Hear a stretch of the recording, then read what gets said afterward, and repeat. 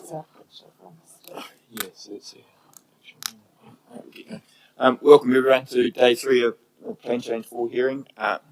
We'll hand over to Dean for Tara-Ika this morning and then we'll get into it. Morena koutou, te iani ka koutou anō. Te rā whakamutina o tēnei haringa, o tēnei taki pai mō tātou wāhi o huru whenua. Nā mihi ki ngā kaunihira. Te whare e te hapori hoki nei tēnā koutou. Hoi anō me ingoa tātou. Hua kina ko te ao tāne ka papiko nei.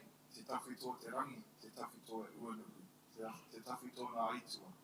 Ko tāne tūturi, ko tāne pēpeke, ko tāne uetika, ko tāne ueha. Ko tāne te waiora, ko tāne nui ārangi.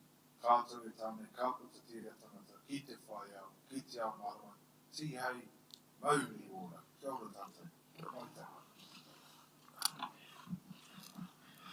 Kia ora, Dean. Thank you for that. I think first up we've got Mr. Austin.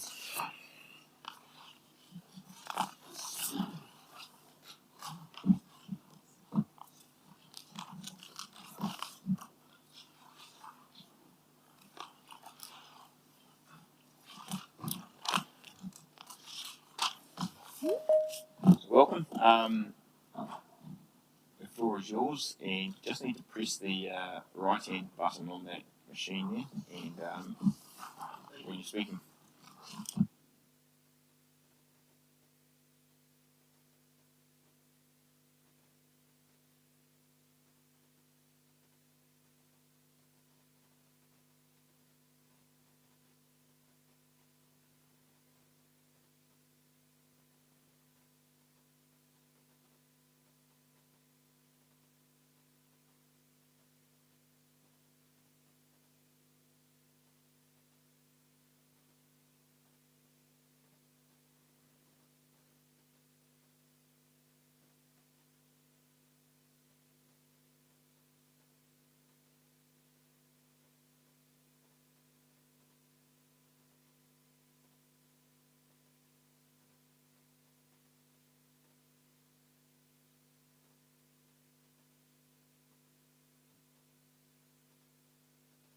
And rail amplified by the hills, so the noise is reflected back off the hills. And even more so when there is low cloud cover, which is reasonably frequent. And there is currently significant truck noise around 2 to 3 a.m. in the morning from trucks going to Wellington and the ferries. So the residential area will experience this truck noise.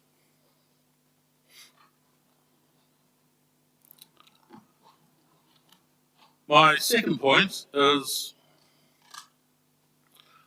the residential area as proposed has about 2,500 houses.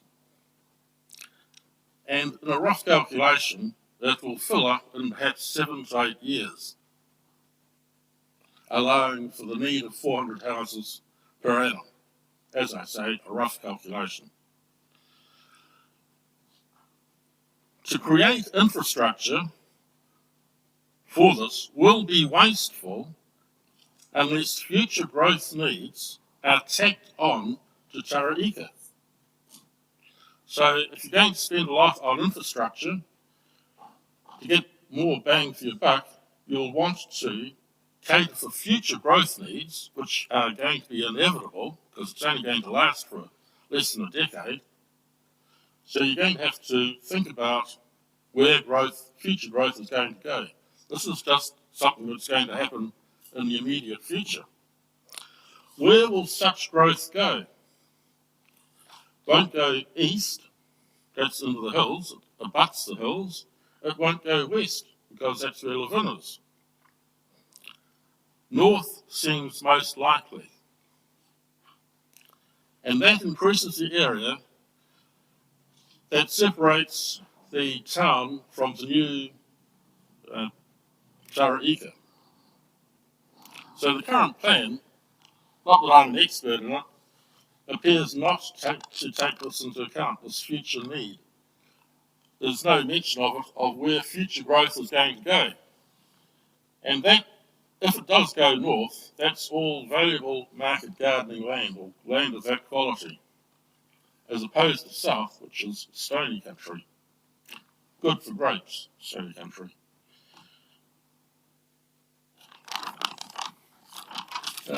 With regard to the subdivision itself, I understand that things have changed from how they used to be, but quite a number of the sections I would regard as small. So what will be the results of these small sections? Well, it's quite possible that it will lead to cars being parked on streets, like in big cities.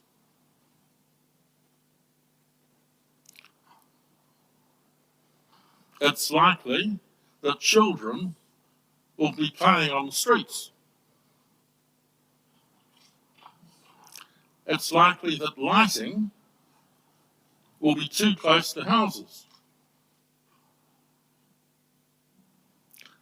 And it's interesting that in the building trade,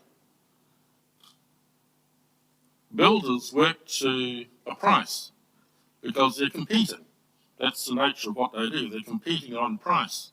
So when standards were introduced in building, rather than just relying on a tradesman's skill, people worked to the lowest standards possible. So in relation to that, a 2 metre setback, whilst it's termed as being, that's the closest you can be, it would be reasonable to assume that that's what will happen. There'll be a 2 metre setback from the street for almost all of those houses, because builders and developers are working to a price to compete with others. And to my way of thinking, that sort of thing leads to an impoverished looking area. Everything's squashed in. With regards to the section variety, I believe there should be some larger sections amongst the small sections.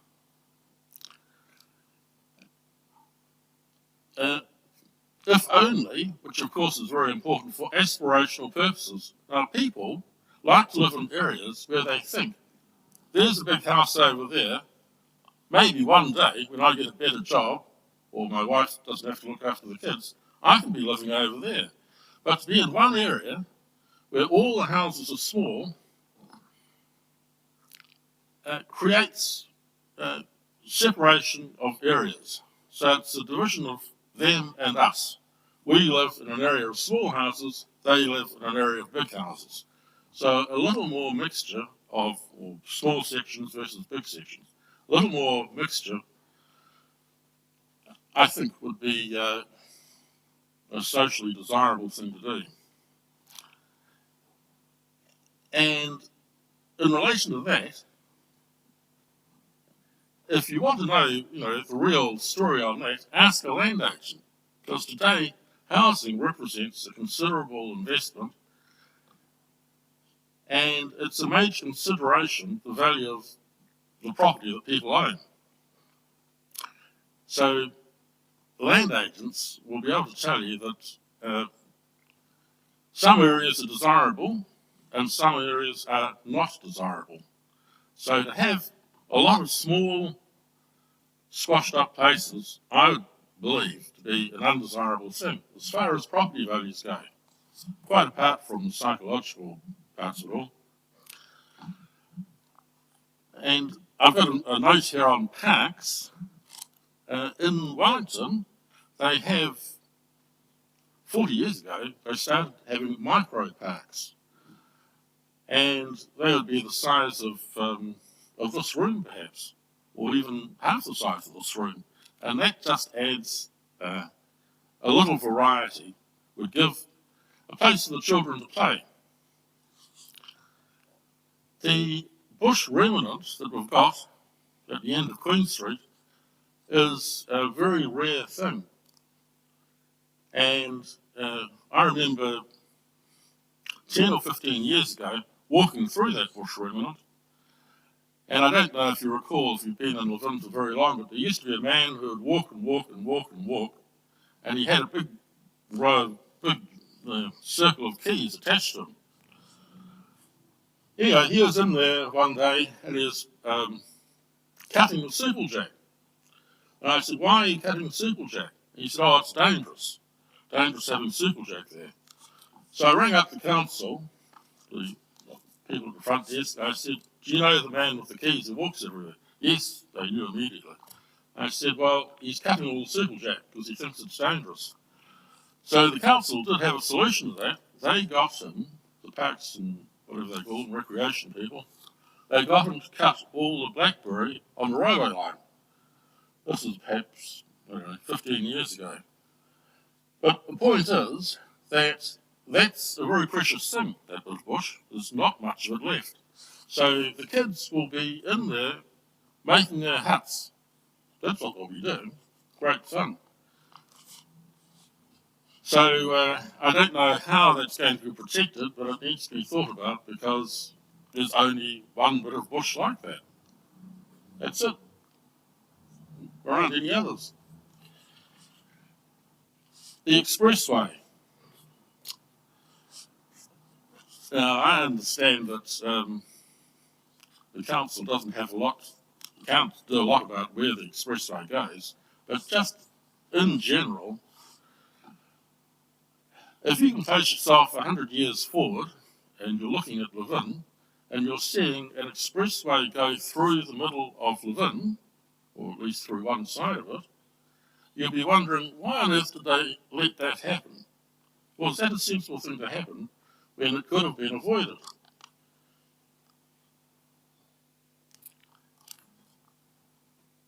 So, to my way of thinking, an expressway, where possible, should bypass a town. It shouldn't bisect it.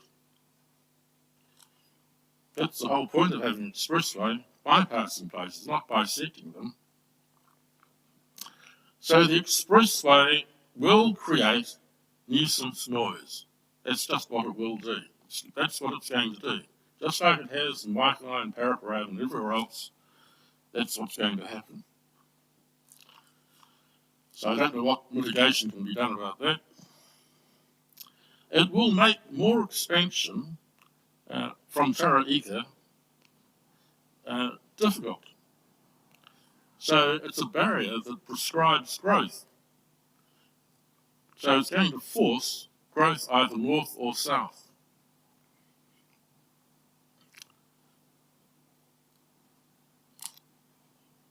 And if that area becomes quite large, it's going to, the way it's designed now, it's going to be very hard to have a ring road around that area.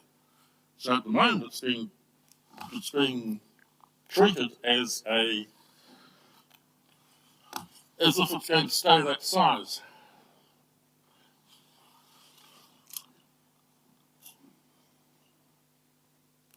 So Levin is currently a single area, integral. I believe it should stay that way. Bottlenecks already exist in Levin. Going over the railway line, all those crossings over the railway lines are bottlenecks. And the entrance and exit to Tara-Ika will become the same thing, a bottleneck. And that expressway, after it reaches, coming from the south, when it reaches the intersection of Arapakai and Queen Street, it actually ducks in. So if you look at where it's going along more or less in a straight line, and then it ducks in towards Levin. I don't know why it's doing that, but it's certainly doing that. So all those nuisance values that are part of an expressway are being brought closer to Levin.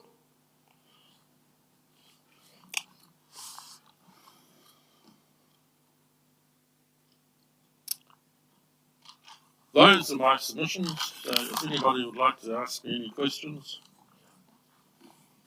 Thank you. We'll see if we've got any questions. Can I just ask firstly, where on Arapaipā Road do you live? Where? Next to Garden of York. So that's It's a little bit, a little bit of bush. 300 metres north of the intersection of Queen and Tara-Ika. So on the north side of Yeah, Queen. so I live about 150 metres off the current road. There's a long track into it. So, I have experience of that traffic noise. In fact, I used to hear the crashes on the intersection between Arapaipā and Queen Street, which I told Malcolm Guy about. And shortly thereafter, they did some work on that intersection. So, yeah, it's so I'm speaking from experience. That truck noise is very noticeable. And an interesting thing, although an interesting thing to me was that they recently upgraded the road surface from Arapaipā Queen Street for about a kilometre or so going north. And I was talking to the engineer who was on the job at the time, and I told him, which he found very interesting, when they put a lot of metal down on the road, would have been that much, quite a lot, and then put a new surface on it. The doors in the house that I live in, upstairs, stopped rattling every time a truck went past. So when a truck went past, rattling in the hinges. So those are the vibrations. Now that has ceased since that road was, the depth of it was increased. But I mean, the houses are, or the environment is susceptible to the traffic. Yeah. And the road noise is significant at different times. Very significant, actually. I put it down to the low cloud cover and the nearness of the foothills.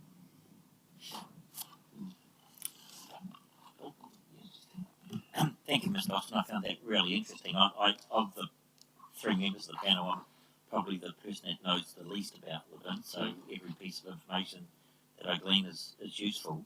Are you on the eastern side of Arapaipā Road? It's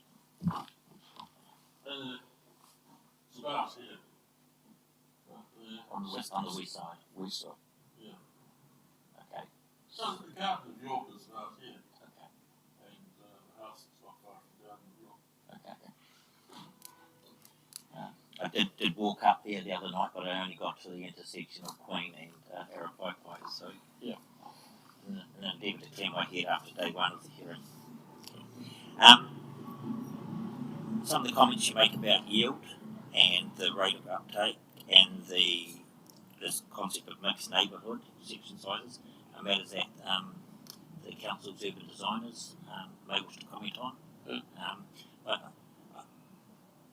Because the plan change at the moment provides for different section sizes, and that's represented by the different colours. So the blue is very, very low density.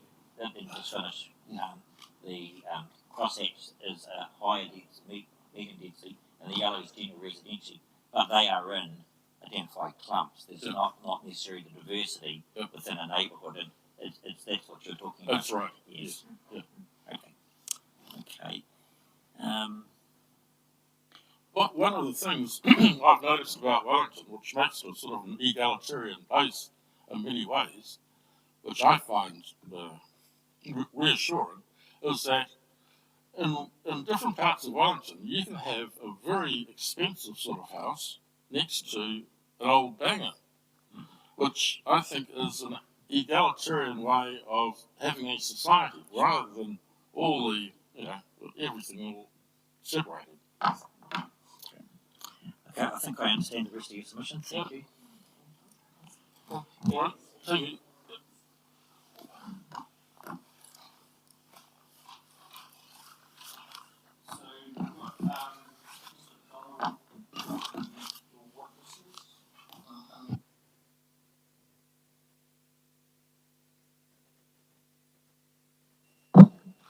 So, Mr. Cook, can you hear us?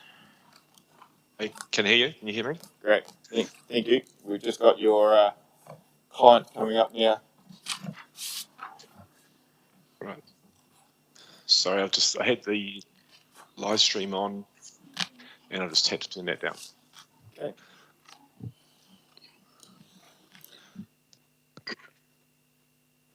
And it seems like the situation with Mr. Lister yesterday is happening to me too. You're getting an echo. I am, sir. Yeah. Sure, we can do much about that, unfortunately. No. Okay, we'll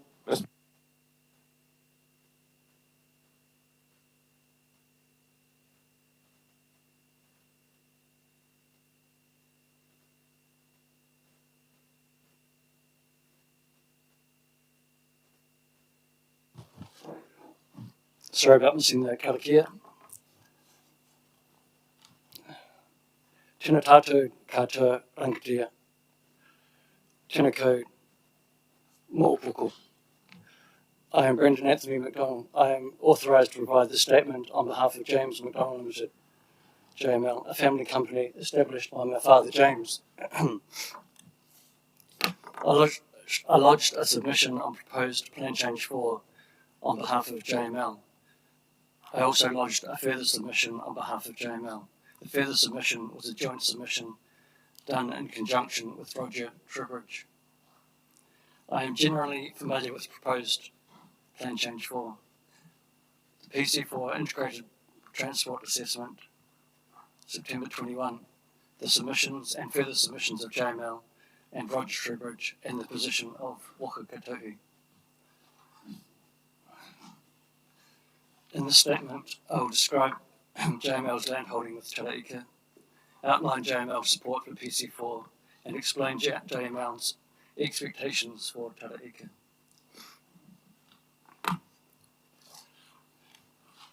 JML owns 165 hectares of land sitting centrally within the Tara-Ika Growth Area. The land was purchased in 2010. However, my family has a long history with the Greater Area. My father bought land throughout Otaki, Ohu and Johnsonville as early as the 1960s. JML is in the final stages of its development in Johnsonville. Our history with the Greater Area and Tara-Ika means we are committed to working with Mo'opoko Tribal Authority and other landowners, the council, and to achieve good outcomes for development in Tara-Ika.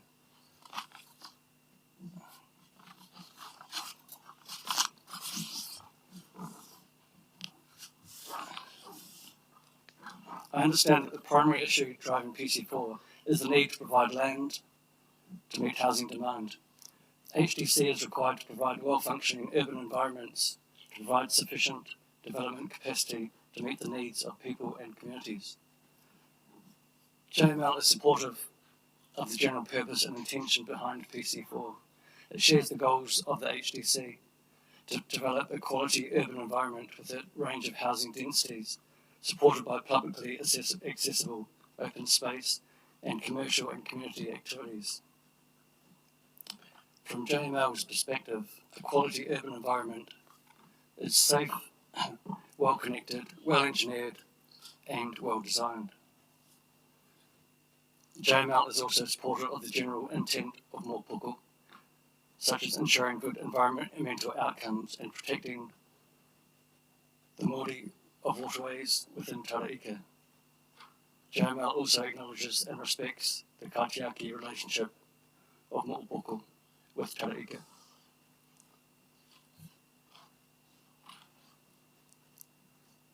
JML's expectations and opportunities related to PC4.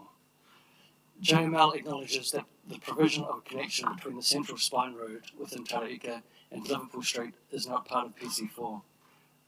However, from JML's perspective, the connection between Tara-Ika and State Highway 57 is critical, and the provision of a connection between the Central Spine Road within Tara-Ika and Liverpool Street would offer significant transportation benefits. HDC's Integrated Transport Assessment provides an assessment of 4 options for connections between the Tara-Ika Central Spine Road and Tara-Ika Road.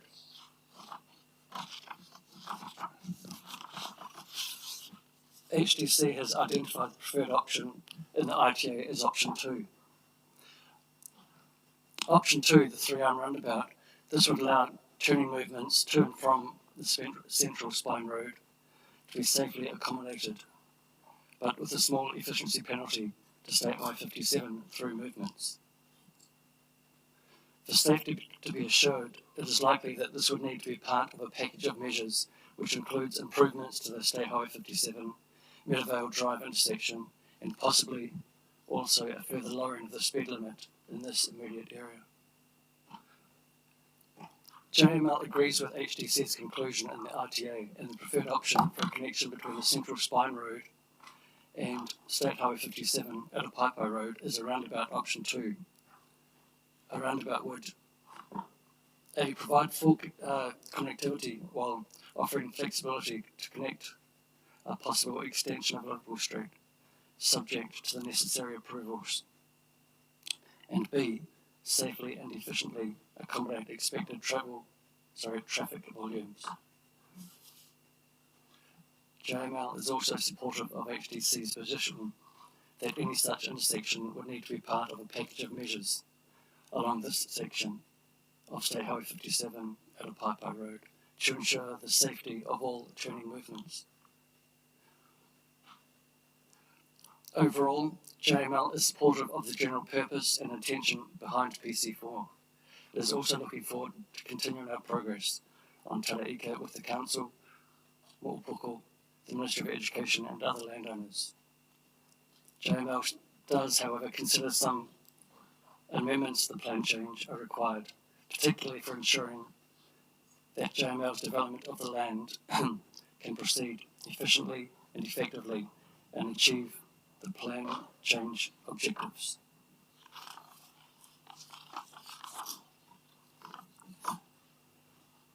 JML's position is supported by evidence from 2 experts, Mr. Darcy Britliff, Stormwater, and Mr.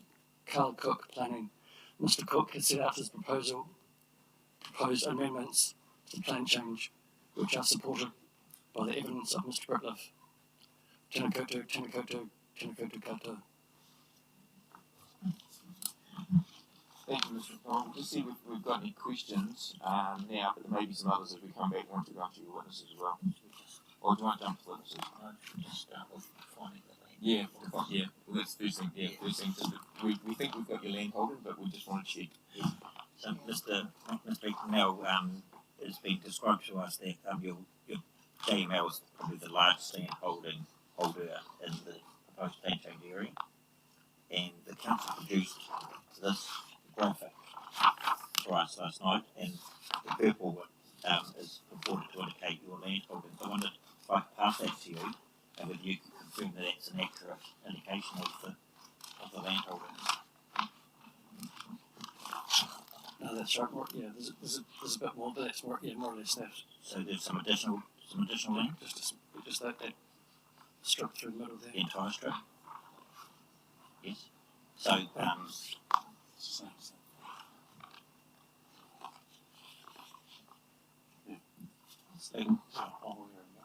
could you cross hatch that area with your pen?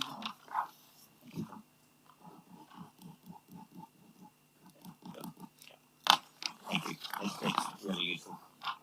Thanks.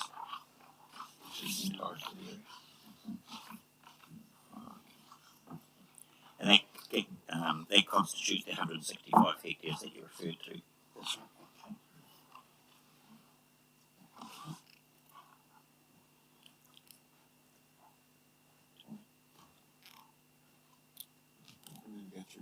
Yeah, and come back because I think there's going to be things coming out. I think what we'll do is we'll run through the witnesses because I think there's going to be things coming out of that. So,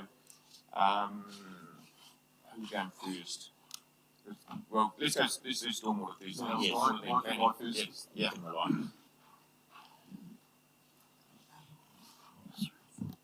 you have a question? Awesome. So, do you want to ask a question or you want to put an introduction? brief introduction, if you like, and then just a synopsis of. Some... No, I haven't. Sorry.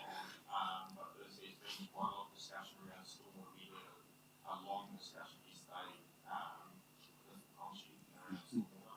So it's been, I guess there is, from what we've seen, is quite a difference of view between you and where he sits, and I think where the council sits in terms of whether the stormwater should be done as an overall integrated package or a, I would say, site by site type rate, which I think you're supporting. So perhaps. Okay. So Marina, my name's Darcy Brilliff. I'm a chartered professional engineer.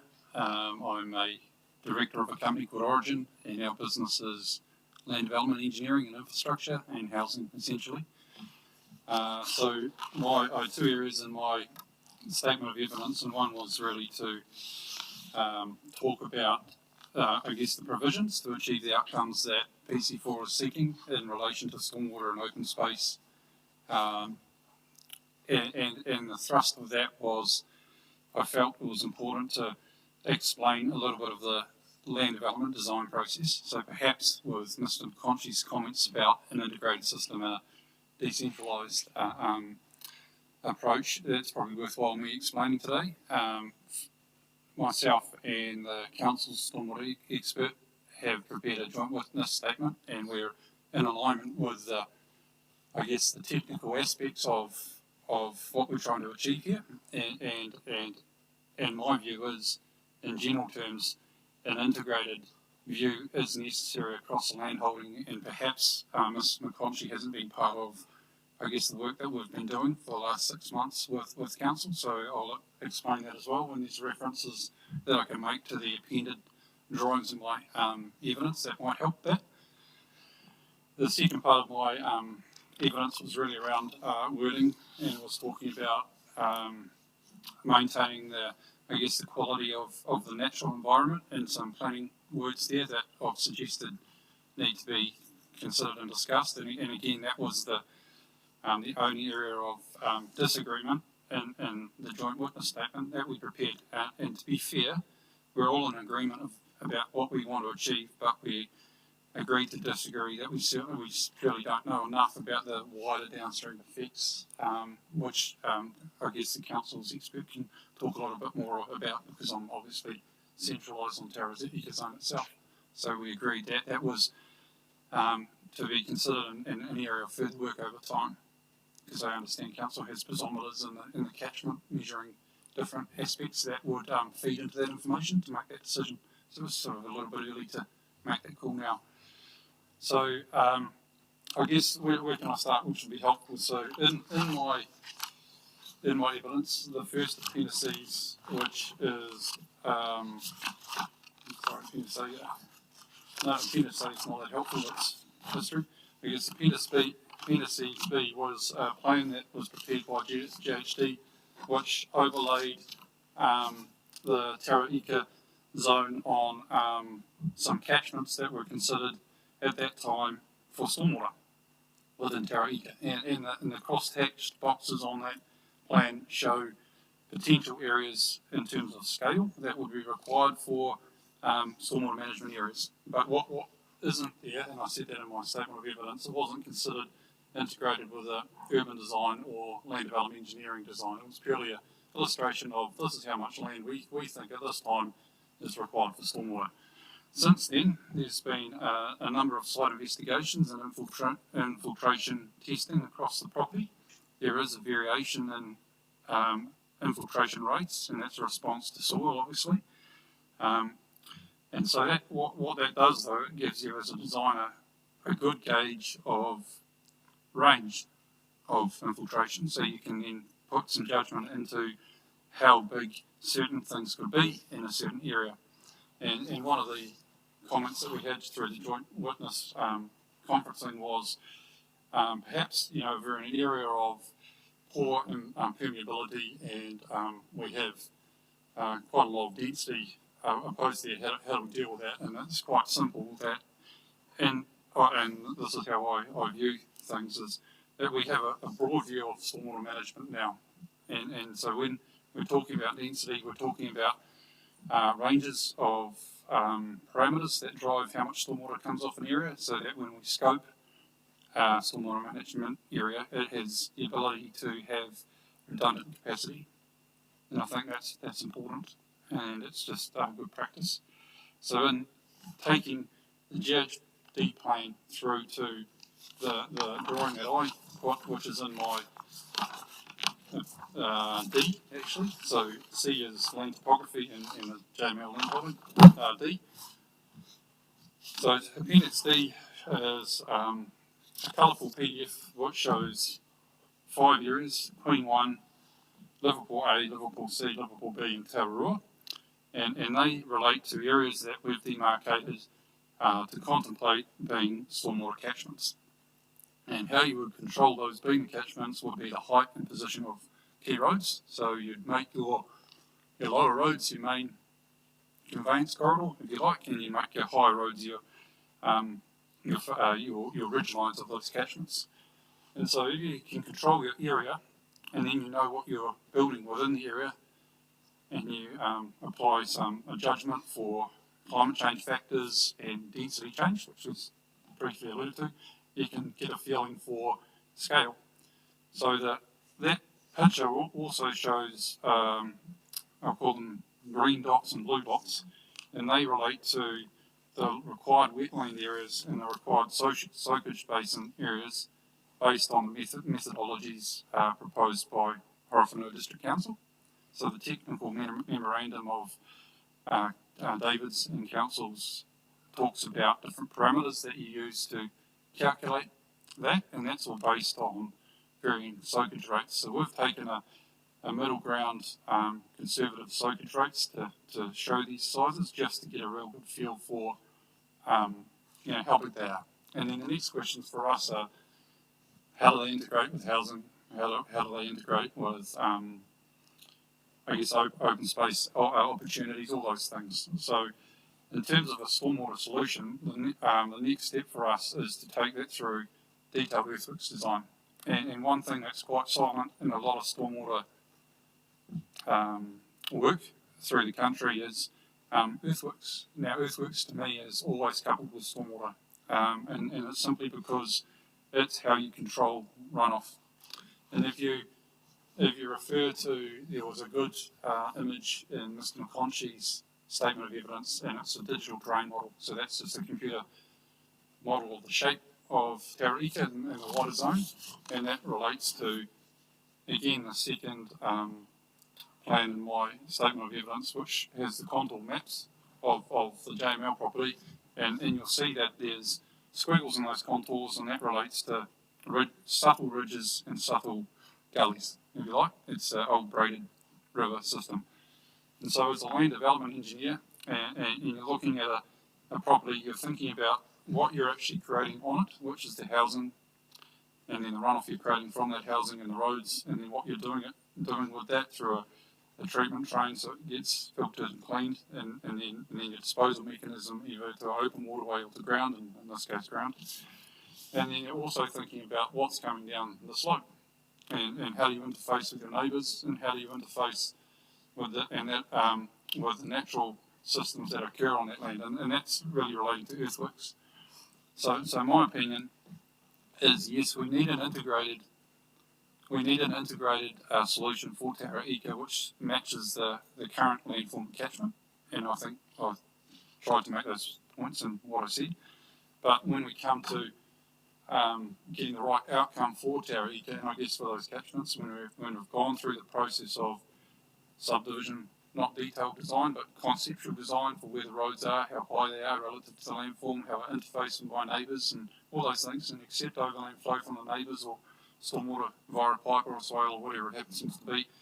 And then we have an open space area that's sized for that catchment, which then, if you look at my catchment plans for Liverpool B, I think it is, and A, they go beyond our land holdings, so they're thinking about the natural system that makes sense.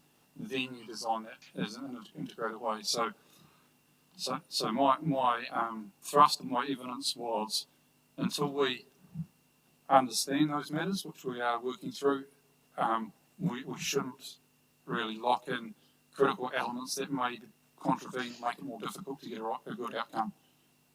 My suggestion was that we control that through the rules of the stormwater management plan. So a good stormwater management plan should not just talk about stormwater that you're creating, it should talk about integration with those flow paths, understanding of risks beyond the design of each. You know, when it all goes to act of God, where does the water go and how does that work? How are people protected? And it should be a wider management document. The trick will be how we deal with that in a plain sense, and I guess that's your role and not mine. You agree then that an overall stormwater management plan is the first stage? Correct, and we're currently working on it now because we need to understand how that affects our particular areas within that zone for development.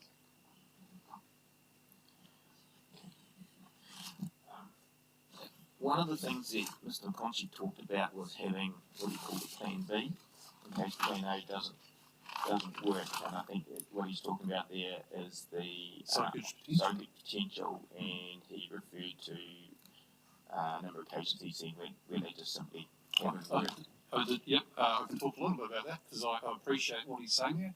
I've been involved in a development in Brentwood on the north side of Taupo, on Acacia Bay Road, and there's a lot of development that's headed up that catchment, and there's a central gully system there that essentially does the same principle. But what happened at that particular time, there was a lot of activity by builders, and there was a lot of soakage devices that were designed at that time that captured a lot of construction pumps in that instance, and a lot of the soakage media was, void space was taken up by pumice, and so it was less effective in a design event.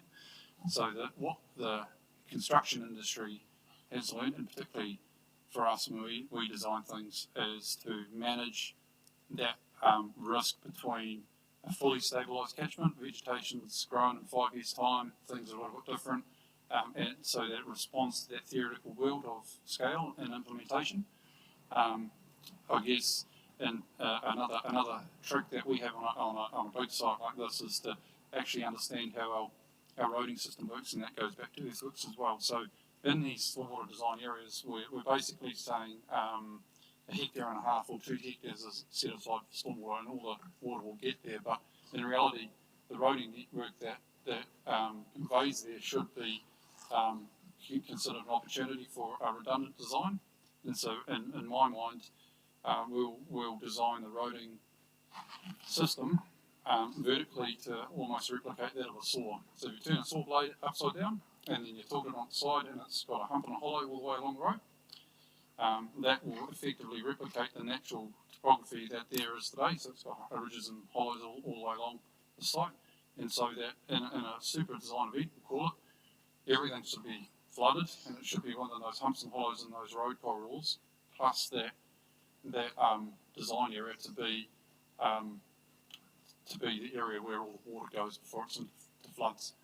Ultimately, you will always need some form of overland flow path, and we've been contemplating that as well. And I guess the integration with O2L is important, and there is a desire for that, and we support that. And it's really one around continued engagement. So the JML and myself and our team have met them early on the piece, and I don't think they're quite there with their design solution yet. So in time, there's opportunities to integrate with that corridor for those areas of Tara-Ika that are parallel to O2L. It's all just sensible, really. Yeah. So back to the original question of risk of voids blocking up in soak pits and all those things. So we have currently taken a good, supported by council, middle ground on the design soak rates for the scale of these basins shown on the maps.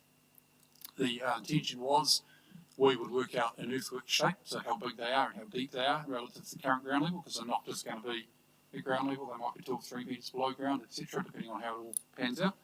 And then we were going to go at that depth, that future pond would be, and do investigations into that profile to get a discrete range of results for that basin in that location, because all 6 or 7 or 8 of them will be all subtly different, and then critique the design to enable contingency, and there's a factor of safety of 1.5 to 5, depending on where it is in development, how high a factor of safety if it has a failure risk and it might affect property downstream, or if it's a low risk and it's just out onto a road, so 1.5 would be appropriate. And then would critique that actual basin and those land holdings to suit that design risk, I guess. Yeah. So, a couple of 2 or 3 questions here. The first question is, are you working on the whole site at the moment?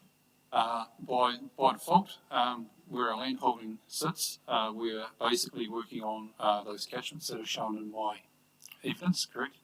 And that means that it's not the whole site, it's probably 2/3, potentially just in consideration of landform.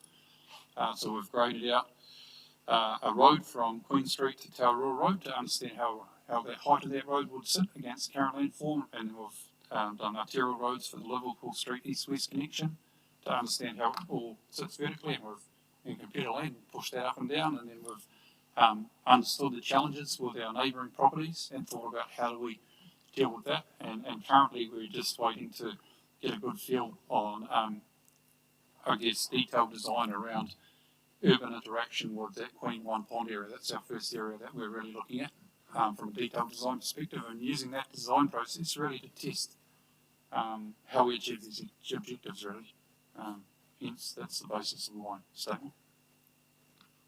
You referred earlier to the different infiltration rates depending on ground conditions across the site. Can you just tell us where the better and perhaps worse ground, how does it work from east to west, or is it not as simple as that? Not as simple as that.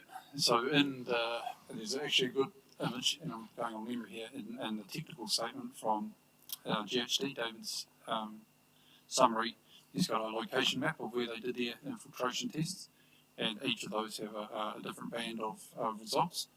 At the moment, we're in an area which, in the northern area, is reasonably okay. I would call it that.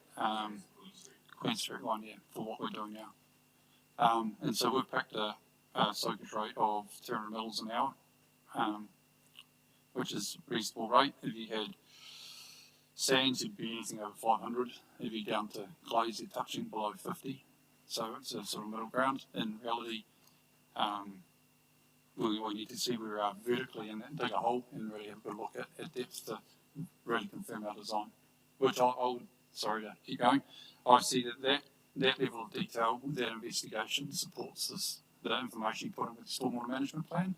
When you come in later, you're really critiquing and solidifying what you're designing and promoting. So,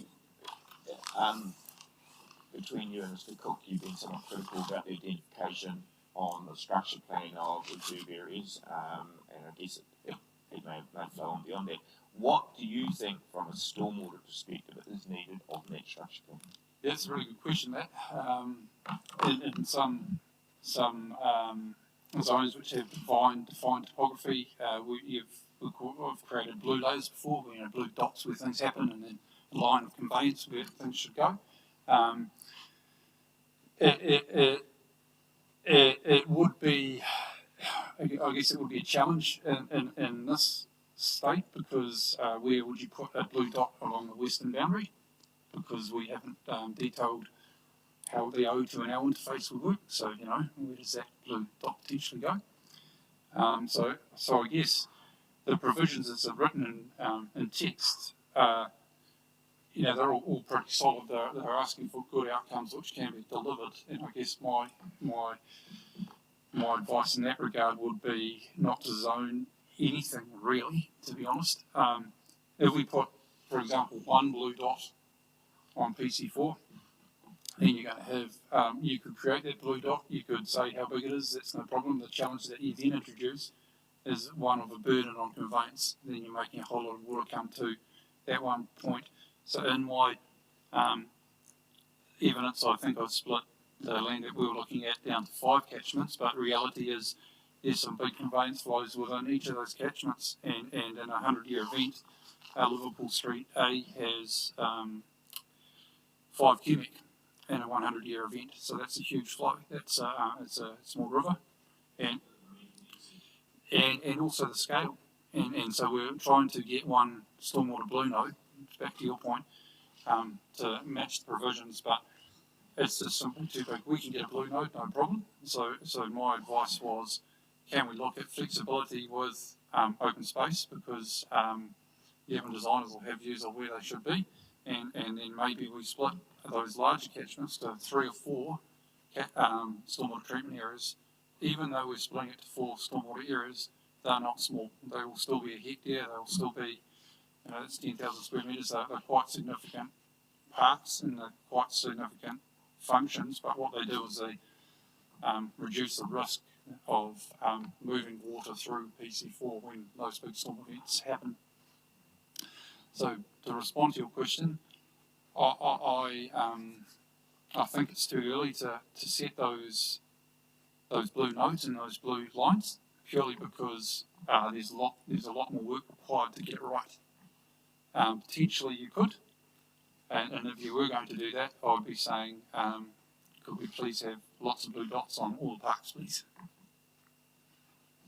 Noting that we want deliverable. Probably all of those on there, and then probably 1 or 2 others, which makes it difficult.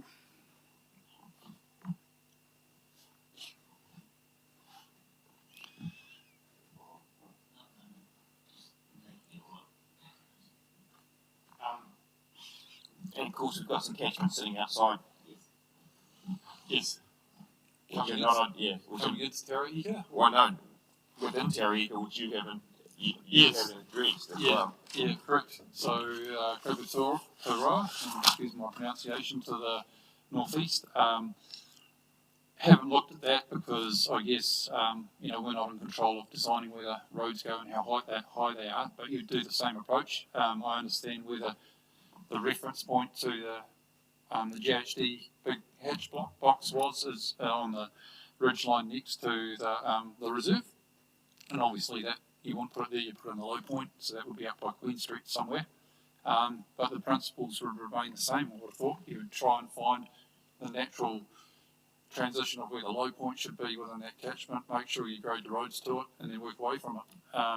The other area we haven't touched on, I think, is for the Western Tararoa Road and on the other landowners' blocks there, purely because we're not in control of that as well. But looking forward, we could quite comfortably delete our Tararoa Road catchment, as I've shown it there, because we've got full from Tararoa Road into our site, and we can convey all our stormwater from our catchment either into our northern area, which I've called Liverpool Street, or we could cross the boundary into those neighbours' properties. So we could develop our land either way, because we're at the top of the hill, if you like, so we can point the water either way, and there's full there to achieve that. But I guess that goes back to Council's view of an integrated stormwater management strategy, and then obviously we support that. And so once we collectively understand where the right place should be for stormwater in that area of Tara-Ika, then certainly can be achieved. There's no issue with that at all.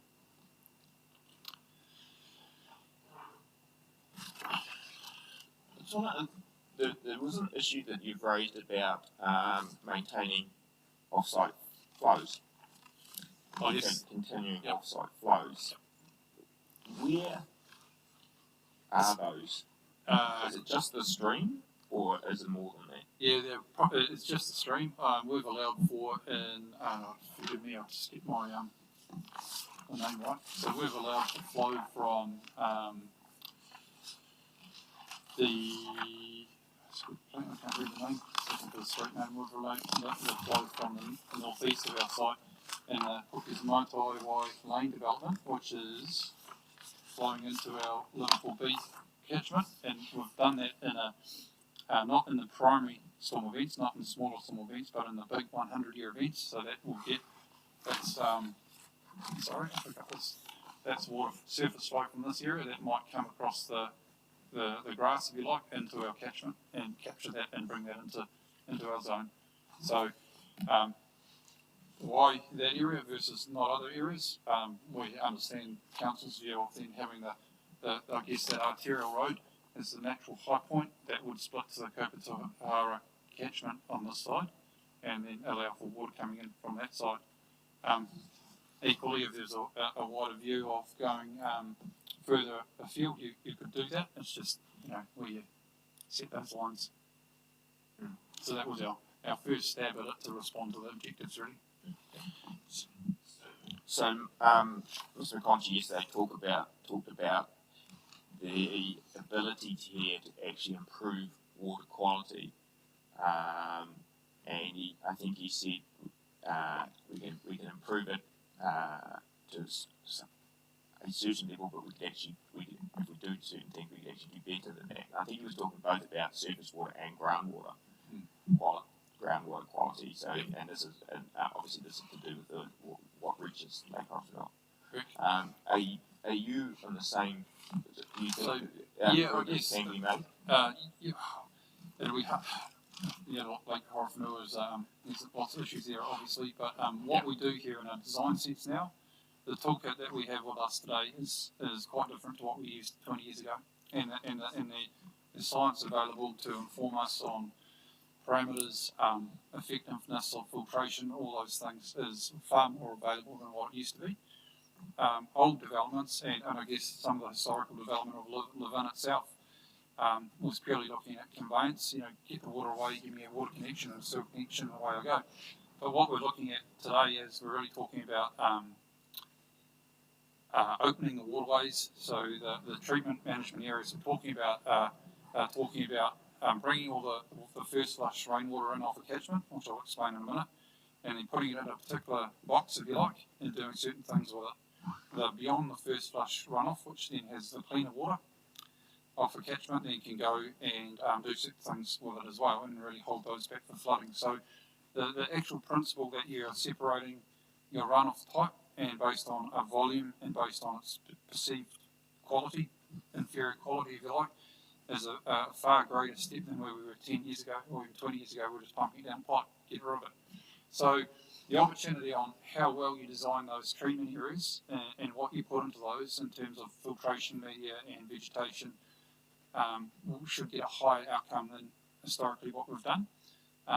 The fact that the land use is changing from, I guess, a rural environment to an urban environment, but even though we can control certain things in the urban environment, should mean that the water quality runoff from it could improve to what it is today. Don't know, we haven't tested it, we haven't looked at it, or it's just supposition.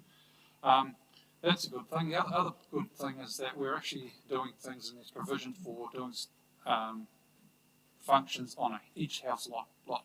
So rainwater retention tanks and reuse, soakage, localised soakage on each property as well. So that means that anything that you create from washing your car or on your the dust off your roof or anything like that should be captured by those activities on that lot and controlled in some way, in some form. And then because you're providing that over all of the land use types in the property, plus you're doing certain things for the road runoff from the road corridor in those centralised areas, means that the approach you're taking to the stormwater design in terms of quality is sound. And I guess the point that I made in my statement about maintaining continuity of flow was really one of continuity of water connection in the catchment, either fly groundwater or surface water, so that we didn't hold back continuity of the health of the downstream catchments from doing whatever they do today. We don't want to dry anything out or anything like that, you see. Yeah. So yeah, I support Dr. McConchie's philosophy there. I think with our tools available, that and the provisions are stating using water sensitive urban design, and there's provisions for on-lot activities, if you like, then we're using everything that we have available to us today to apply in the zone. So yes, I guess yes is the answer. We'll do better than we've done in the past. Whether it actually improves the lake, I can comment on that. Can you just talk to us a little bit about the maintenance requirements associated with on-site? On a house? Yeah, In your house, in my on-site house? work. Yep. So, Yep. Because it's something again Dr. McConaughey talked a little bit about yesterday, and I think that was where he ended up with, well, we need a plan B because often, you know, the maintenance. So, what is required and how is it monitored? Yeah, good question. And that's I guess that's because there's a different part. So there's the resource consent and the land use for the subdivision will imply that on a lot, and then it goes into the realm of building activity, right?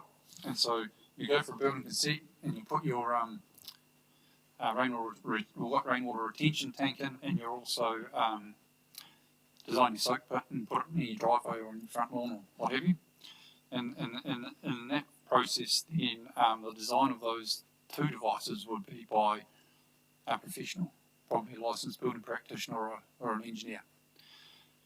Depending on what they do, I guess there's an element of control as to what we could impose on. I was thinking the tools that we have at hand is consent notice type information, potentially, that every so often you need to, flush your tank out or, clean out the sediment from it.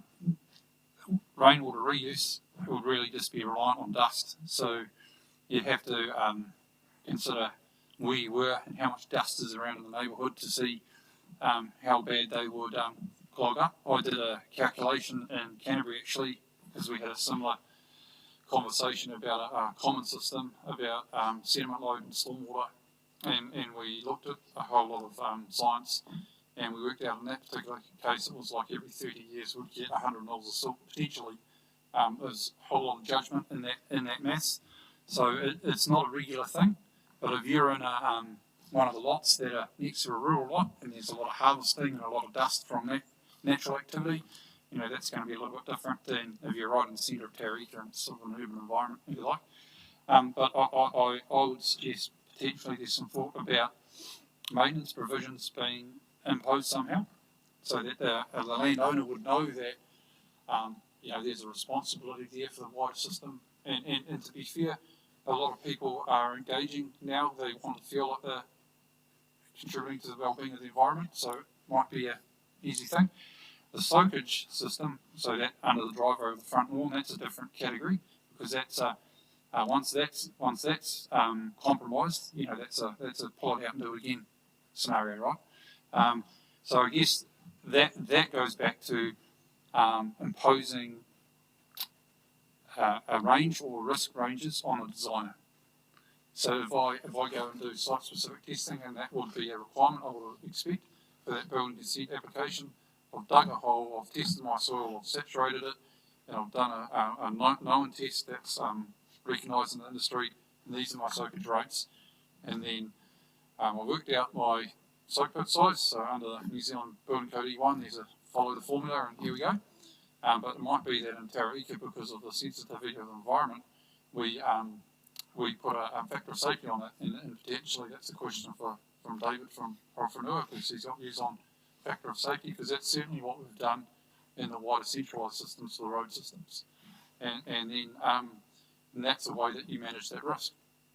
Again, then there'll be a requirement for the builder, the house builder, to maintain his runoff so it doesn't go and fill it up with all the debris from building construction. Unfortunately, it's a risk on all the systems that we're trying to achieve here through the objectives, because that's what the objectives driving for. But then we're trying to engage with the future property owners to be part of that story, and it's one about engagement and the culture and the achievement we're trying to achieve here. Taking it to the extreme and saying, right, if we don't do that, so if all that runoff comes off those, I think the roof tank one, that's real easy. The soak pitch on the lot, so I think there's ways around that as well, but if you decide that we don't do that, it simply means that our big pond areas become bigger and there's more runoff onto our centralised systems. And that's probably not a bad thing, we can manage that, but that's a conversation potentially other experts could talk to. And there's obviously implications of that in terms of yield and density and stuff. So in Waikanae, for example, every house has a roof tank and a soak pit. So it's not unheard of.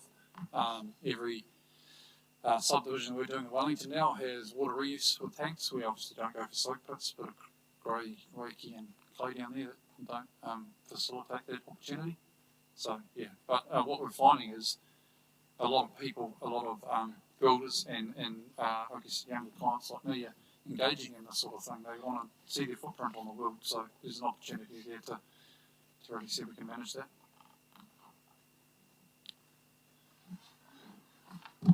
Just some bigger pictures coming out of the things, Mr. Brookliffe. I guess what I'm getting is that the three experts are really largely in agreement on the objectives. This idea of on-site, individual on-site and on-site containment is really the key driver, isn't it? Yes. Yes. And really then it comes down how do you achieve that? The mechanics of it. Yes, the mechanics, and Mr. Cook's got some ideas on that, and you've obviously fed into that. Yes.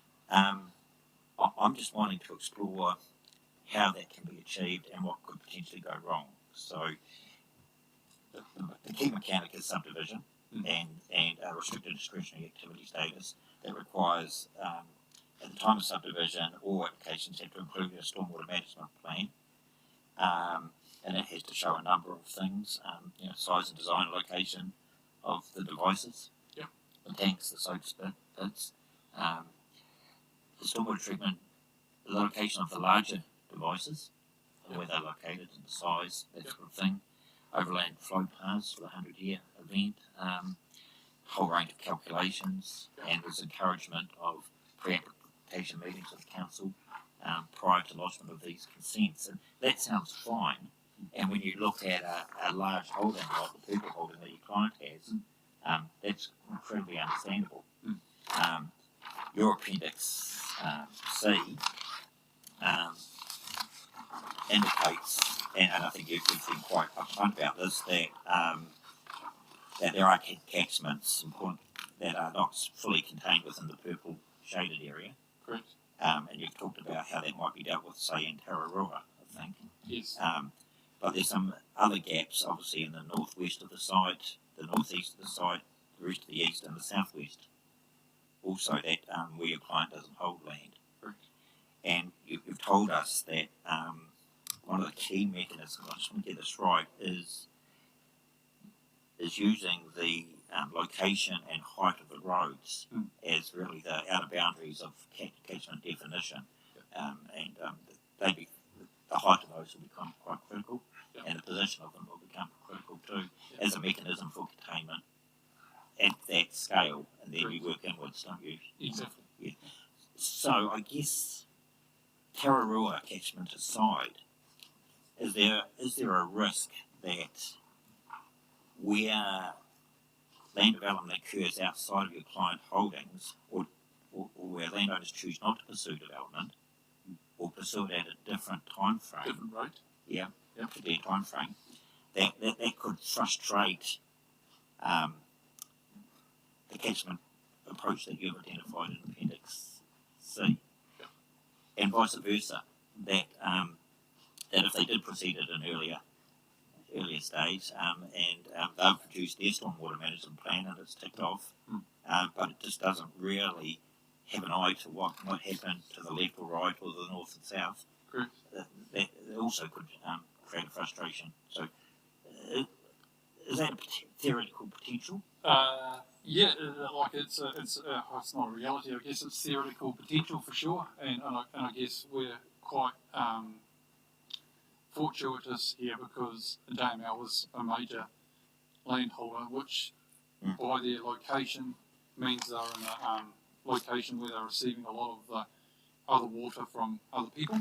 Yes. You could quite easily probably have a real good look at that Tara-Ika Road area, and you could probably say right down towards O2 now or Tara-Ika Road, put a blue dot on a blue dot plan and say stormwater must go there, and you could almost control that that outcome, because all those land holdings, if I'm just looking at here, there's an east-west green connection, cycleway or walkway, and you could use that from a design perspective as your conveyance corridor. So if I was one of the neighbouring landholders and you had a stormwater management area in that northwest Tara-Ika Road, which suits topography, we could definitely make that happen. Okay. And then the further northwest, northwest area, I think that's a discrete catchment, so they would be on site anyway. And then the other landholders are really just JML itself, and then their immediately eastern bound properties. So I guess the risk to the eastern bound properties is if JML does nothing, and what happens to them if we're essentially prescribing them to a solution which is Yes. not on their land, which Yes. is what you're getting to.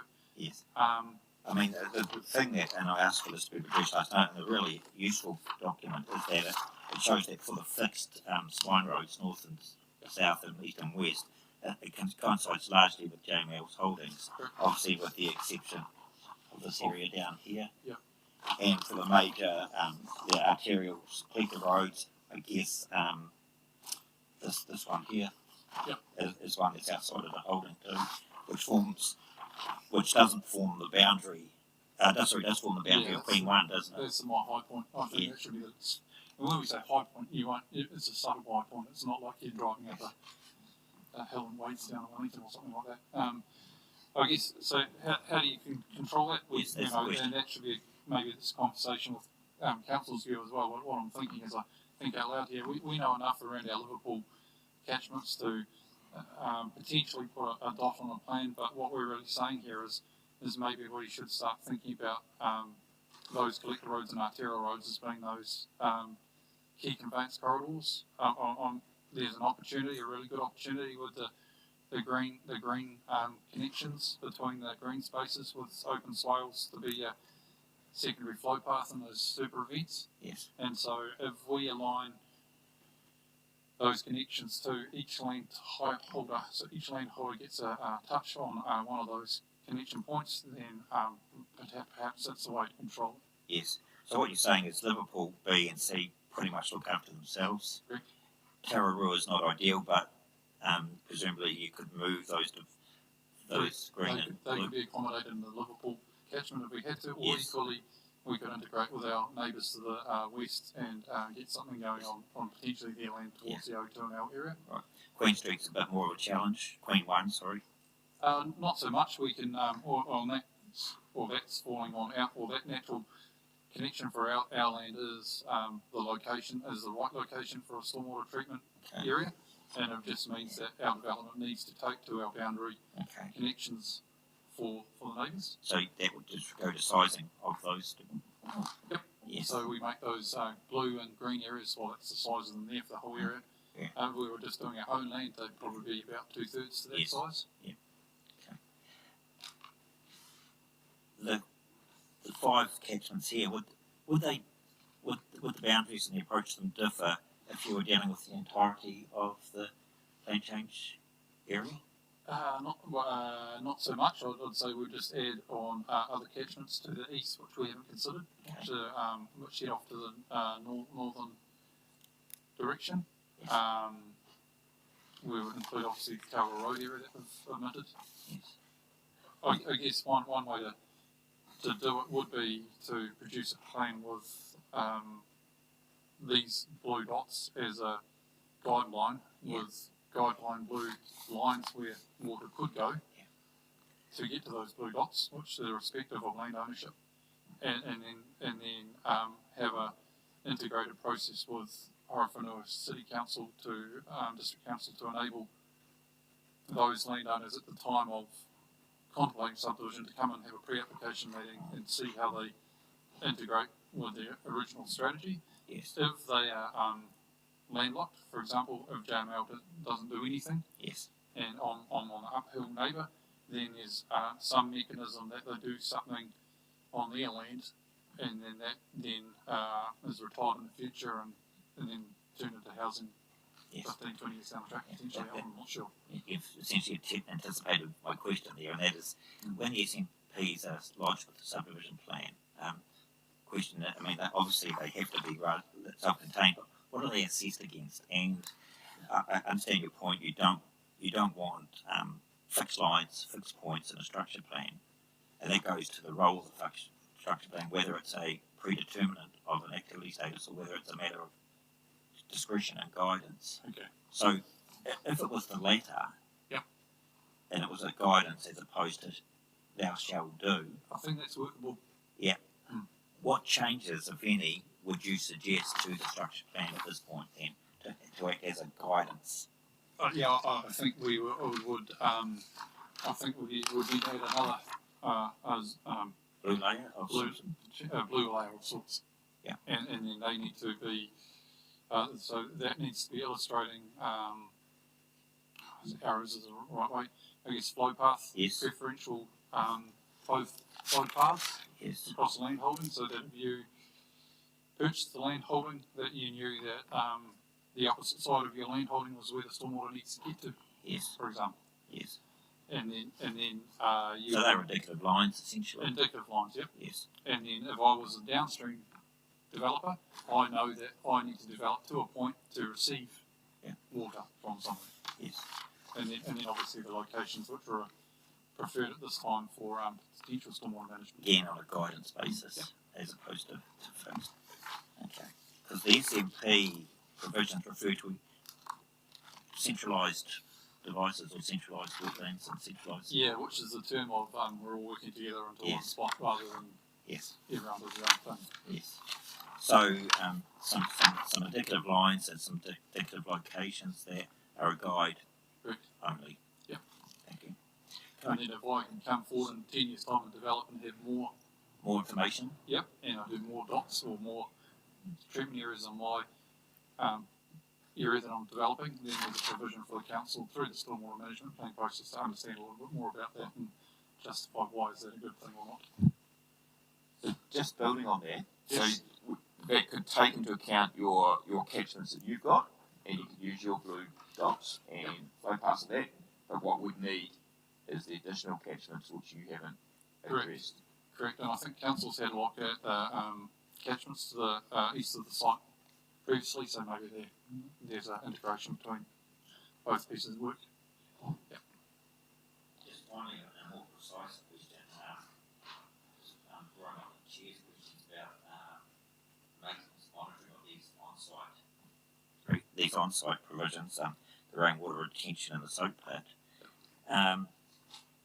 The rainwater retention matter is largely a subdivision building consent matter for the district council, isn't it? That's how I understand it. Yes. Do soak pits need a regional consent for discharge of contaminants to water? I'm not sure in this particular land holding. Historically, don't think so. I think it's just under the building right practices. Well, yeah, or it might be the Horizons 1 plan has some permissive rules on that. I'm not sure.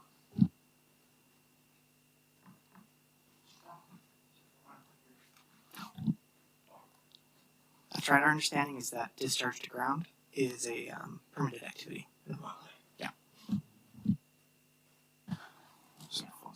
Yeah, it does. Yeah.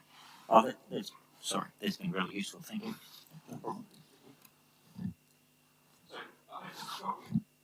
Right, Mr. Cook, we come to you now. Obviously, you've heard some of that discussion, quite a lot of that discussion. Is there anything you want to add before we jump into perhaps some few questions of you? Yes, sir. If I may just have some comments on the Waka Kotahi evidence, which came subsequent to mine being filed. Are you happy for me to go ahead with that? Yes, happy for you to go ahead with that. Yep. Thank you. And again, apologies. I am having that feedback issue, so if it's a bit silted, like Mr. Lister yesterday, that is the reason why. So, if I may just, sir, perhaps just to confirm at the outset, my qualifications and experience set out my statement of evidence dated 2nd November, and that is in accordance with the Code of Conduct, of course, and that I participated in the planning expert conferencing. In relation to Waka Kotahi, and given the 30 June 2021 email and agreement reached with Waka Kotahi at the July 2021 pre-hearing meeting, I'm surprised at the approach being taken in submissions and evidence. It appears that Waika Kotahi is now resigning from that position, and it's to the detriment of other parties. And I can understand why that change of position is disappointing for submitters. While that pre-hearing meeting might have been without prejudice, JML relied on the 30 June email and what was set out in the pre-hearing meeting report in deciding what evidence to call. A large body of evidence that's been filed in the position adopted by Waika Kotahi was a surprise and a bit of a challenge to address. From a planning perspective, I don't agree with the relief sought by Waika Kotahi, including the assertion that the provisions do not involve a restriction on land use or the basis for it, and especially in relation to the interpretation of the regional policy statement. Now, my position on that's outlined in the planning JWS, but in summary, my view is that O2NL is not infrastructure for the purposes of the RPS, which is clearly directed, in my view, at physical resources. O2NL may be noted in the RLTP, the plan, if that document is relevant, and there was some discussion on that yesterday that I heard. O2NL is noted as an initiative or a project, but not infrastructure. Now, I can understand why those RLTP provisions would be relevant to a highway consenting project, which was discussed, but plan change 4, in my view, is an entirely different context. But even if O2NL is relevant under the RPS objective and policies, that's in particular policy 3-1, 3-2 and 3-3, I consider that to the extent appropriate in the context of a planned but not yet formally proposed project, let alone one that's been consented. O2NL has been integrated into the plan change process. The corridor has been clearly a significant consideration in the master plan process. State highway infrastructure has been considered, and O2NL is shown in the structure plan. So it's not accurate, in my view, to suggest that plan change 4 practically ignores O2NL. I consider that the approach is set out in the section 42A report, and that's pages 97, 98, 100 and 101 in particular, is the correct one. It was the approach acknowledged in the 30 June 2021 email on behalf of Waika Kotahi. In evaluating under section 32 of the RMA, the approach now proposed by Waika Kotahi, I consider that seeking unknown and uncertain effects of an as yet undefined project to be managed by district plan provisions requiring controlled activity consent, consultation with the agency, noise walls and acoustic attenuation across a significant part of Tara-Ika that may never require it, is not the most appropriate way to achieve the purpose of the act or to achieve the objectives. That's just some comments there on that.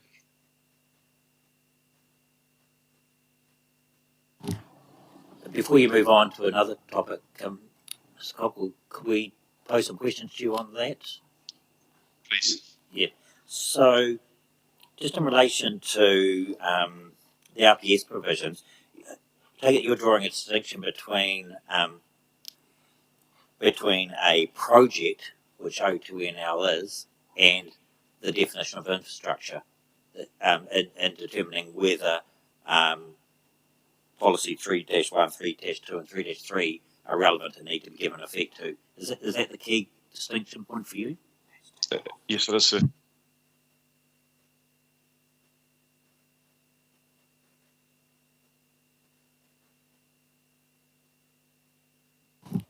Okay. So, in your view, PC4 does need to give effect to 3.1 to 3.2 and 3.3, but not necessarily specifically in relation to O2NL.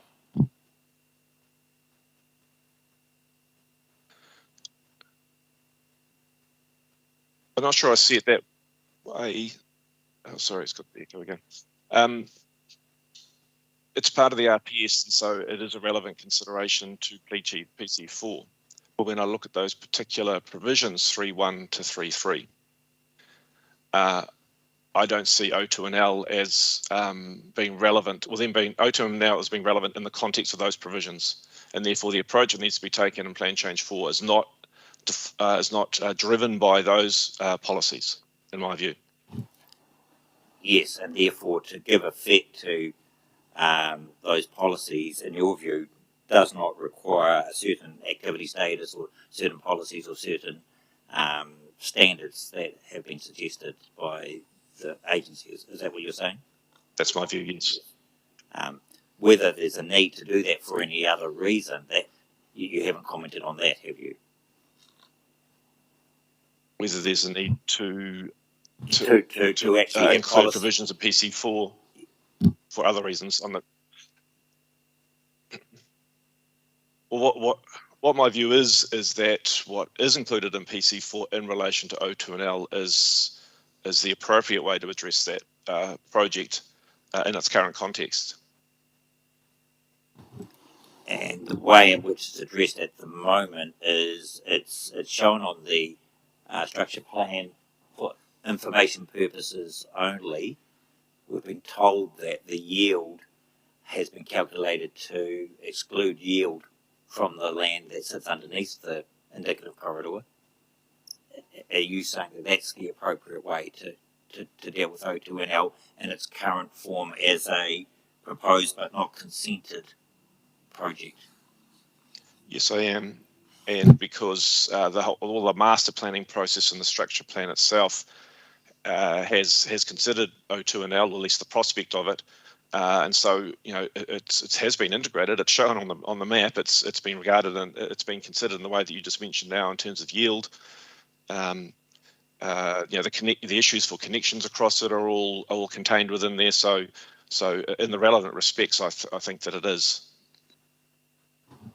Do you have a view on the width of the corridor and its ability to internalise effects within the corridor? Well, the time to deal with that is at the time that the details of that project are confirmed and a notice of requirement is lodged, and the effects of it are known. The extent to which they're mitigated by the project itself is confirmed, and the extent to which there may need to be a response in the plan can be understood. But in the absence of any of those details and an understanding of the project itself and its effects, I just can't see it being appropriate to include provisions of the nature that Waka Kotahi are proposing. The email you referred to from the agency aligned with your statement just now in terms of how at that time they were thinking of dealing with addressing those effects. I guess my original question was about whether there was a risk that additional land outside of the corridor was needed to mitigate effects and how that might be dealt with at a time when PC4 had already been determined, after a time in which PC4 had been determined and the indicative corridor had been delineated. My understanding of the extent of the O2&L corridor included in the structure plan is that it is much wider than what is needed for that project, and it is based on a current understanding of the development of that project. So I think my understanding is a significant margin of safety, if you like, in there, a buffer. So it's a very wide corridor within which the motorway would be in the centre and much narrower. Okay, that was all from me, Mr. Cook, on that item.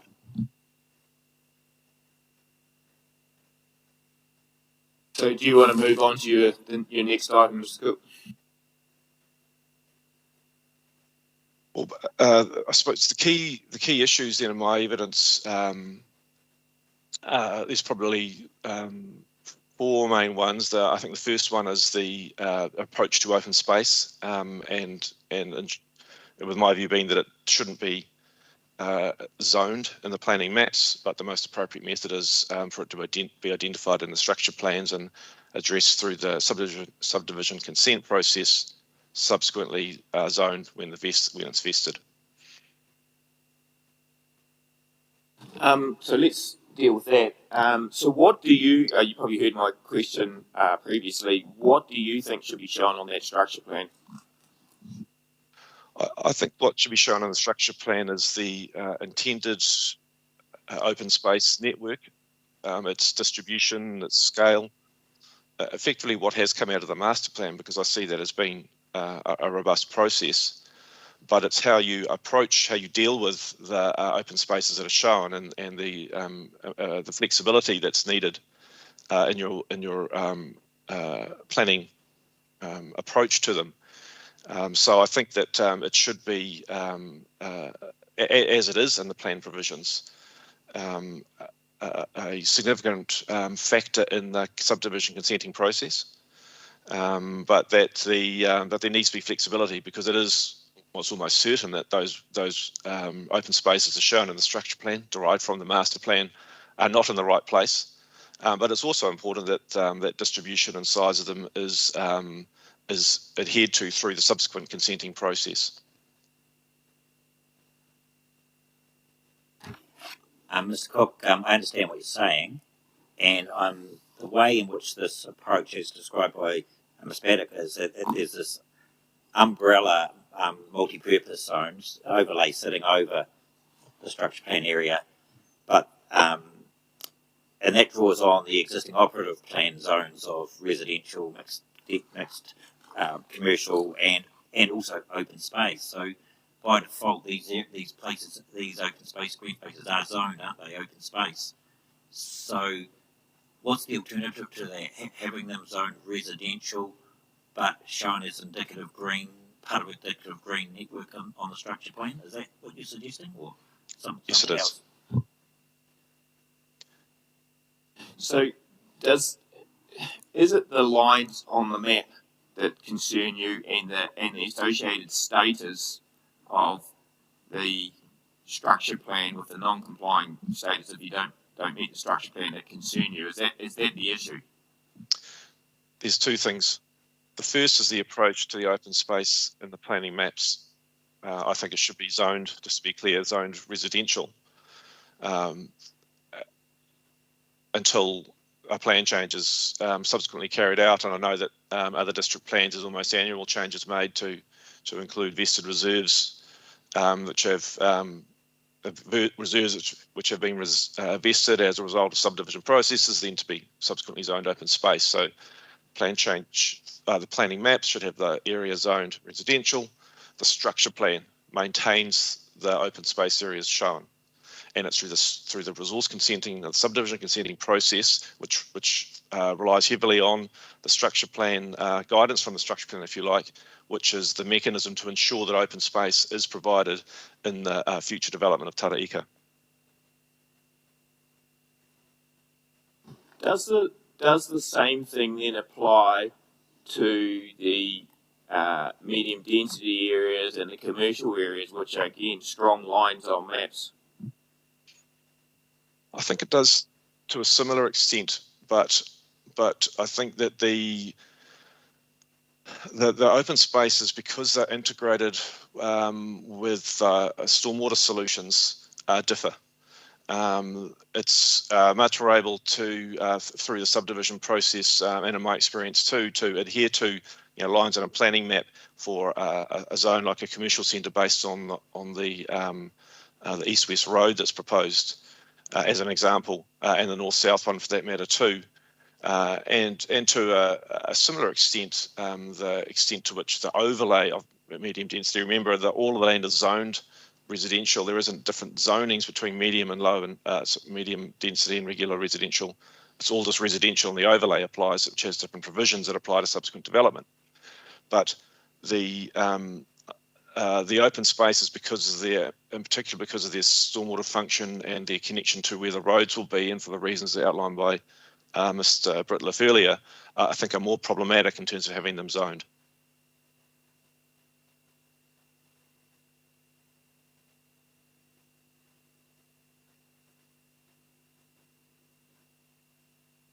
Okay, so I think we probably dealt with the open space one. Where do we get to there? So is your next issue this activity status? Yes, sir.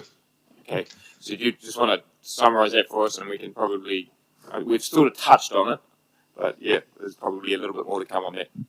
Thank you. Yes, so activity status, there's similar reasons to the zoning one, in that the problem, I think, is that it's known that there is going to need to be change from the structure plan, but having an activity status for inconsistency with it being non-complying, you're making many, it seems to me, of the applications are going to be a non-compliant right from the off, and I'm not sure, and I'm not convinced that's the best way to approach the future development. To me, restricted discretionary status is the appropriate activity status. There's robust matters of discretion, which are giving effect to the objectives and policies, which are very clear about the things that are to be achieved in the structure plan. And so the activity status is restricted for inconsistency. To me, is most appropriately restricted discretionary. I'll just add one thing. I did hear some questioning from Commissioner McMahon yesterday about whether the trigger should be inconsistency, or whether inconsistency with it should be a consent matter.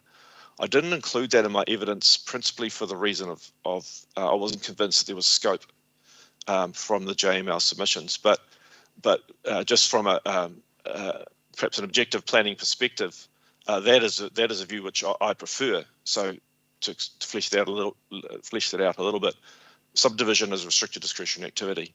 The matters of discretion include requirements for open space to be provided as guided by the structure plan. They include consistency with the structure plan overall, and so that's an alternative to what I've suggested with changes. But I think it's actually a preferable one because it puts the structure plan at the centre of the assessment of subdivision, which I think is the appropriate way to go about it. So your concern with the non-compliant status, though, seems to me to come from the fact that there are hard lines on the plan. I'm generalising, but that is, if you go many structure plans and many plans are non-compliant and not be in conformity with them, they tend to be more generic in the way that they are drafted. Is that a fair comment of your position? Yes, it is. Sometimes they're more sort of mud map and blobs, if you like, on a plan. That's not the case here, and that's fine because I think that's because it's been driven by quite a well-considered master plan, but it does mean that there needs to be flexibility in the subsequent process that comes from it. Just to follow up there, I mean, Mr. Cook, you'll be aware that one of the things that this plan change has to do is give effect to higher order documents. One of those is the MPSUD, which talks about enabling development. Hard lines in a plan that trigger a lot of development to non-complying activity. How does that equate with the direction in the MPS? Well, I think it's both the MPS and it's an evaluation you take under Section 32. I think that's why I think that a non-compliant status isn't appropriate, given the approach that's taken in that structure plan. It does pose uncertainty and doubt for developers, and it removes flexibility, and it might lead to inappropriate outcomes. It might lead to perhaps a concern about non-compliant status being a driver for an outcome which is not an appropriate one. Does the MPS provide any guidance on what enabling means? Not that I'm familiar with or aware of. Not that I've identified in looking at it, sir. No.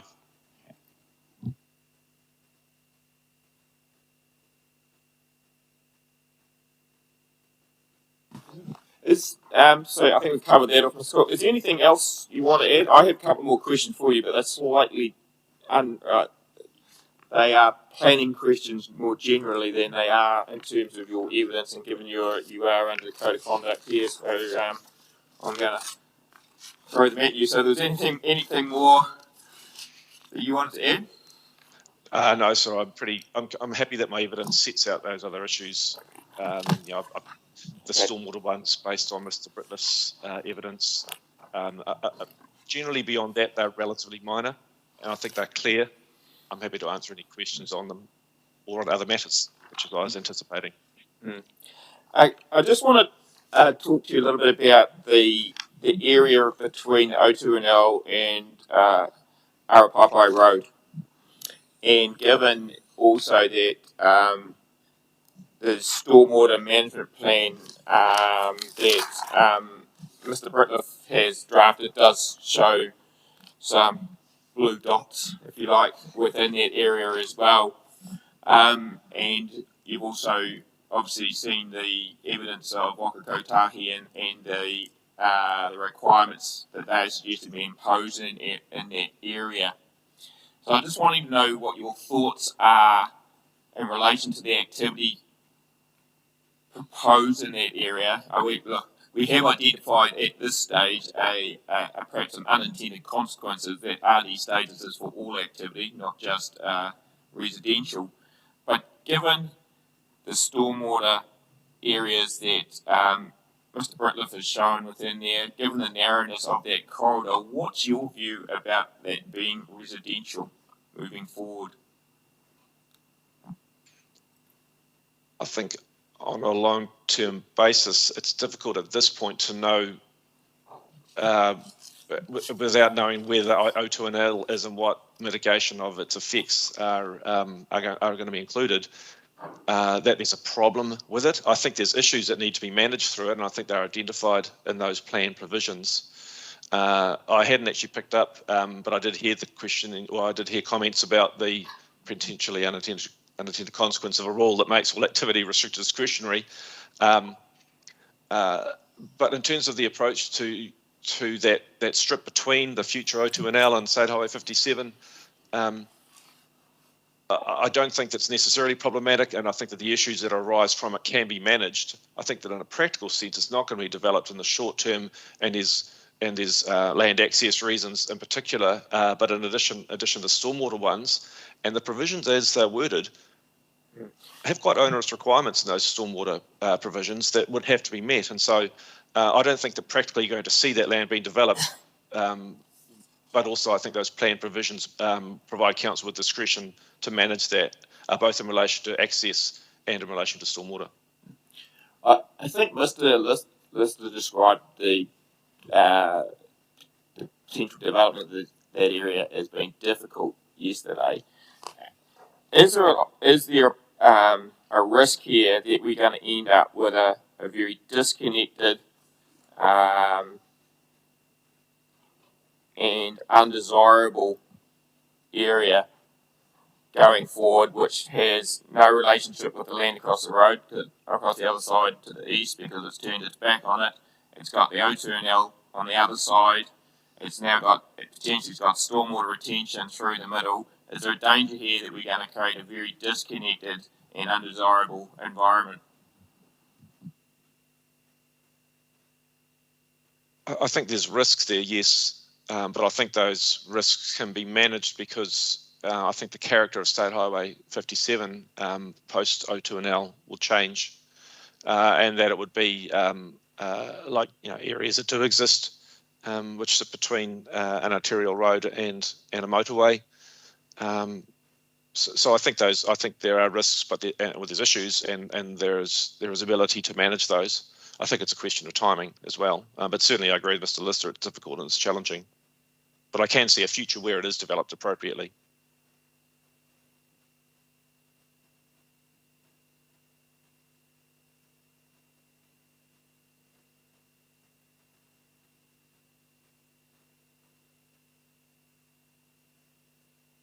Okay, I think we've covered all the questions we want to, Mr. Cook, so thank you very much for that. And unless there's anything else from your team, is it you got any other things? Great, thank you very much. Thank you. Thank you very much. So, are we at morning tea time? We've got Jeff ready in the foyer, if you wanted to.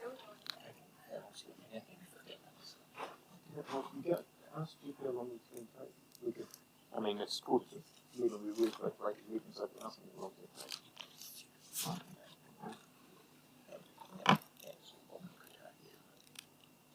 Who forgot? Oh, but Jeff. Yep.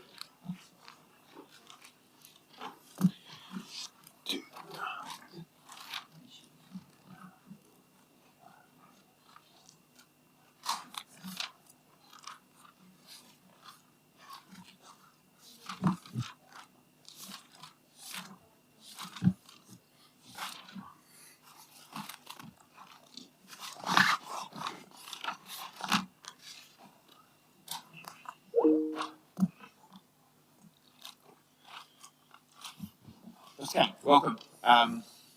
We've obviously read your submission, so it's you really. Just you obviously know what to do in terms of pressing buttons, so we'll let you go.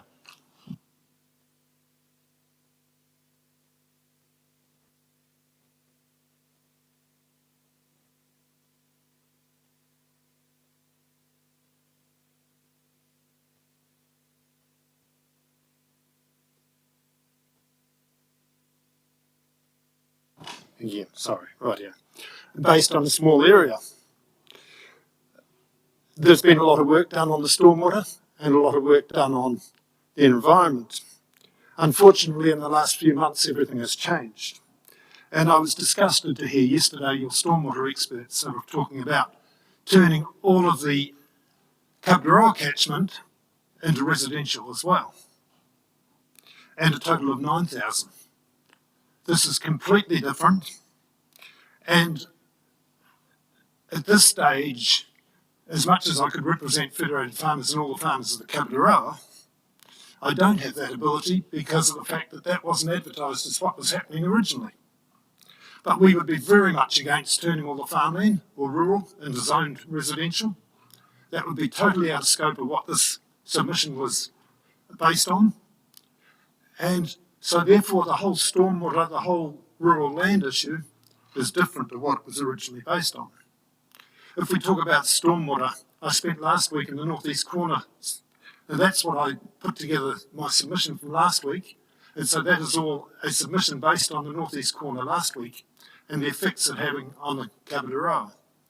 In that case, there's no soakage in the northeast corner of Levin, and the 650 homes are going to put an extra 70,000 cubic metres into the Kaburawa, of which they say their attenuation ponds will slow it down.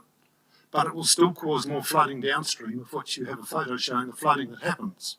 The Kaburawa cannot get out to the Manawatu River. It doesn't have pumps. It just has floodgates that shut. And then all of the stormwater ends up on farmland. In our case, it's a dairy farm. And if we lose the case with Hawhawhenua District last week, Hawhawhenua District will be leaving themselves open to being sued every time we get a major flood, because the wastewater that comes out of Okariti Drive ends up on our dairy farms and on the growing areas and cropping areas of Kaburawa.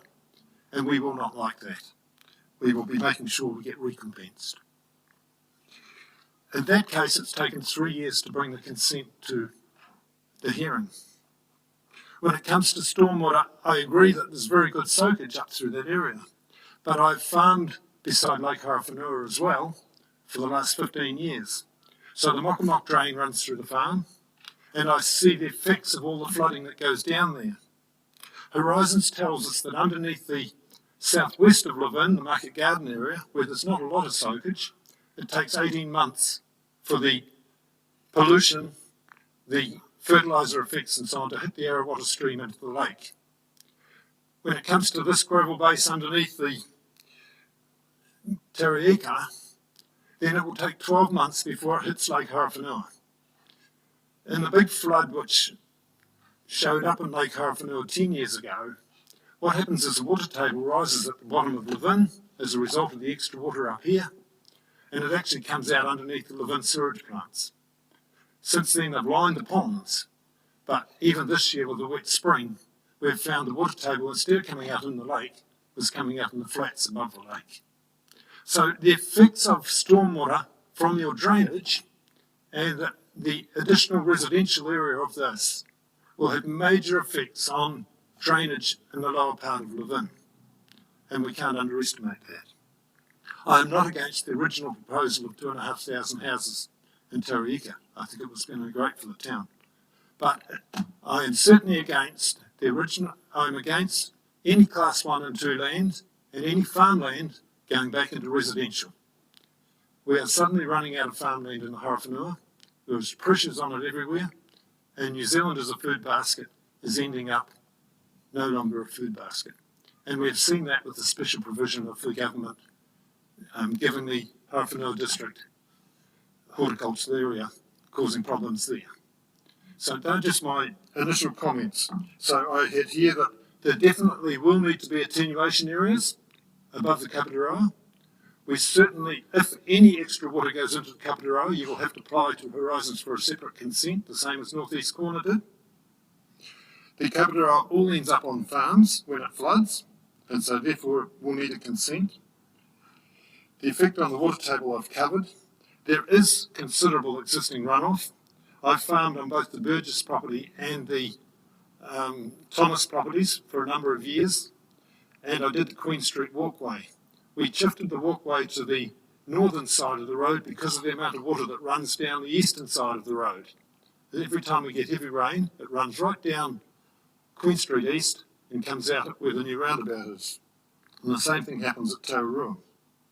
This water ends up going through the farm just before Lake Horowhenua, out at Mokamok Road and Queen Street. I'm going to leave it at that because I'd sooner just have questions. Thank you. Thank you. There may be some confusion here.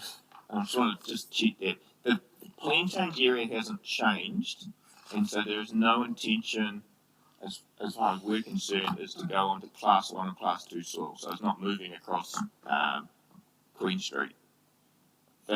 What you may have come across is some changes in the level of density within the plan change area, rather than actually expanding the area. Does that make sense? Why would Thomas's and some of those others being applying to make it all residential then instead of open farmland as it is at present? Well, their areas were zoned for low density residential, and they have sought for some of those areas there was two small strips within their areas that they sought to be made residential rather than low density residential. And if I understand, that's all Class 3 land? Yes. Yeah. Yes. So we're taking farmland out of farms and putting it into residential. Not.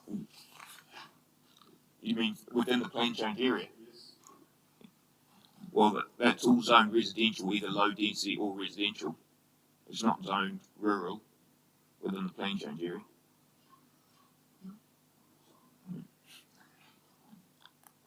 So, just to make it clear, there is no intention to, as far as we're concerned in terms of plan change, to zone any Class 1 or Class 2 versatile soils. We understand from the information we've been given that there's areas to the north of Queen Street are Class 2, 1 and 2 soils of the productive farmland, and there was no intention to go across that road. What has come through is a desire to utilise this land better, and therefore not develop on Class 1 and 2 lands by increasing the density. But I take your point that you're concerned, regardless, you'd be concerned about stormwater runoff anyway, and that needs to be addressed. Well, the original plans didn't show it sort of using any of the Kaparawa catchment, whereas now you're talking that it's using quite a lot to the south of Waipahu Reserve and into those sort of areas. Mm. Well, yeah, which is Kaparawa catchment. Yes, fully understand that. Yes, that is definitely within the Kaparawa catchment. Yes, that's right, and that is it's the area to the east of the arterial. What is it? Yeah, so that area and that eastern area of that arterial there. Yeah. Just want to clarify that.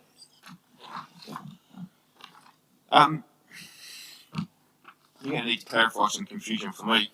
So the Kaparawa stream runs to the Manawatu. The Kaparawa stream gathers up from all of that area, plus the Roslyn Road area of Levin, plus the Tararuas, if you like, up Denton Road and so on. It goes out through Tavistock Road, which is 5 k's north of here, and then cuts down through a floodplain to the Manawatu River. But at the Manawatu River, there's only floodgates, there's no pumping. And so once the river closes those floodgates, the water just builds up for up to 5 days on farmland before it can get out. And that's what causes that flooding.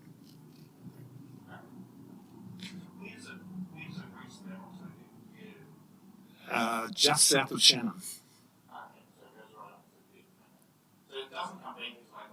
No fear. No, it goes the opposite way. Totally different catchment.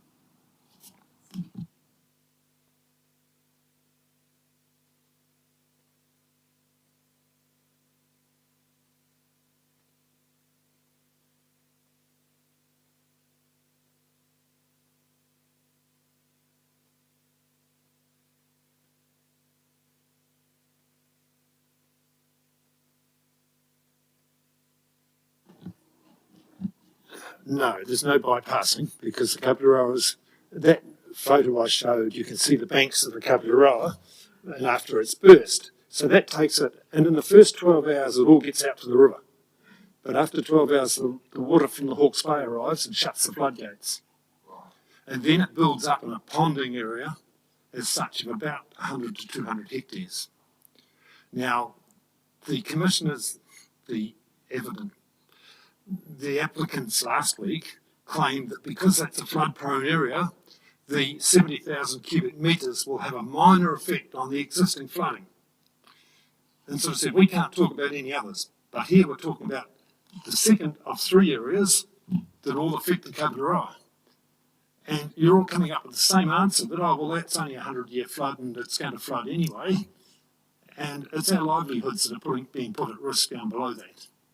And so if any extra water from residential is going to go into the Kapurawa, then Horizons will insist on a consent to put extra water in the river. So when they open the spillway, doesn't make any difference. Makes no difference because that is diverting water to save it, breaking the banks of the Manawatu River.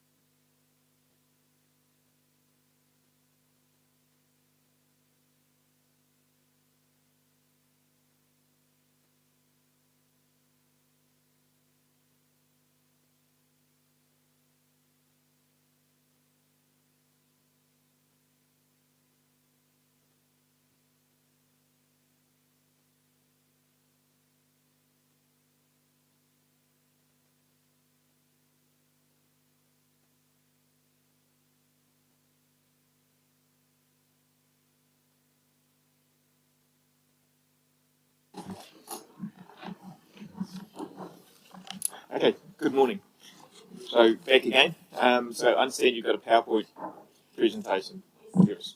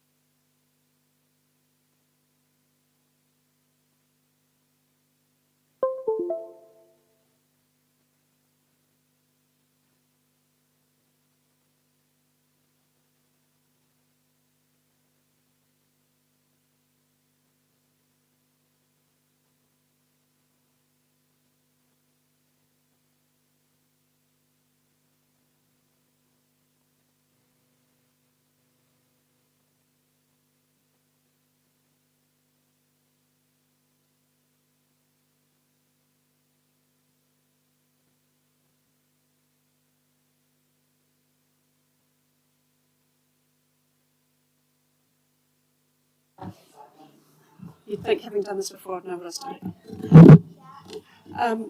Right, so this morning we just wanted to come back because we obviously we had a number of submitters and we presented on behalf of most of them on Wednesday. You know, late last night we were reasonably happy that we had probably articulated what we wanted to sort of speak on, and that we would maybe point out a few things around our property as the hearing panel came for their visit this afternoon. And as we are slightly new to this process, we hadn't realised that that wouldn't be a situation where we would have a conversation where we could point out these things. So this is just, I guess, a bit of a brief update on a few, well, not update, but a brief overview on a few of those things that we thought we would discuss. Hence why we did actually initially slot in that second slot this morning. Right, so obviously, the main things we want to talk about are, I guess, the impact on our infrastructure, that both the issues that we've already talked about, obviously the mana wahine and open space, but also the stormwater has on our property. Next slide. And so, you know, this has obviously been a bit of a journey for us, and throughout it, we, you know, as things have been evolving, we've begun to, I guess, understand the process a bit more and understand some of the needs that will happen on our property. One of the things that we did during this process was we had a discussion with Lauren, and she helped us to understand, you know, we had sort of said that we didn't really understand why there was the need for the 1.5 hectares on our property, given that we'd had these drawings put together where we could see that within the 1.5 hectares, which is up next to Waipahu Reserve, there's 2.5 different green spaces that are within the 800-metre boundaries. And I guess that's where she supported us in understanding that actually that's not the only reason that there's an open space there. Next slide. You know, hearing some other the other submitters yesterday, particularly the other submitters who are so interested in the site, it was really great to hear from them about how you know, how the connection to this particular site was within these elements, but also, you know, Dean Wilson in particular mentioned that it was so connected to the stream, and obviously the stream runs through Waipahu Reserve, which is right next to our property, but it runs from an east-north flow, so there's quite a number of locations through there that are actually, you know, within that bounds of the Waipahu Reserve, which is, you know, a decent size and is already protected by the Reserves Act. You know, we were also quite keen to hear about Siobhan's vision of what could be done on the site, and it was really good to hear about you know, some of the interest in this being about going for a place of respite and a place of relief, and being close to those sorts of things, and how you know, it was looking for quietness that they were looking to achieve, as well as you know, that sort of what do you call it, the connection to the land, but also the being able to have that natural play. And I guess this is why, we would encourage the hearing panel this afternoon to actually visit the Waipahu Reserve, which is where, Dean Wilson identified with the stream running through it, would also have been places of interest, and a possible closer location of the Mana Wahine. It is a very peaceful place. It is, completely surrounded by washyu. You're close to the water, and I think some of those objectives that the MTA is seeking to obtain are obtainable within that location. Next slide. And we're also conscious that there is already a dedicated area for the Mo'opoko. And we also believe that some of the objectives that the MTA are seeking are able to be achieved within this space. It too is away from the rest of I guess the urban busyness of the live-in area, it's one of those areas that perhaps could be explored a bit more to achieve some of those outcomes that are desired.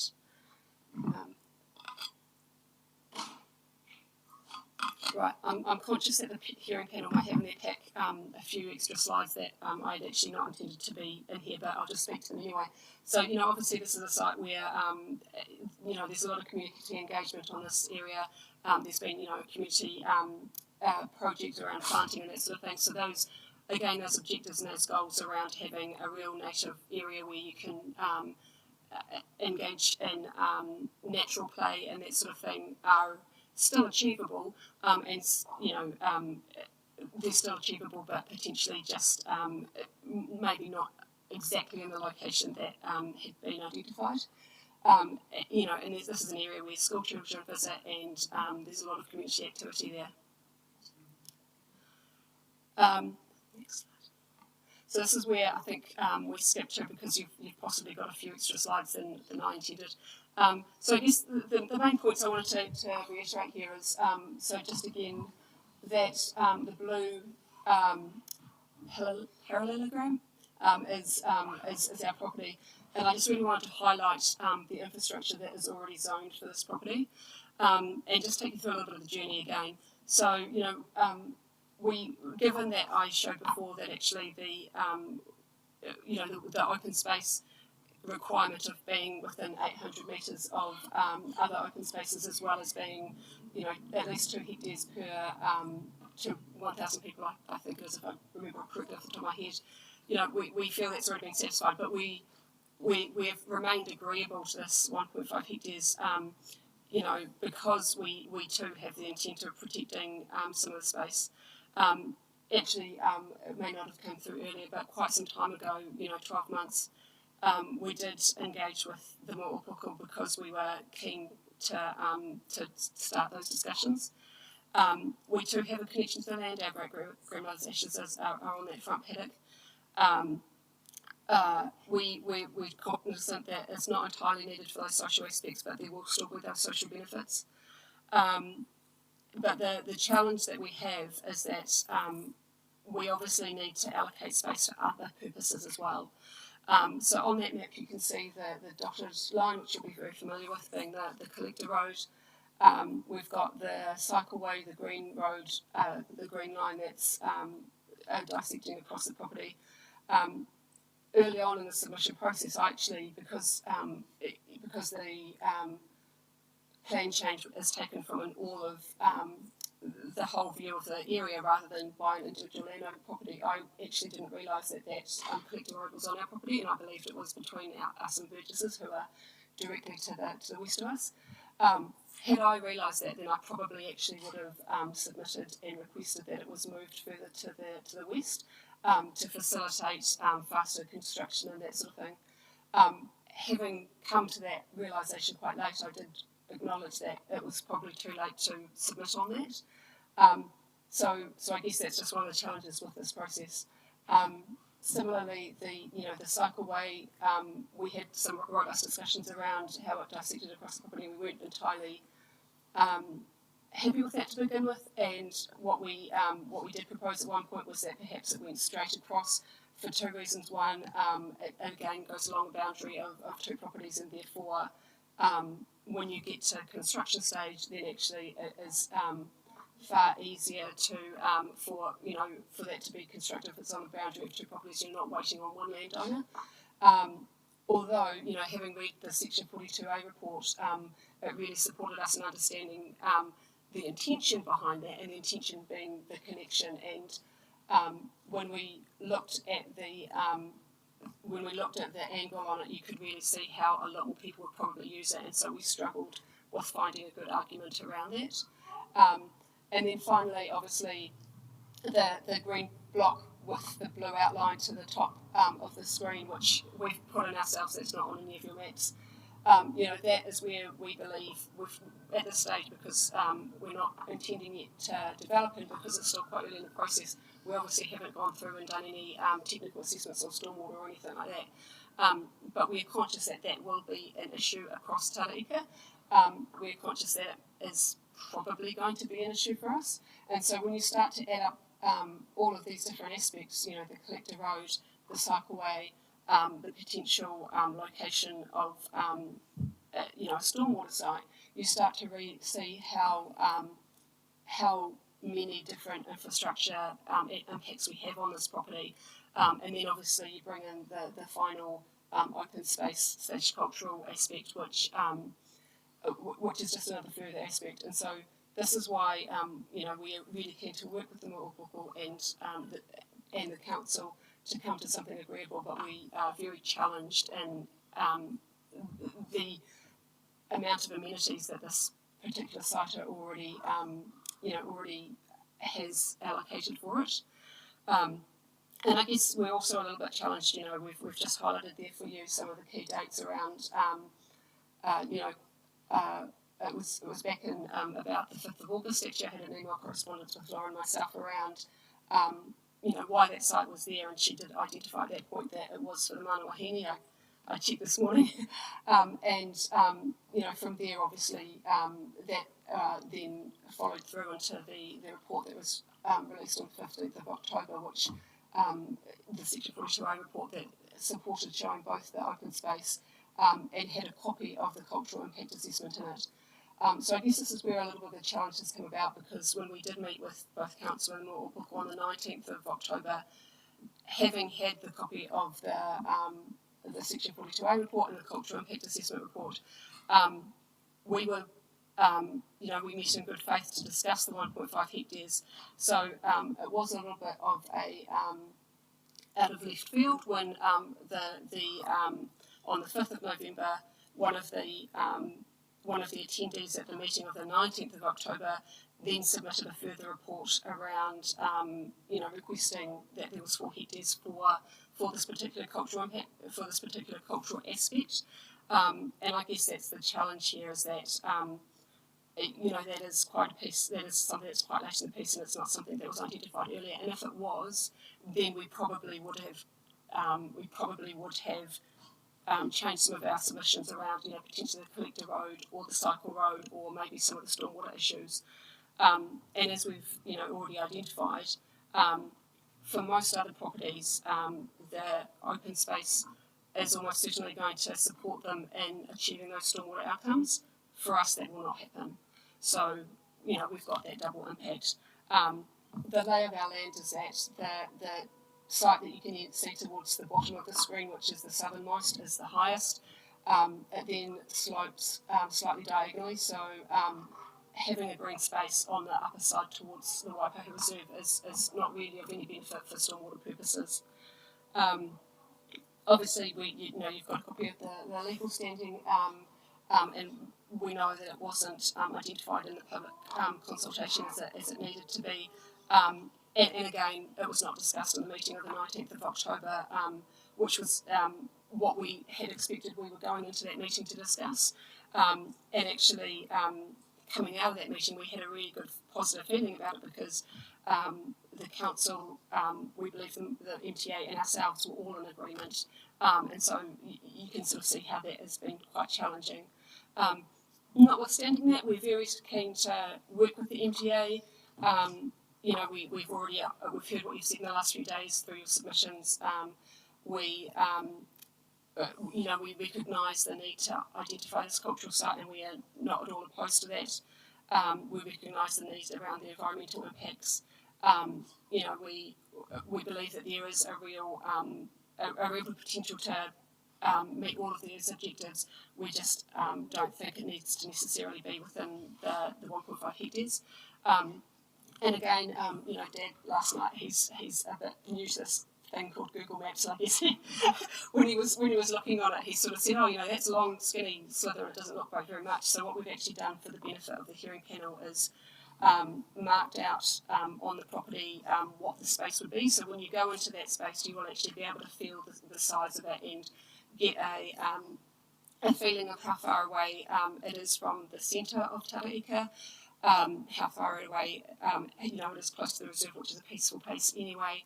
And I think that will help to support the identification of, you know, this being an appropriate size. Yeah, so you should be able to see that as you visit this afternoon. And I guess just finally, you know, there were, you know, like we said, there were a few other options. We're agreeable to the 1.5 hectares, and as we said, we possibly didn't need to be agreeable to that, but we've already come up from 0 to 1.5. You know, we're not saying no to more, but what we're saying is that actually in the future, we're not developers at this stage, but at a stage where we may become developers, or then, you know, we would be willing to discuss with the MTA and actually see if there was a further requirement for space if that was needed at that time. And then that would, you know, achieve the objectives of all parties. Because I guess what we're saying is that if we zone this as open space now, we can't go back from that. We can always go up, we can't go back. Thank you. Okay, thank you. Well, I might just give a little bit of explanation. Obviously, given the scale of this plan change, ultimately it's going to require people working together across the board. Now, you may or may not have seen some work that was done by Mr. McDonald's stormwater expert, Mr. Britliff, and he's actually picked up part of your farm in terms of his stormwater calculations in an area which he calls Queen 1, and he's showing where the retention for that area would be. So he's using those arterials as the defining boundaries for the stormwater catchments. So where you've shown retention basin, he's just showing that as being developable land. The retention basin is further down the catchment, and that's what I mean by people. This process will necessitate landowners actually working together. So he's actually, I guess he's done some of those calculations for you, and that's what he's done. I guess the other thing to say, and I know you're not the first one to come in here, and I get the feeling that your concern is about loss of value because of having a reserve and that sort of thing on your land, and I fully understand what you're saying, but there's a long way to go through our process whereby you now have development contributions and all sorts of things like that. So it may be that, you know, reserve land is actually offset in terms of the development contributions that are required to be paid as a result anyway. So you could end up more on the positive side than the negative side. But I think the point to make is that it's I think this is going to be a process whereby landowners will need to work together to achieve these outcomes, and it's not necessarily going to be an individual landowner by landowner scenario where they're picking up all the requirements, the roads running through your property, the retentions on your property and things like that, because as we've discussed this morning with the experts, and they all agree, stormwater is a good example, there will need to be an integrated stormwater system for the whole plan change area, not a landowner by landowner system, otherwise simply will not work. So I think that just want to put that out there, because I think there is, and look, you're not the first ones to sort of raise these sort of individual issues, but it definitely will need to be and one of the things you probably heard us canvassing is around this identifying on the structure plan these reserve areas, not just the reserve areas, but they've been the one of the key topics, and whether or not they should be finite, or whether or not there needs to be a more generic approach to that, particularly around this issue of stormwater and the feedback, particularly from the two stormwater experts that we've heard from, and we haven't talked to council about that yet, but it was that it needed to be a bit more generic around that rather than fixed. So, and I take your point that it's unlikely that the area that's shown as the Mahawani would be a stormwater protection area, and I think that's pretty much that's acknowledged. So I just want to sort of make it clear that it is a bit broader than it will need to be broader than individual landowners. Yeah. Oh, and I guess we when we had a discussion with our lawyer the other day, and he mentioned something about the value, and we said, actually for us it's not so much about the money out of it, and he laughed at us because he said it's always about money, and I sort of was like, well, actually to be fair, it's not. Dad, when he sold the back half of the farm to the Thomases, was keen that it went to farmers, and actually, I believe I'm right in saying this, and I think it's okay to say, didn't take the highest offer on the table. And so we are keen, because what we, there has been some slight discussion about there being a Tara-Ika North and a Tara-Ika South, and we're conscious that actually, if that were to happen, those are farming families too. We've got friends all over that space, but, Dad obviously living here since, about 9 years old, we know a lot of those families. And so what we, part of this is trying to sort of say, well, we do firmly believe in that use the land once and use it right, which is why I know some people have said, oh, well, you just don't want this to be open space because of monetary things, and it's actually not entirely. We do believe that the best use of the land will be to go back into housing. And we have had conversations with the council around, very brief conversations around, sale and purchase agreements of the land. So we have some comfort around that. But what we're also conscious of is that given the market rates at the moment, and given the size of the property, that will start to cannibalise the contribution fee that is received from the rest of our property, and there will become a tipping point where, potentially one may not offset the other in the way that is expected. So we're just conscious that actually this is why we think is, in terms of going up in size rather than starting at the maximum, is the best option. And I know a lot of people sort of, when we say it's not all about the financials, they laugh, but still that those are our beliefs. And one of the things that I've considered after we've done this is maybe having a chat with some of our neighbours in Tara-Ika North and Tara-Ika South that may happen, just so that they're aware of this process and that they can be supported in, because we came into it a bit green. so yeah. So my question to you, Dan, was when you said value, is that what you meant? That this is the monetary value, or did you have some other weight on that? Yeah.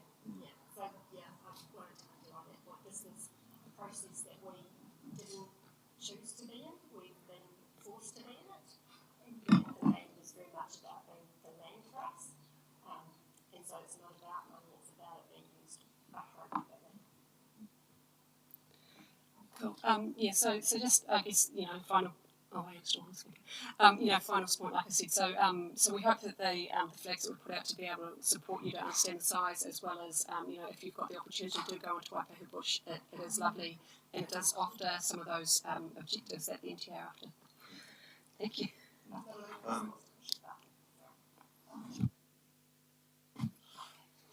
When you say about integrated stormwater, I think you've got to include Pahutau Drive in that, because since those come in, there's been a lot of flow of water across our land. From the southern point of the bush, it comes across on an angle and winds up around Drive. I've actually got a few photos here if you'd like to look at them, of how much water has come across. Yeah, and we I think we sort of understand the water situation quite a lot more than we perhaps did earlier on. We've got quite a bit of information on that now, and I think the Mr. Britliff has actually shown us where the catchments would be, and I think he's described it as the catchments are created by the outer edges of each of those arterial roads, and that's how he's established those catchments. So essentially what it does in for your land, it splits it not in half, but it's the easternmost bit on the eastern side of that that arterial road forms part of what he's called his Queen 1 catchment. So it ends up with a he's shown a retention basin down in Rupert Grove, so it flows down that way. The western half is part of the stream catchment, so it goes that way. So that's how he has described what the work that he's done to basically the arterial roads, if you like, create the stormwater catchment, so the outer edge, because they will be built up. Yeah. So they'll effectively create those types of barriers. And I guess the only thing on that, which obviously we're still early days, is we just want to be sort of mindful as we work through that, because Mum and Dad's house is obviously quite close to that road.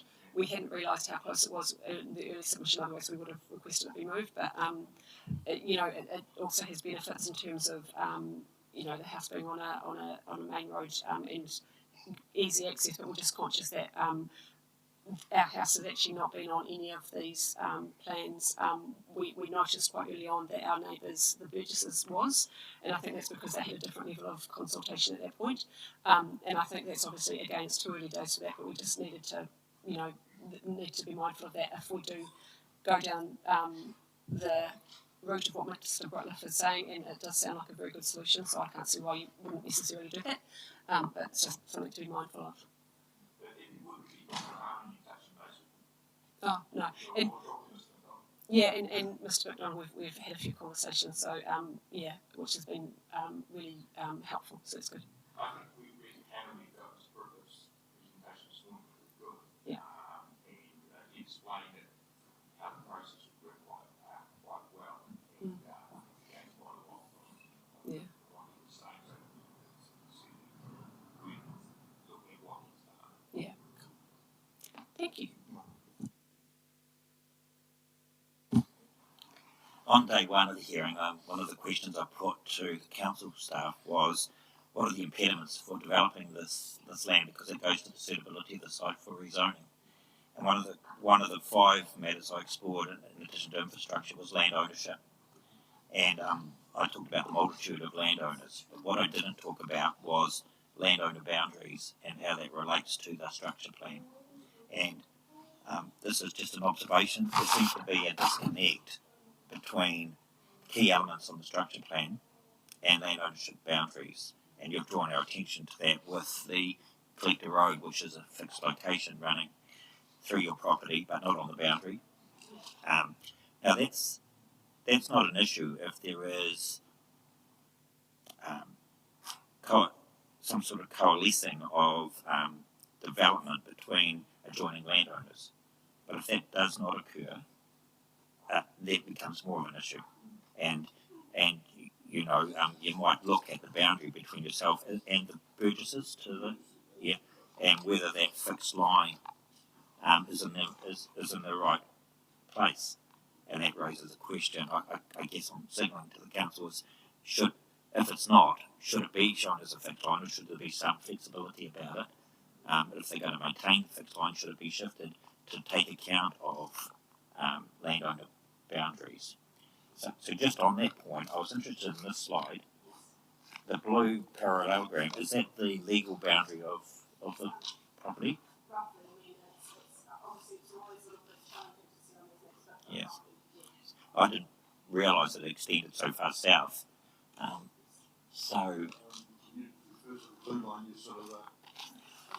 Yes, so directly behind the blue line. The blue line, Yeah. That's it, yes. On the south side, that was that's owned by Anne and Brian Thomas, who you heard on Monday morning. Yeah. Yes. So as notified, I've got a copy of the construction plan as notified. So if I look at the composition of that boundary, it's made up of Greenbelt residential, which is I think it's the existing deferred residential in the operative plan. Some low density residential, but no straight yellow. Oh, you mean none of the yellow with the dashy line through it? Yes. Yes, that's right.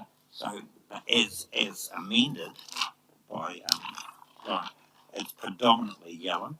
Yes. There's been a request, I think, from the Thomases to, add a strip of land in. correct, and a request from us, Yeah, yes. so right down, because that actually goes over. Right both. down, and I think so further down. Yeah. So I guess what I need to understand is, is the scope. Did your original submission ask for those changes?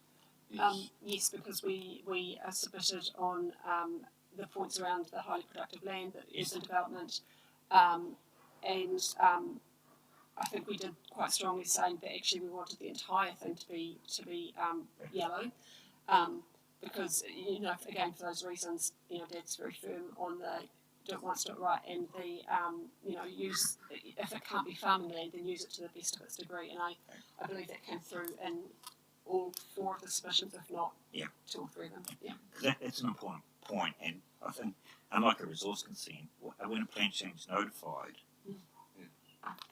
it is the final version, unless there are changes made to it that have the scope of a submission to request a change. yes, So that's an important point. yes. And so this is a very same issue that I raised with Mr. Benyon yesterday for the tribal authority, and in relation to, we understand what he and his client are suggesting, but we want to be certain that there is scope to give effect to that in relation to 4 hectares, 1.5 or whatever it is. So that they are the boundaries in which this panel has to work within. And they're there for fairness. Yeah. So that when a plan change is notified, when submitters lodge requests, they have to be clear, and there has to be ability for parties to either support or oppose those requests. Yes. So it's not a fluid, ongoing situation. Yeah, that's right. And I think when we went through that initial submission process, that was our number one objective, because we were we were a little bit challenged, I guess, with some of the initial so we that's why we were really keen for it to go as far to residential as we could go. So yes, absolutely, it was within what we had submitted. Yes. Now, I've superimposed this blue line onto the land ownership plan that the council produced for us. Okay. And I may have got it wrong, because I have a strip of land that sits between this orange area, and I'll pass it over. Please, thank you. And I'm not sure whether I've misplaced your southern boundary, or whether that strip of 3 parcels of land that sit between the orange and your is in different ownership. So I think that we go down to there, don't we? Strip between there. So do we go down to that orange line, Dad? Yeah, we go to the orange line. That's not what this shows, though. No. There's nobody, this piece here, I think you're referring to that piece there? No, there's nobody between us. That's us, and then we back straight onto the Thomases. Yes, okay. Well, this blue line runs along the northern side of that white strip. Oh, okay. So we've undercut ourselves a little bit. Yes. See what you're saying. Okay. Thank you.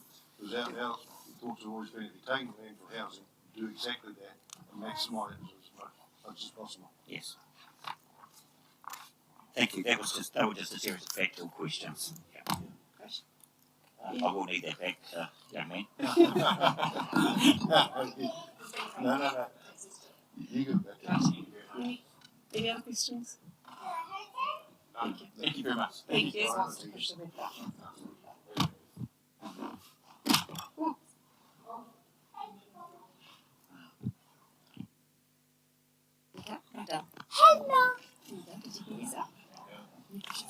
Hello. No.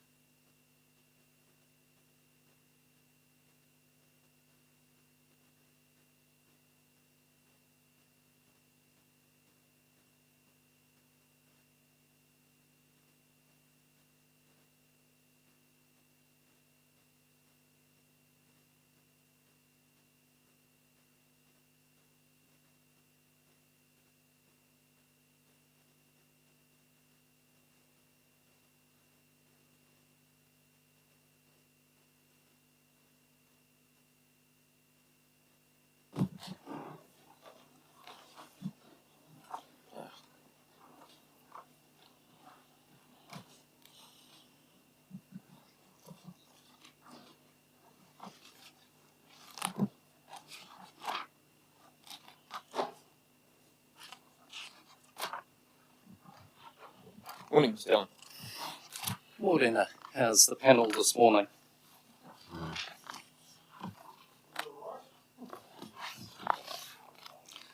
So we have a few administrative matters to deal with, but I think before we do that, seeing we've got Dr. Charles online, safely back at home by the looks of things. Can you hear us, Dr. Charles? Perfect. That I propose we start with Dr. Charles, then we'll do the questions and some administrative follow-up matters. Then we'll pass to Mrs. McLeod, and then we'll deal with any other matters, questions, etc. from the panel as we go. Just before we do, Mr. Allen, are you in a position to provide the panel with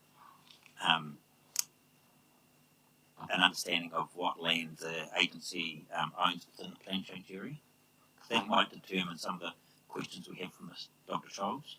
Mr. Pete's the best one to explain that, and he was here yesterday, because Mr. Pete's been involved in the project since 2010. So that's disappointing. Yep. And that goes to the question I had you say as to why there's not a representative of the agency here. Yep. And Mr. Pete can provide that. We'll provide you with that after the break.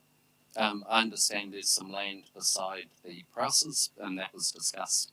That Waka Kotahi's acquired, but the precise locations I don't know.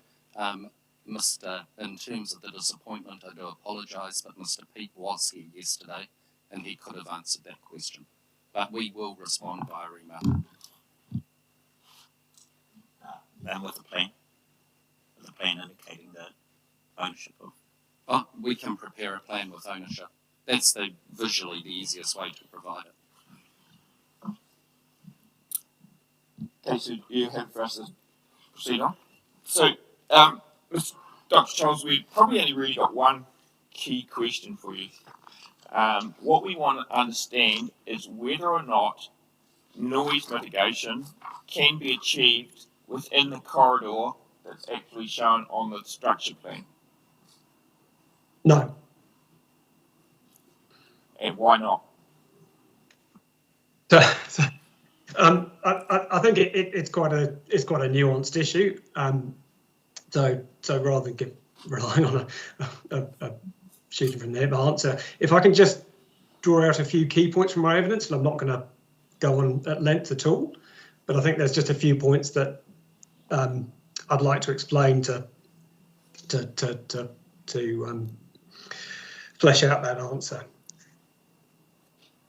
So the first point that I'd like to highlight is that when I talk about effects in my evidence, all of my discussion is around health effects on people.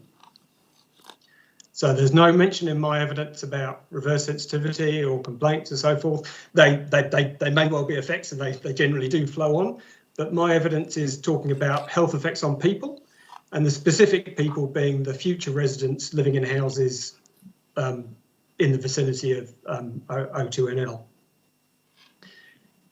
The evidence of those health effects, I mean, it's uncontested in this hearing. There's no other acoustics evidence before you, but internationally, there's no real sort of argument about those effects. There's a solid evidence base that the noise exposure causes a range of effects, but those effects aren't binary. It's not a case that you mitigate yes, no.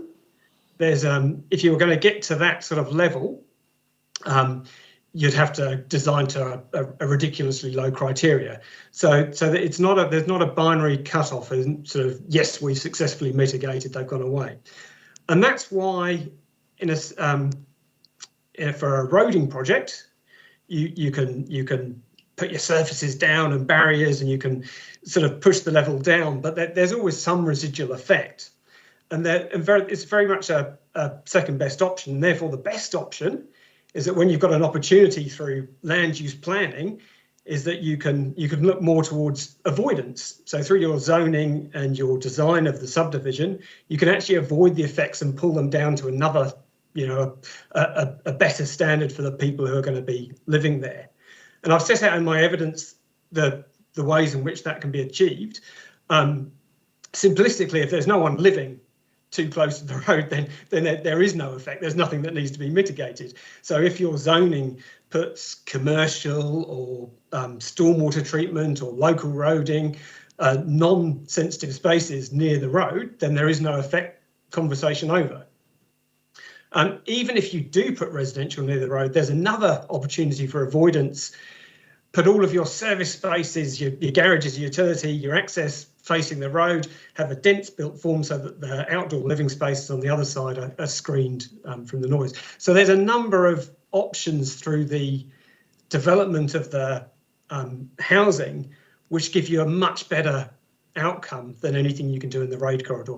The road corridor, we can use the surfaces and so forth, and we can pull the levels down, but we won't fully mitigate the effect to the extent which you could through avoiding.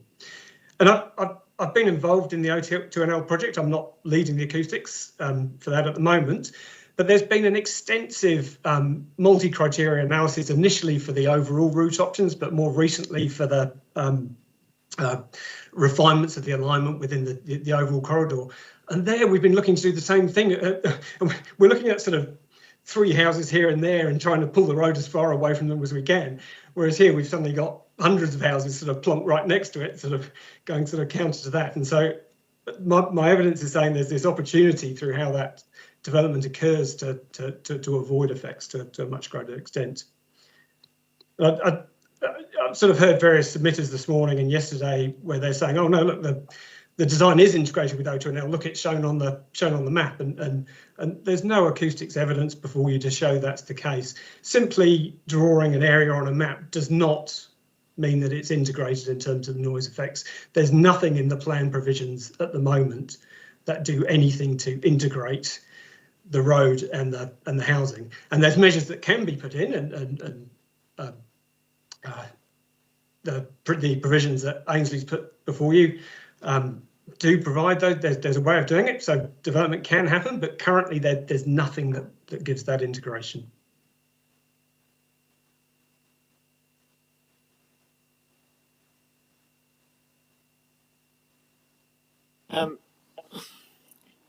On that basis, then, and you refer to non-sensitive activities wouldn't have an issue. In the area between the current State Highway 57 and where the O2NL corridor is, would that area be better for non-residential activities from your perspective, from a noise perspective, than for residential activities? Yeah, from a noise perspective, it's absolutely clear cut that it would be far preferable for a commercial use. I recognise that in this planning, there's a huge number of different factors, and you can't take a purist approach to noise. But the simplistic noise approach of not having any sensitive receivers in, particularly between 57 and O2NL, would be a bulletproof outcome. There wouldn't then be those health effects.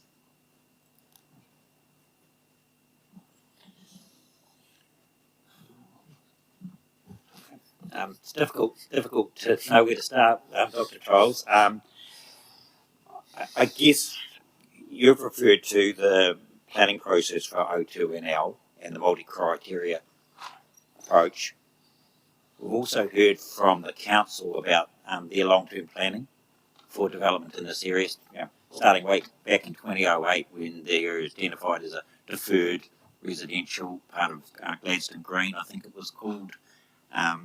And as has different national imperatives developed, the UDS 2017, I think it was, there was the growth study in 2018 to give effect to that, and that identified, it looked at different options for providing for greenfield development. I think this area was known as LS6.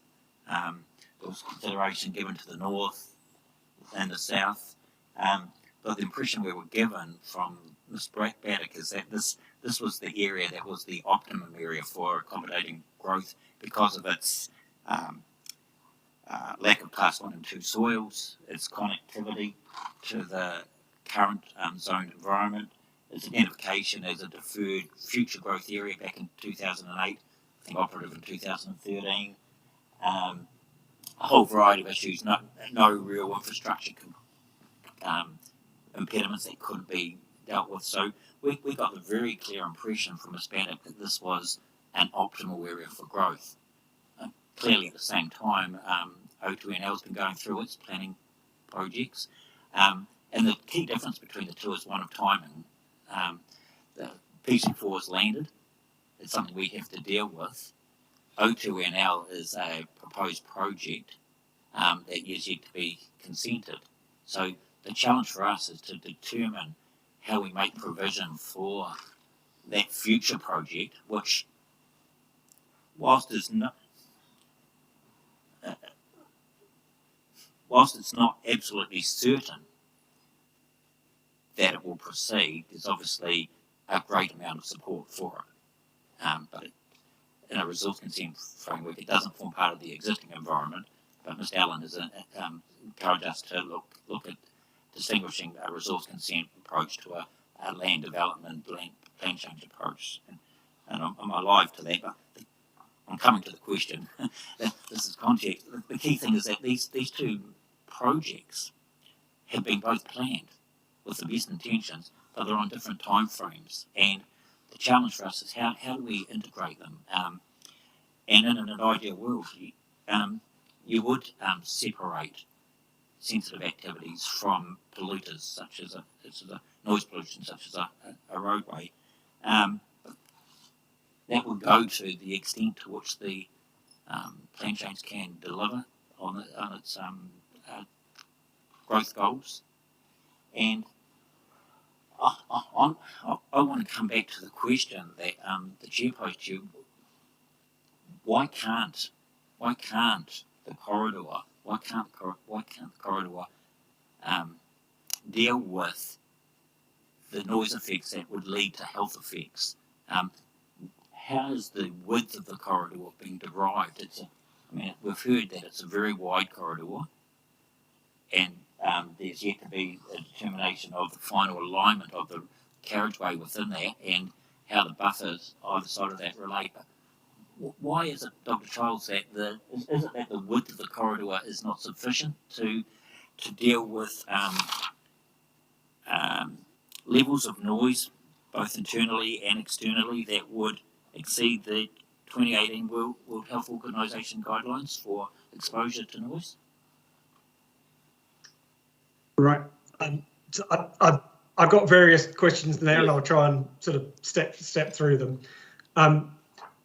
There was a question around the sequencing and the history of how the residential growth and the transportation have progressed in the past. I think you were heading mainly towards a planning and legal question, and I just won't go there. From a technical point of view, if a process issue stops us achieving an acceptable outcome, I think that would be awful. From a technical point of view, there needs to be a way to have these two projects integrated, and they are not mutually exclusive. I'm not sitting here saying you can either have an O2NL or you can have a Tara-Ika. You can do them both, and you can do them both well. So it's not an either or. But at the moment, we've got a Tara-Ika without the integration, and you can't retrospectively fix that integration when O2NL comes along later. So I think I'll let the planners and lawyers unpick how that should be done procedurally. But if that process turns up saying, "Oh no, we can't do this integration because it's too hard," and that's a terrible technical outcome.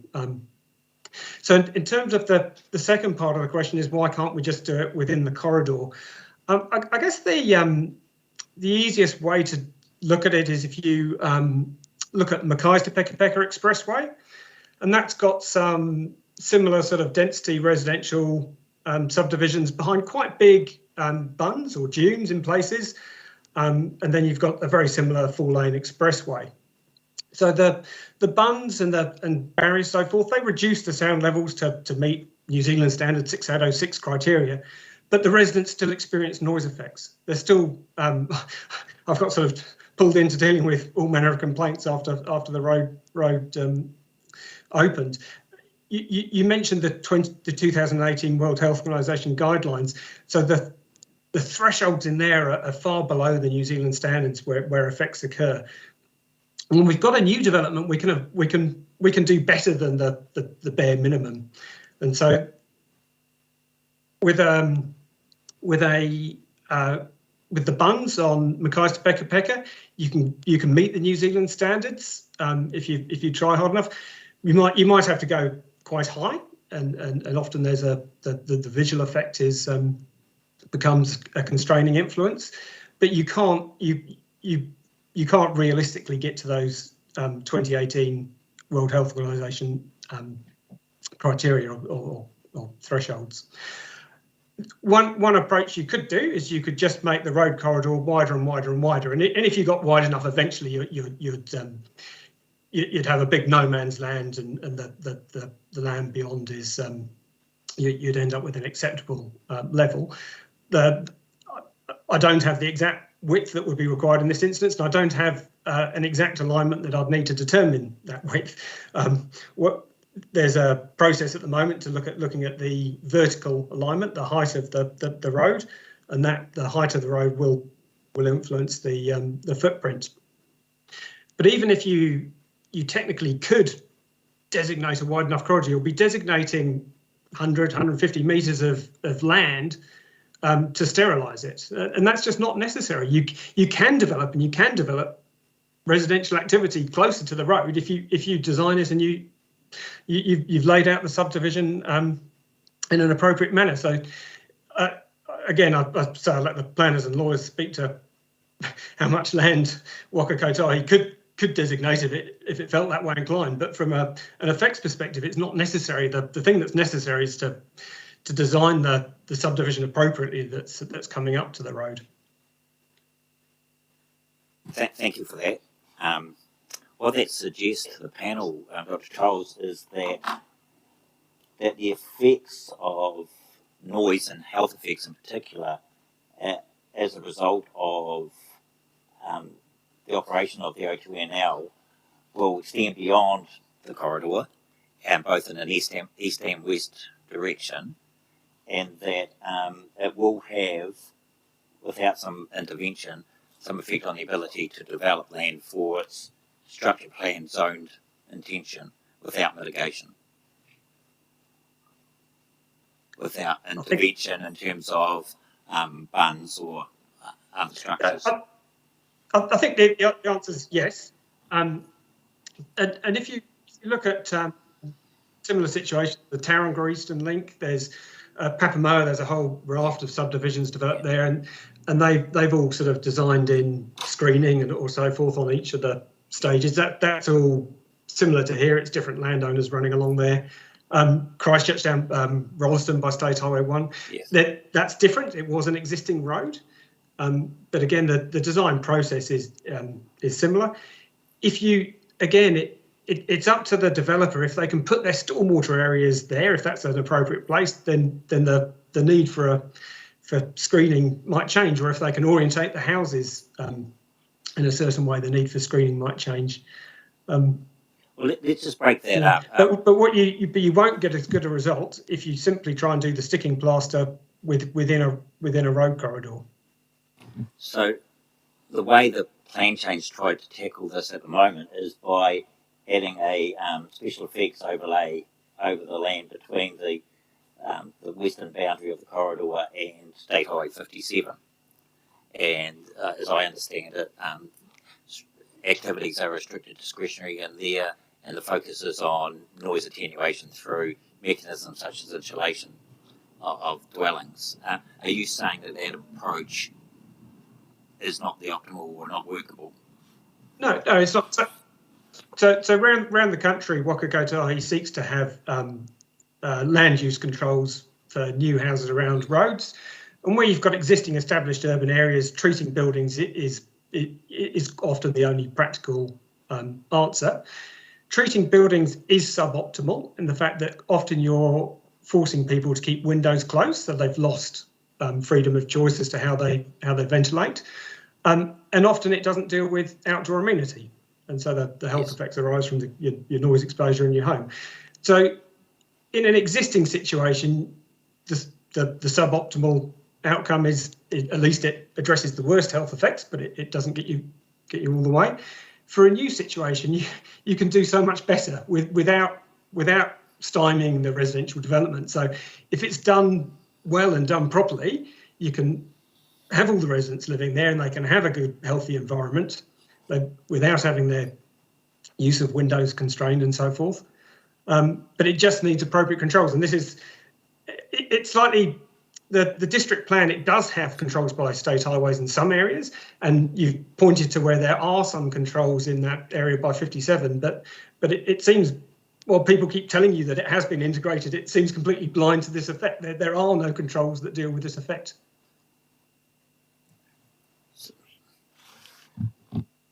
So how honest is it to actually zone that area between the corridor and State Highway 57 as residential?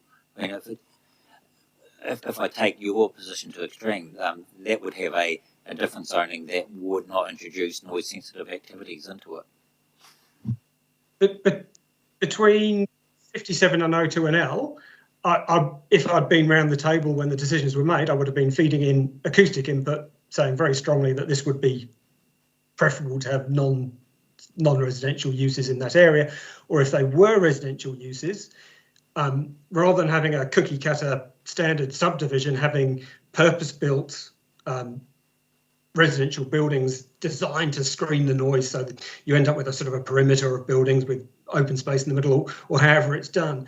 And as I said before, I understand that there'll be a huge number of constraints and the noise might not be the main thing, but it appears here that the noise wasn't even on the table, or if it was very quickly dismissed, or the weight given to it was clearly inadequate. That might be because O2NL is not a consented project, Dr. Charles. So, as I said before, I'm not going to go down the legal plan because I'm not capable of doing so. But I'm looking at a structure plan here that has a 4-lane highway clearly delineated down the middle of it. So regardless of the legal planning niceties, it's clearly anticipated in this structure plan that there will be a 4-lane highway, that the integrated planning that's happening or should be happening is anticipating a 4-lane highway. So to draw it on the map, but then pretend it might never happen, yeah, it's a perverse outcome. We need to test that with Ms. Baddock, but I understood from her that she was working under the impression that a combination of the width of the corridor and the special effects overlay would adequately deal with that matter, and that the notice of requirement process would specifically deal with that matter. That's the explanation I heard from her. I'm happy to retest that with her. So I haven't seen any expert acoustics advice that has informed that position or supports that position. So my advice to the panel is it's not feasible to do. There's weight being put on what can be done in the corridor at a later date.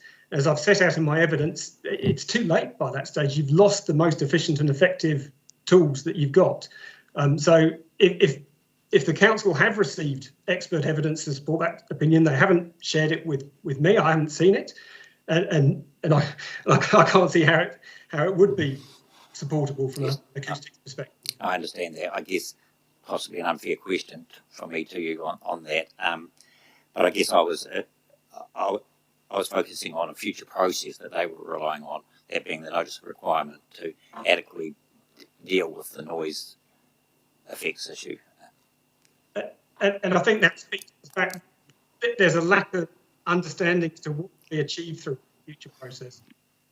And if you take a strictly New Zealand Standard 6806 approach, the New Zealand Standard, and Waka Kotahi does look beyond that, but the New Zealand Standard says you look at houses that exist or have building consent. So if there are no houses there by the time the notice of requirement comes in, it wouldn't mitigate them at all. And so we've been focused on the area to the west of the corridor. The same situation applies immediately to the east of the corridor also. there's no real differentiation from a noise and health effects point of view, is there? No. The only subtlety is that there's an existing effect from State Highway 57, but not on the new. The new residents will get noise from both. And one of the outcomes of O2NL is that State Highway 57 then has the speed reduced and different traffic composition, so the noise from 57 itself would change at that point. Okay, thank you. Dr. Charles, we often hear from acoustic consultants that modern residential dwellings will meet these standards. Is that the case with roads as well? If the windows are closed. So to give people a choice to close the windows, you've got to fit mechanical ventilation. And as I said before, acoustically, the level that you measure in their bedroom is then at a level the World Health Organization thinks is all right. But they can't open their windows to get that outcome. So it mitigates the effect, but it puts some constraint on the people. It also doesn't protect them in their outdoor areas unless you've got a control on that as well. But I think the point you were driving at was I wouldn't expect people to have to put in super thick glazing and extra layers of jib and that manner of things. A standard house construction meeting the air tightness requirements and so forth from the building code should just need a ventilation system as the only intervention.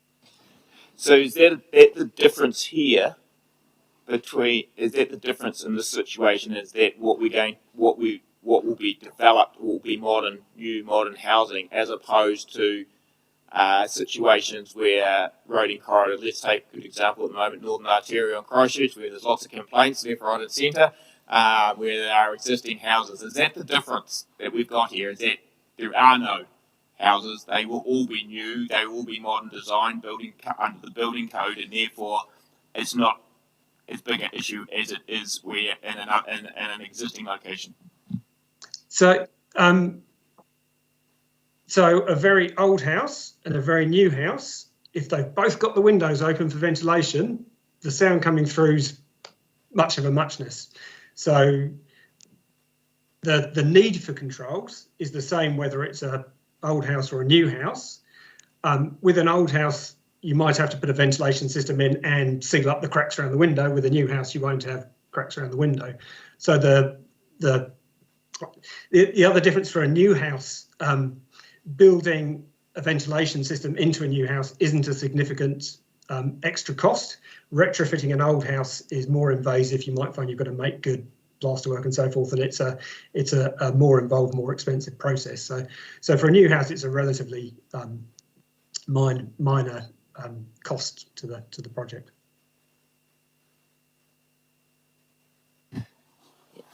Yeah, thank you. I guess just to sort of group my thinking on this and the questions to you, first and foremost, with new greenfield development, you're suggesting location. That's the locating dwellings in proximity to the noise source, or locating them away, sufficiently away, is the primary method of mitigation because it's towards the avoidance end of the spectrum. That's your first point, isn't it? Yeah, I'll be a little bit more nuanced on location. The orientation as well is critical. So if you've got your local access road and all your garages on the O2NL side, and you've got your outdoor living spaces and your bedrooms on the other side, that's achieved that same avoidance. Yeah. So that's where you can get your most bang for your buck in terms of environmental outcome. That's right. And if you haven't done that now, O2NL can do whatever it likes, and it can never quite get to that same. It can't achieve those same outcomes. Yeah. So then, in that situation, you're into some form of intervention, aren't you? Either close to the noise source or at the receiver of the noise source. So close to the noise source, or closer, things like bunds, and that obviously depends on the vertical height of the highway, and then at the receiver, insulation, mechanical systems, those sort of things. And you're saying there are more nuanced approaches to dealing with noise as opposed to location. Yeah, And O2NL, as a minimum, will have a good road surface, a quiet road surface, and we're going through a process of it. If the technology is developing, but it might have a super quiet road surface, but it still doesn't give you that step change of getting your house orientated in the right place, or moved away, that you can achieve at in this integrated planning of the two land uses. I guess the road service issue depends on supply chain issues and epoxy resin coming into the country in a sufficient quantity to provide for that road service. It does. Yeah. Okay. Is it possible to stipulate a standard that has to be met at the dwelling and allow the method to achieve that to be determined through a low-level consent process, rather than stipulating what the intervention needs to be, such as abundance? What's the relative? Yep. That's so. In other instances, we've set an outdoor noise limit. So there's an indoor noise limit in the bedroom. Yes. That's fairly straightforward. The bund is a proxy for an outdoor noise limit, so you could just specify that as a performance standard. Yes. The good thing about barriers and bunds is that the developer is then addressing the issue rather than each individual house having to do it. And for a barrier to screen your property, it needs to extend past your property. Yes. So it's best done on a collective basis for a group of houses. Yes. Although if they choose to put the sensitive spaces facing O2NL instead of flipping it all around.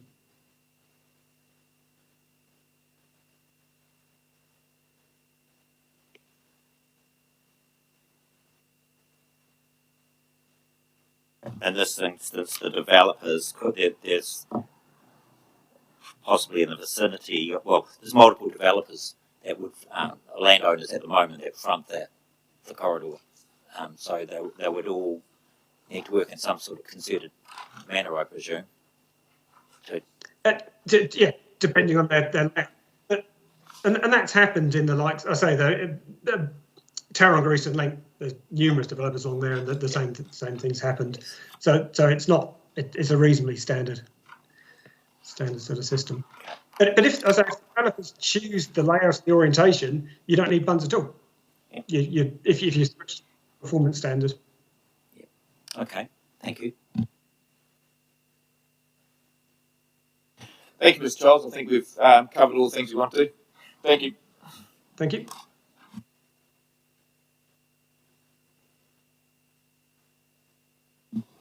Thank you, Chair. In terms of, as I said, I propose to do some administrative matters and go through a few things and then to Ms McLeod, but obviously in the panel's hands for that. Perfect. And then we can, of course, answer questions at any time. In terms of admin, we will start with the email of 30 June, where we finished up yesterday.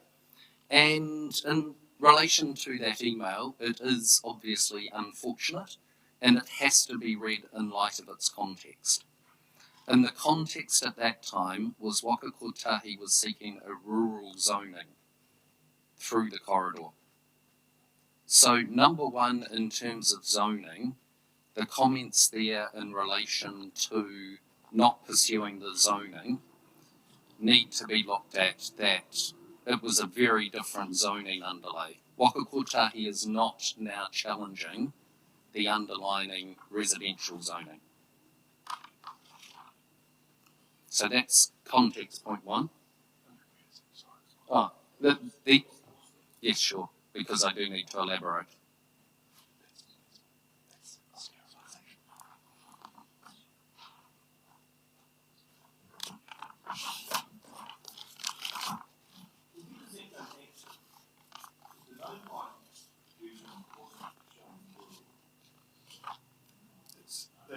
It's the Waka Kotahi submission. Was seeking rural. Yeah. So Waka Kotahi's submission saw two things that are very relevant to the context here. The first one is the zoning was to be rural. In the corridor. Rural. Because the Greenbelt is residential was deferred. Well, the zoning was rural. It was deferred residential rural underlying line. The difference between the rural zoning and the deferred residential was the lot size that could be established. Correct. 2 to 5 and in the deferred residential. Yes. And larger. Yeah, correct. But the underlying zoning was still there at rural. Yes. You might be going to get onto this, and sorry if you are, but what was the extent of the underlying zoning? Was it within the boundaries of the corridor, or did it extend further? Within the boundaries of the corridor. And not extending towards that OS 57? Not as far as I'm aware, but Ms. McLeod will check and we can report back through Ms. McLeod. Okay. My understanding it was just for the corridor.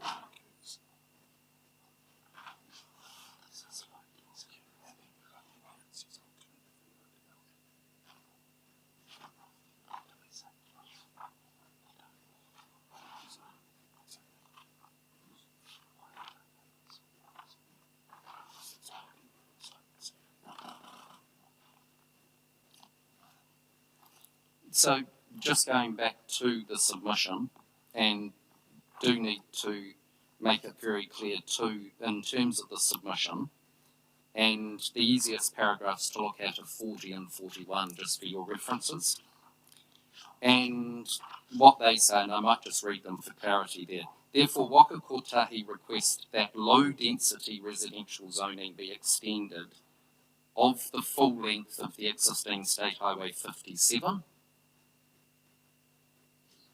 and the indicative corridor, and 100 metres either side of the indicative roading corridor to ensure the anticipated amenity for residential dwellings is provided.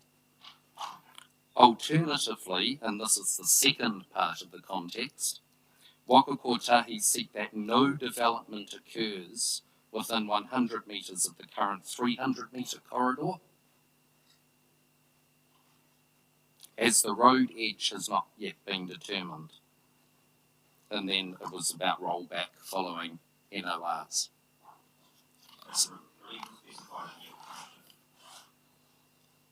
Yes. Yeah. So there's two things here. One is there's zoning, and that's an important point. The current Waka Kotahi position is accepting the zoning. Number two is the development controls. So at the time of the email, it was the corridor and 100 metres each side, for want of a better word, no development or sterilised, I think was what Dr. Charles, the word he used. So at that time, it was a complete no development provision. So in that context, that email was sent, and that's the context it needs to be read in light of.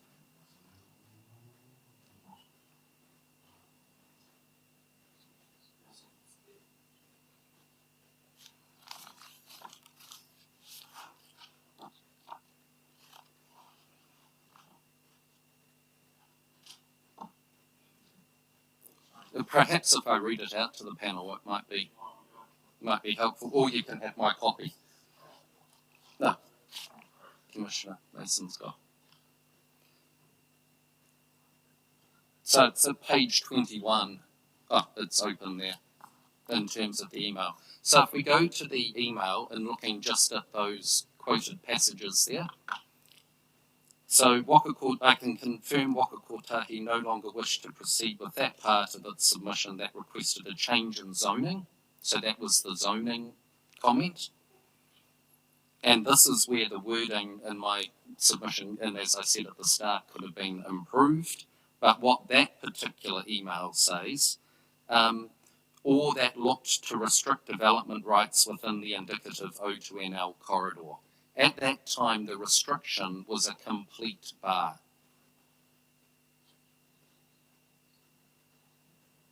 And then it carries on.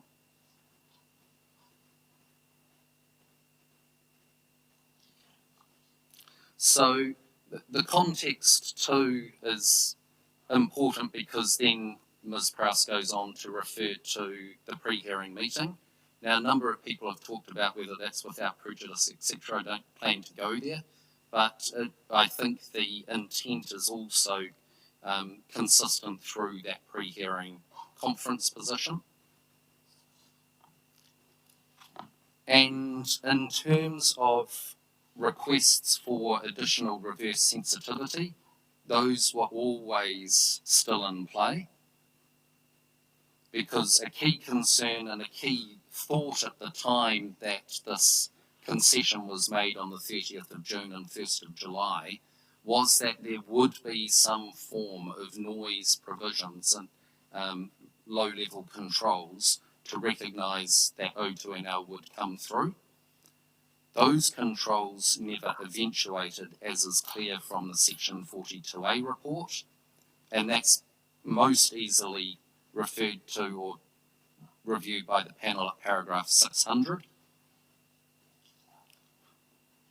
And at paragraph 600, the report says, other aspects of Waka Kotahi's submission, including the request for additional reverse sensitivity provisions, so that's what type of thing we've just been discussing with Dr. Charles, in relation to state highway and additional provisions to control signage, so we're not discussing those, from state highways remain.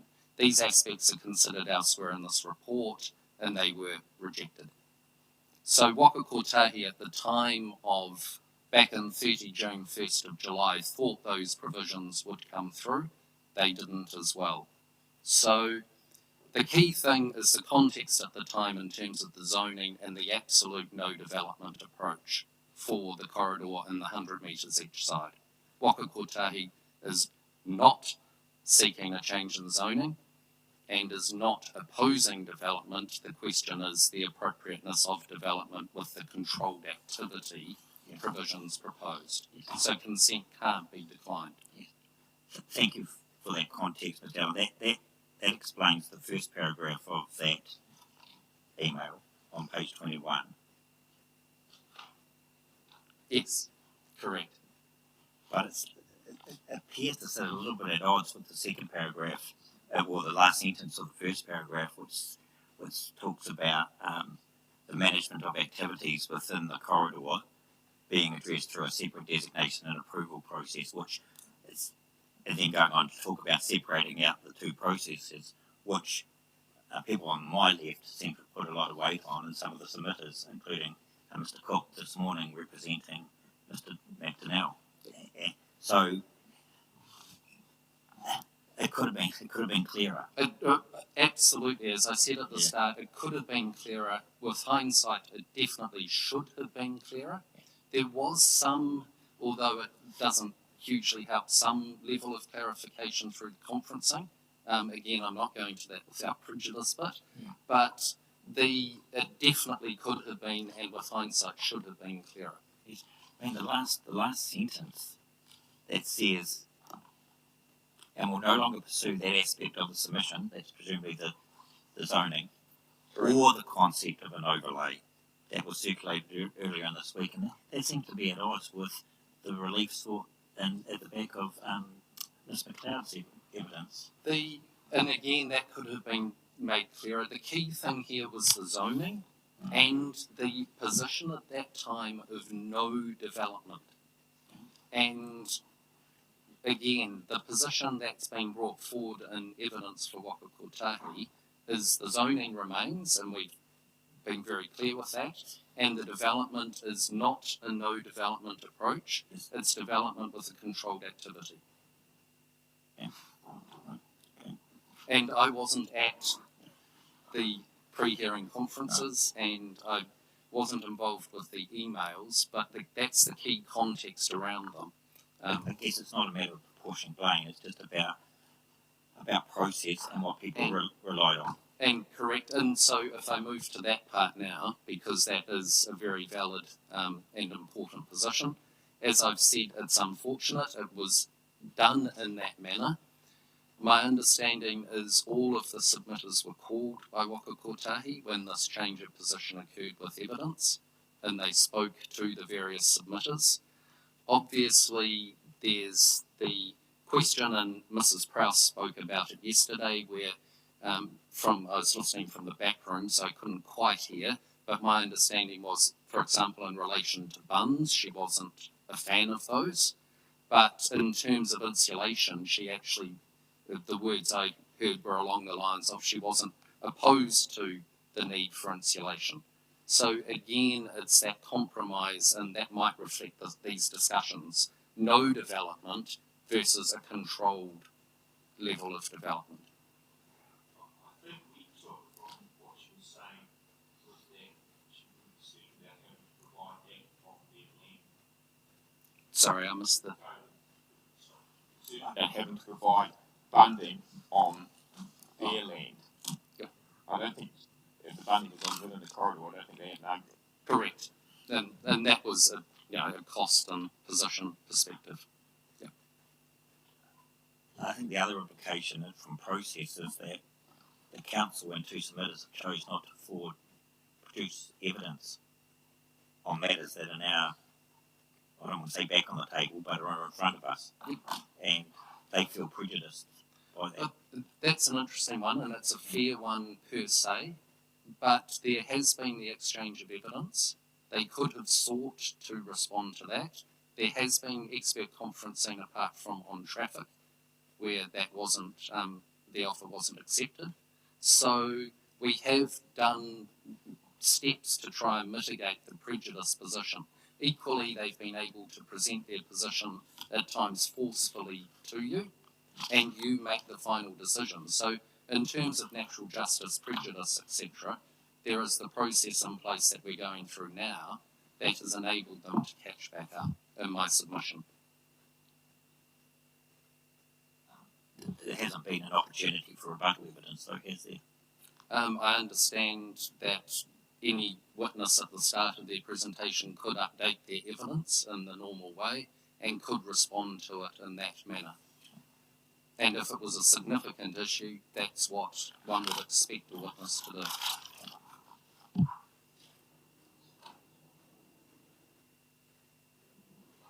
Sorry, I have many more questions. Have you got more? Not on that one. The key one was those 2 points and the natural justice, fairness, procedural point, which is a very valid and fair point to raise. Again, all I can say is it was unfortunate and it could have been handled better.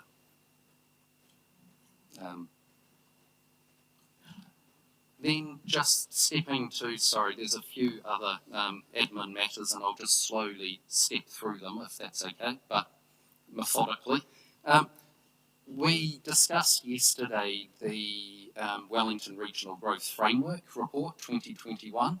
And again, I explained Hora Whenua, although it's not in the Wellington region's part of that report. And there was a question about, is Otaki to north of Levin mentioned in that framework? The answer is yes. There's a discussion on the strategic road network and freight network at pages 47 and 48.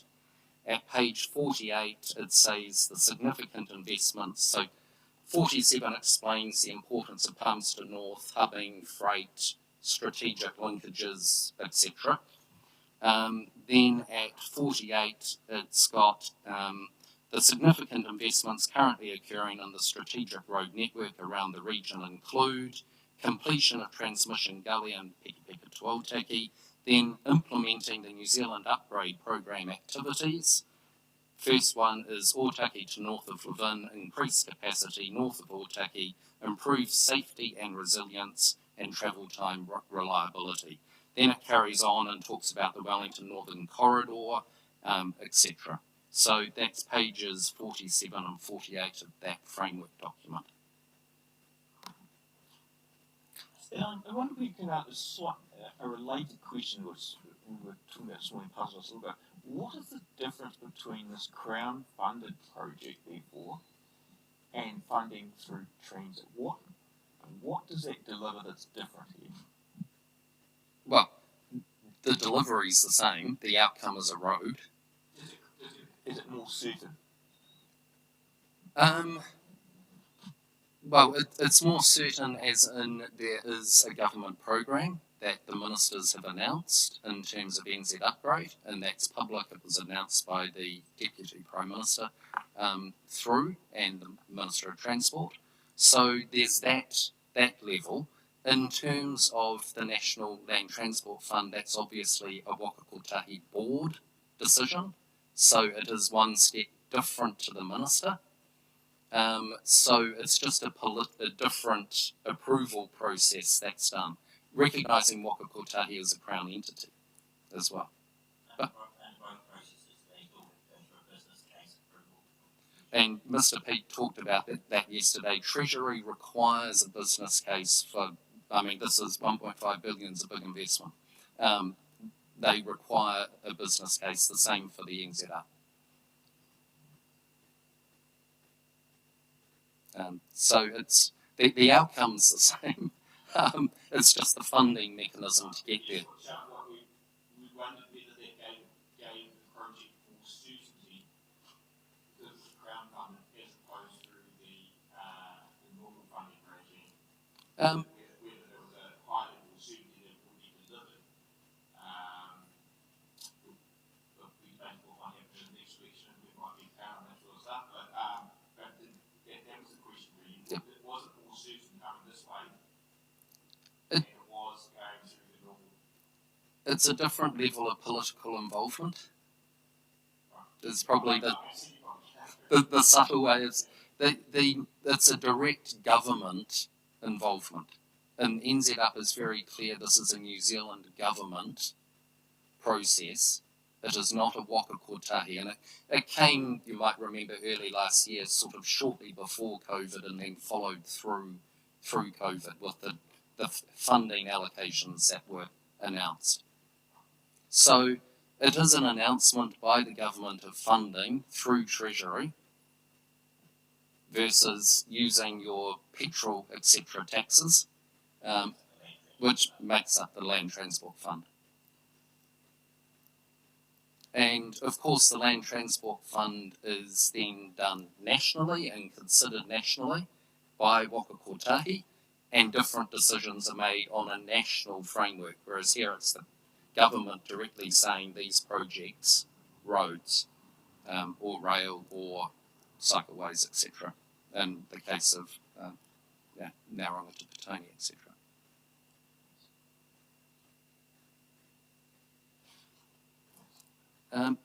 And there was a question too about naming of the plan and the strategy.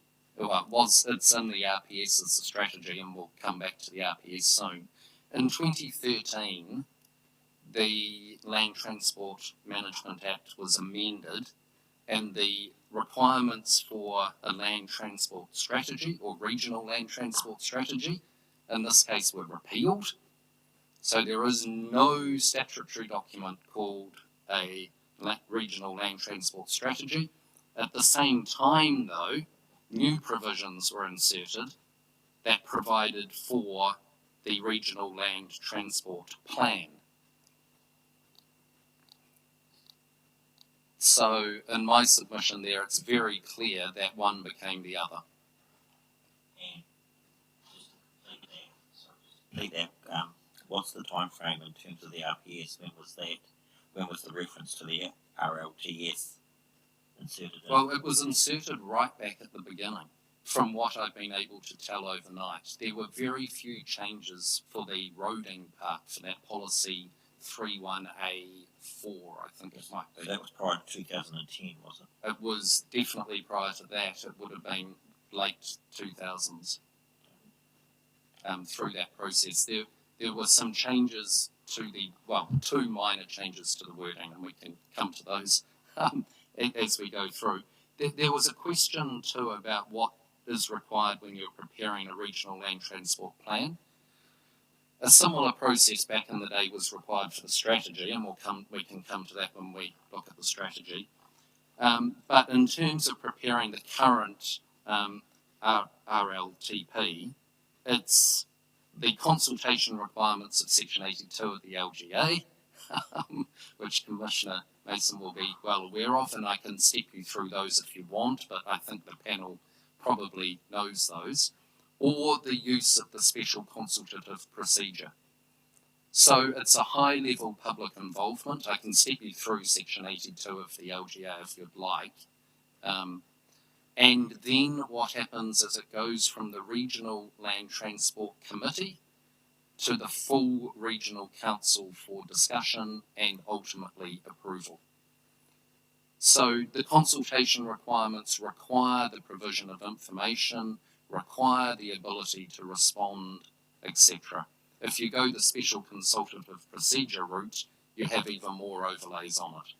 So there's full public involvement and there's the ability to comment, and then in terms of council laws as representatives of their community.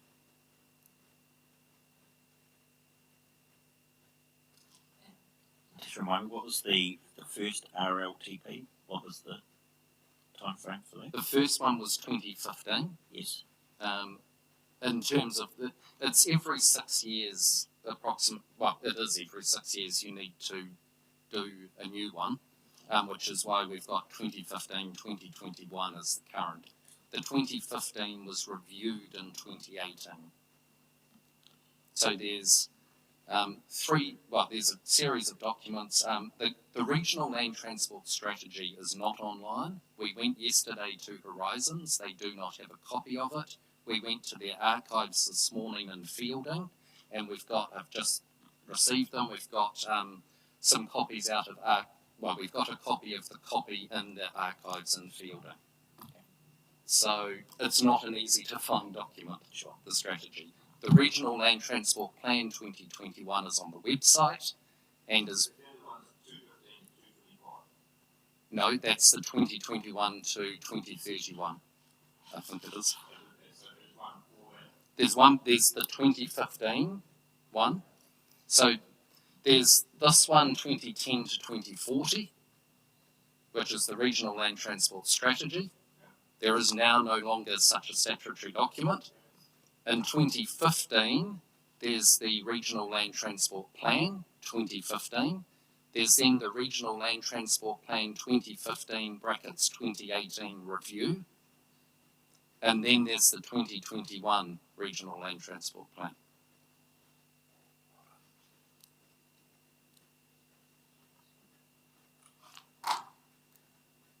And the panel, I think Commissioner Mason knows the LGA provisions. Would you like me to take you through that? Yeah, okay. Just turning now then to the various comments about the regional policy statement. We'll start first with the reference to the RLTP. And one of the comments we discussed yesterday was incorporation by reference, etc. It is clear from Horizon's website, under the tab Documents Incorporated by Reference into the One Plan, that incorporation by reference for the One Plan relates solely to where the document relates to a standard or to a rule, does not relate to an objective or a policy. So this is not a document incorporated by reference. And that's made clear. That is, they have legal effect. And of course, this doesn't have legal effect under the RPS level. The other interesting thing that the website says is it lists the documents incorporated by reference. It says, note that when a document has a specific publication date, and this was a comment yesterday about standards, which are documents incorporated by reference and listed, only that version has legal effect. More recent versions or amendments do not replace it. So that's when a document has a specific publication date. You'll remember your question to me yesterday. Is this dated? And the answer is no, it's the Regional Land Transport Strategy. Which of course doesn't exist now, it's a Regional Land Transport Plan. So that's just a note, just to be very clear. It's not incorporated by reference, but the regional council is very clear that if there is a date, that's the document. If there isn't, it's then an iterative process. Just in relation to Chapter 3 and the provisions, there's been various points of discussion. I don't plan to go through them all, but I can answer questions from the panel. Back to the time when the One Plan, and I just flipped through this on the internet last night, when the One Plan was being developed, there was a series of course, of evidence and things, and I haven't gone through the voluminous amount of evidence, but if needs be, we can. And I'm talking at the moment of the speaking notes for presentation to the hearing panel, 22 June 2009. And these were presented on behalf of Horizons by Barry Gillinard, Andrea Bell, Helen Marr, and John Masson. So that's what I'm speaking from, and I can, if the panel's interested, I can send you a copy of this. Then at paragraphs 13, it talks about the approach taken to infrastructure and energy provisions in the proposed One Plan. It's a proposed plan at this stage. It says the policy provisions of Chapter 3 recognise that the establishment, maintenance and upgrading, you'll remember we went through those yesterday, of infrastructure is regionally and nationally important for the social, economic and cultural well-being of people and communities. This is done by generally providing for the establishment of new infrastructure.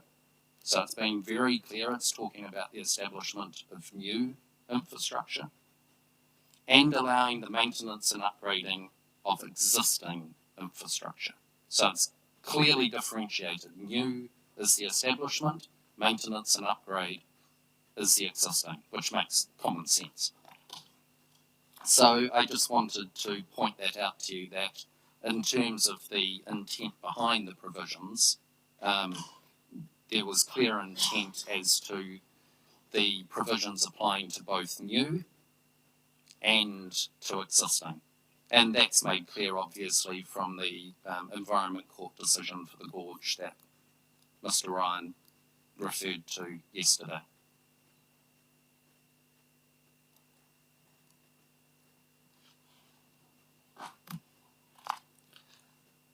In relation to the regional land transport strategy, sorry, I forgot to do this earlier, I pushed that off to one side. I've got one full copy of it in time, but I can email.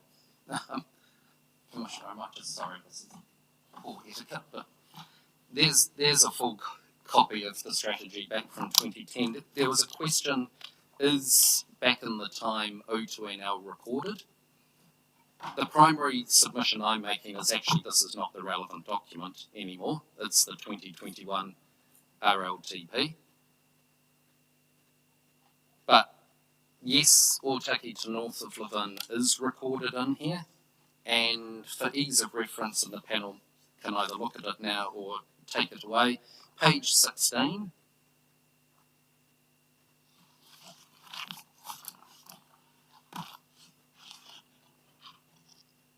You'll see there, this is the strategic routes heading at the top, 3.2.1, and then it goes through the increase of traffic, the standard of this corridor has long been of concern.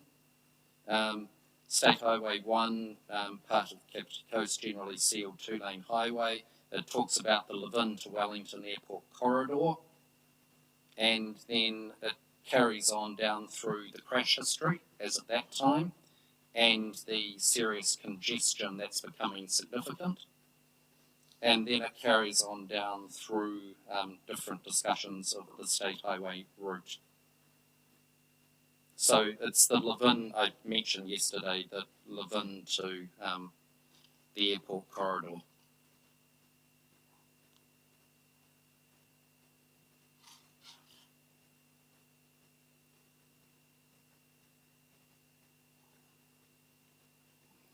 Then it comes down at the end just to the roads of national significance, and we talked about those yesterday.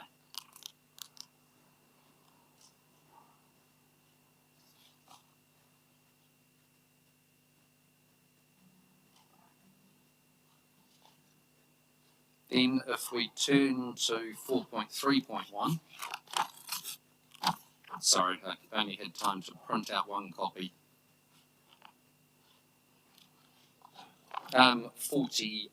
Page 40, sorry.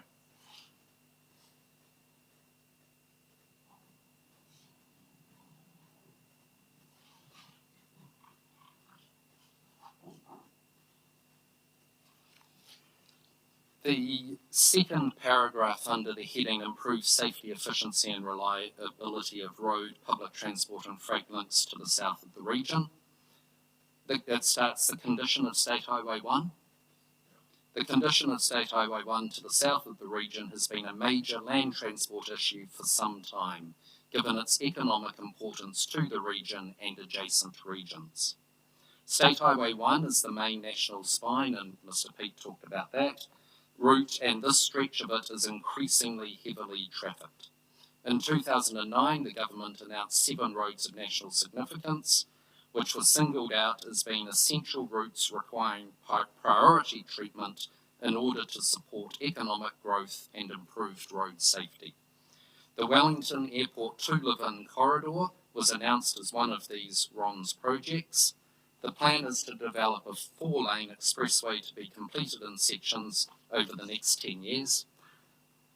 And the key thing there, the Otaki to north of Levin section is likely to be the last section developed. However, this includes bypass to Levin,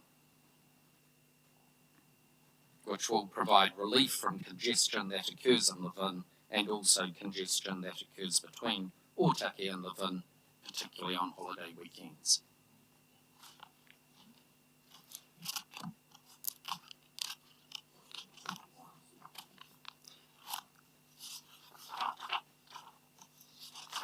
Then, just to be totally clear, and it does make sense given the timing, but at page 99, now,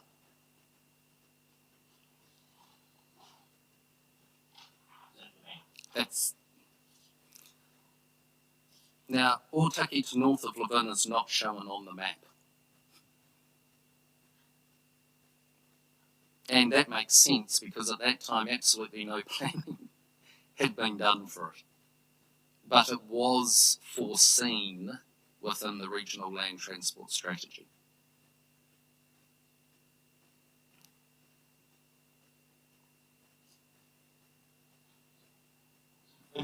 The 2015 version does show Otaki to north of Levin.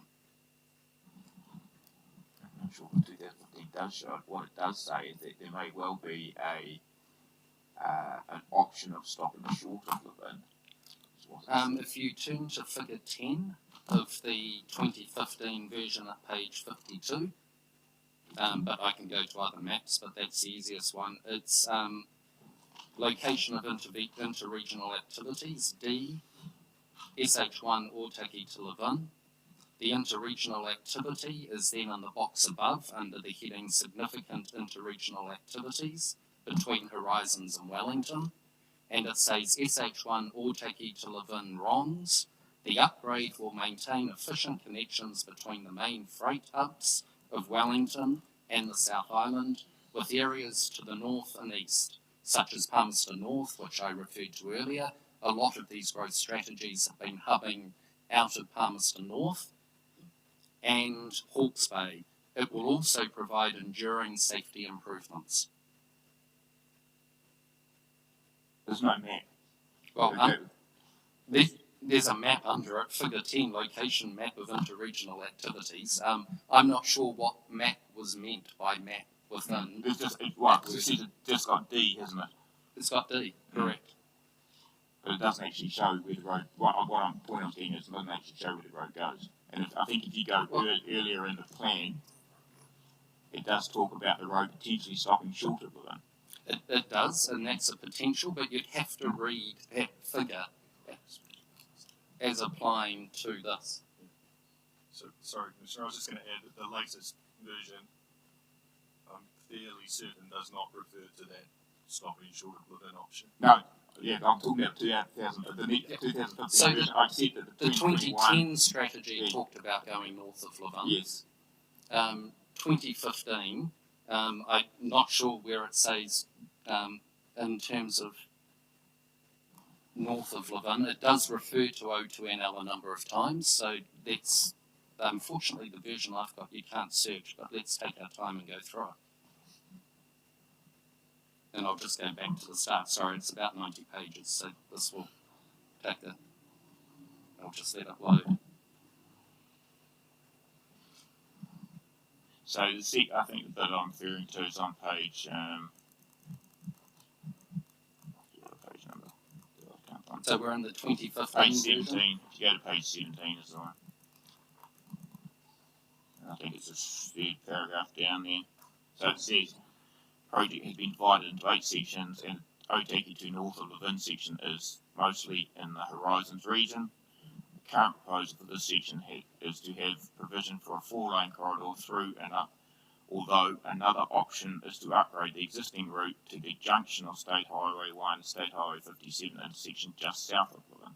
Correct, and that's what Mr. Pete talked about at that time. Various options were being looked at, and Mr. Pete took you through those about online and offline options. Some of the options were to do a combo of the two, to do some online and then connect to offline. So there was the whole sort of alternatives realm taken through. And then, I'm not sure what the 2018 version shows, but we can go to that too and step it through if you'd like. I don't think I've got that open on my screen, but it's in the 2018 review version as well. And then it's in the 2021 version. So in my submission, it's been clear the whole way through since 2010 as to the importance and the priority for the corridor. And its importance isn't just for the district, it's for the region and for the nation as a whole. And that's why it's listed in the National Land Transport Plan as well, which sits above the Regional Land Transport Plan. And Mr. Pete talked about that yesterday.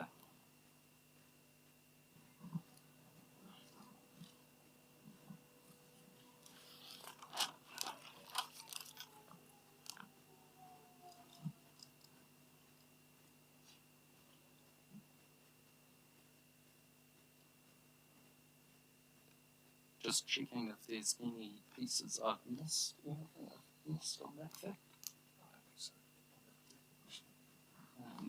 I've got lots of tabs open in case you ask questions, so I'll just check that there's no other relevant tabs sitting there.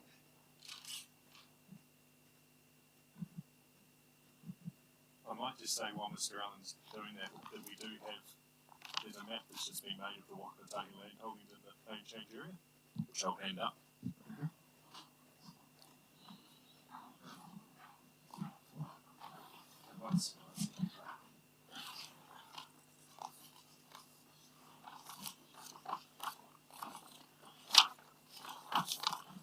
So just the one.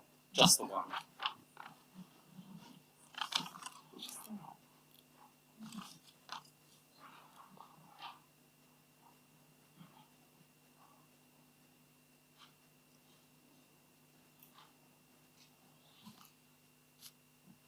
Now, we're... So I was just going to say, I think this is the area that Mrs. Prowse was referring to yesterday. So just to confirm, that's the only area in the plan change area currently owned by Wakataki.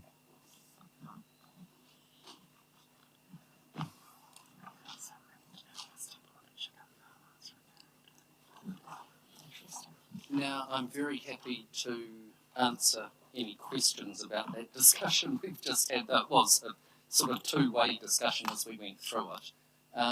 Otherwise, Ms. McLeod's available to talk and answer questions as you wish, and of course we remain here for any ideas that come up or any directions, etc.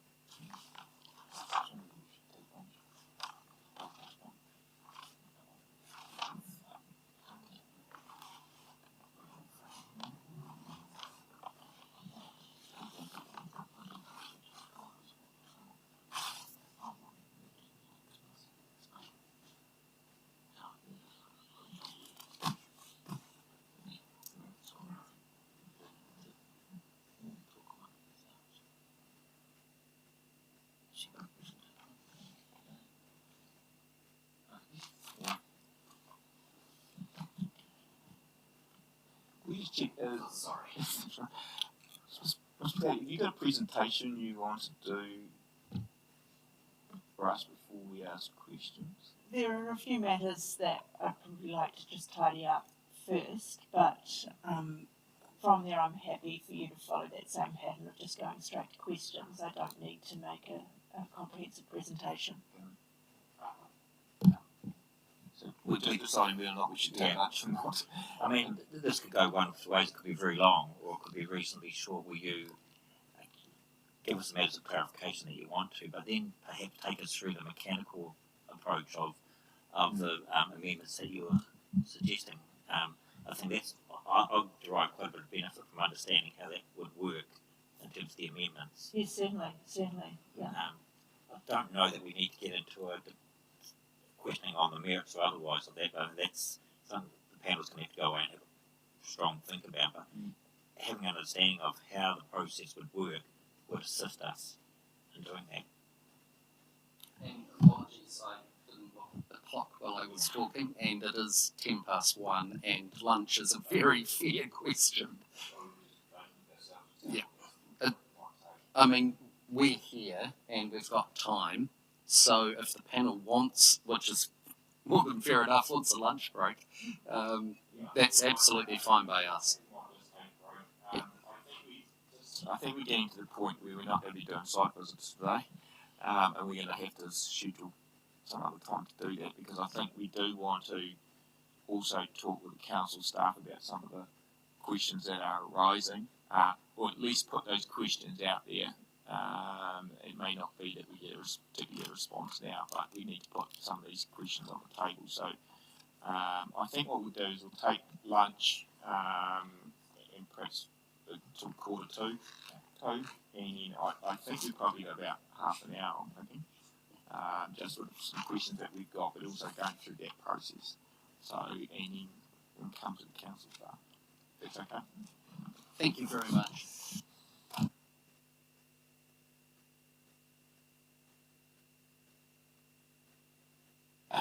I'm on a 3:30 flight, so out of Wellington. So Sunday I'm going to run out of time.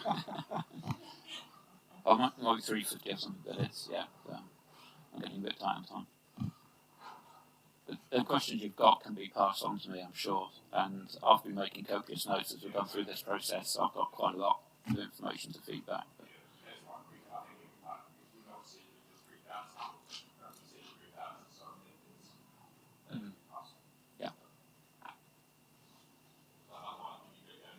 yeah.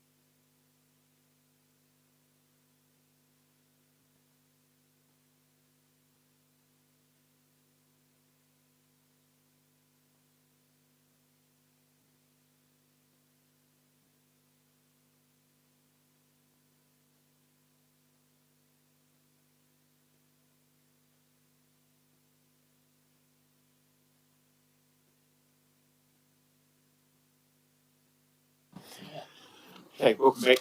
So, McLeod, I think we're up to you.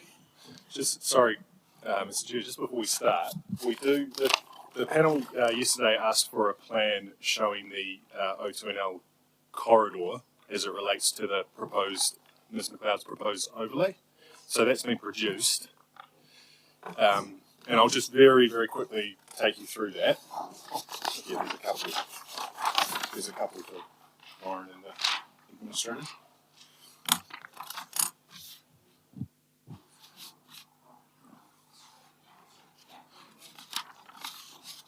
So I think it's reasonably self-explanatory, but just briefly by reference to the keys. So the orange shading is Ms. McLeod's overlay, which of course has absorbed the Outer Paipai Road overlay, which is no longer individually shown. The blue marking there, the wider blue marking, that's the current and publicly available Whakatāhi refined road corridor. So more or less what might be expected in terms of a designation corridor once the notice of requirement goes in. Yeah, subject. So this is all subject to consultation, refinement, etc. But in terms of in the round of the width of a corridor, and then the line is the centre line of that corridor. So just the only thing worth pointing out, I think, is that you might deduce that the overlay doesn't extend that far beyond the corridor. To the east, yeah, to the east. Obviously to the west, because it covers 57, it does.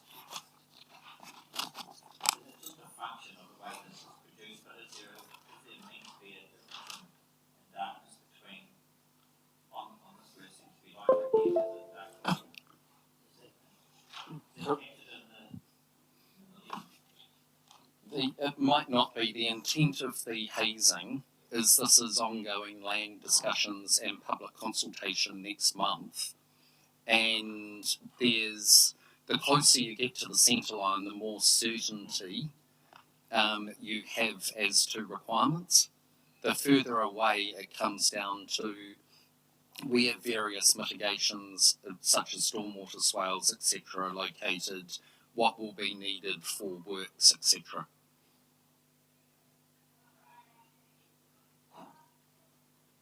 What was derived first, the centre line or the alignment corridor? Alignment corridor. So the process was, as Mr. Pete explained yesterday, corridor selections first. That went through a series of processes. First up, where in the whole district could the road go? Then ultimately refinements to a eastern corridor.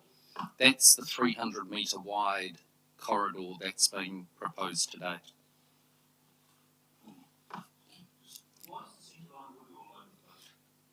That's a mapping thing, especially just to the north where you notice it drops off. Yes. The centre line isn't a literal, this is what the middle line of the road would probably look like. It's literally the middle of the haze.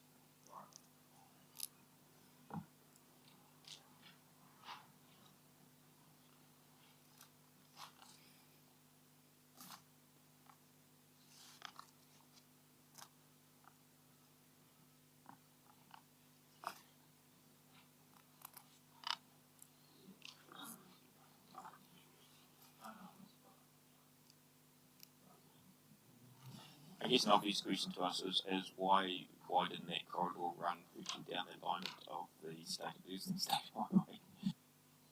Of the Down beside 57. Why create the gap?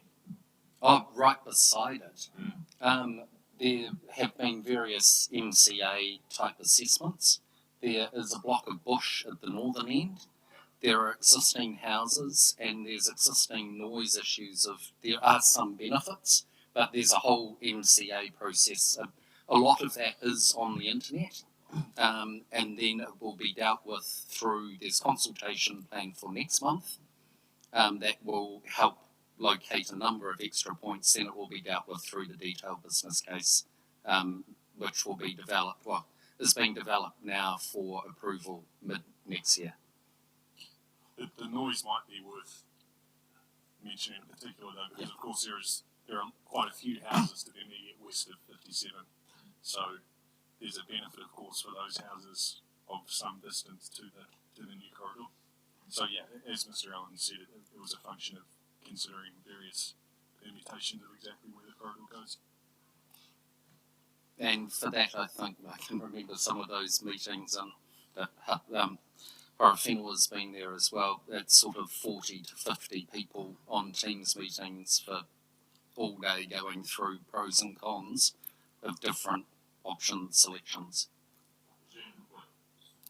I presume the width of the interchange to Tara Road influences things as well. And the width of it, its exact location, and the height. There was discussion with Dr. Charles about height of the road as well. Affects all of those things affect it, as well as the closeness of the other connections, and whether various cross connections go under or over the existing road as well. So I think Mr. Pete referred to it as a bit of a complex web through there, and you're trying to weave your way through a spider web almost, in the way that minimises various effects of various experts. It did strike me yesterday when we sort of realised that there was no interchange at Queen's Drive, that the getting up and over, given that distance, is quite short. Correct, and that's been the subject of a lot of work. You're exactly right. Through here, this is a narrow point, and a lot of effort and ongoing effort has been put in to what needs to be done through this location. Once it was decided not to go to the west of Levin, in terms of bypass through and over and around Lake Horowhenua, and to go to the east, there were options then looked at, and Mrs. Prowse referred to some of them yesterday, but this option was then the preferred option through that process. So, if we get on to Mr. McLeod, so you're going to give us answer a few questions first, is it? Answer a few issues first, and then we'll come back to questions. I think that the notes I had of some of the questions perhaps I could assist with, I can pick up working through the provisions as I go. And so I can perhaps get straight into talking about the amendments and my attachment to my evidence. Perhaps just prefacing that by saying that it should be quite apparent that I've attempted to work with the form of the plan change as it is, and some of the concepts in the plan change, like the Arapaipai special treatment overlay. I'd also probably quite like to highlight that in my evidence there is some agreement between me and the Section 42A report recommendations, and that they've been set out in the legal submission. So the amendments that are set out here are in addition to those that I have supported in my evidence already. So perhaps the first thing to note in attachment A is the amendment to the structure plan, and of course the state highway overlay that you've just seen produced on a new map. In my evidence, I suggest that this should be included on the structure plan, but I have heard some of your queries about the role of the structure plan versus the role of the plan change and planning maps, and potentially I'd like to signal that the planning maps might be a better place for the overlay, or both, just depending on where the plan change ends up and the role of that structure plan, whatever mechanism works best. I note that the overlay is really just a tool for spatial delineation to enable some provisions to hang off it.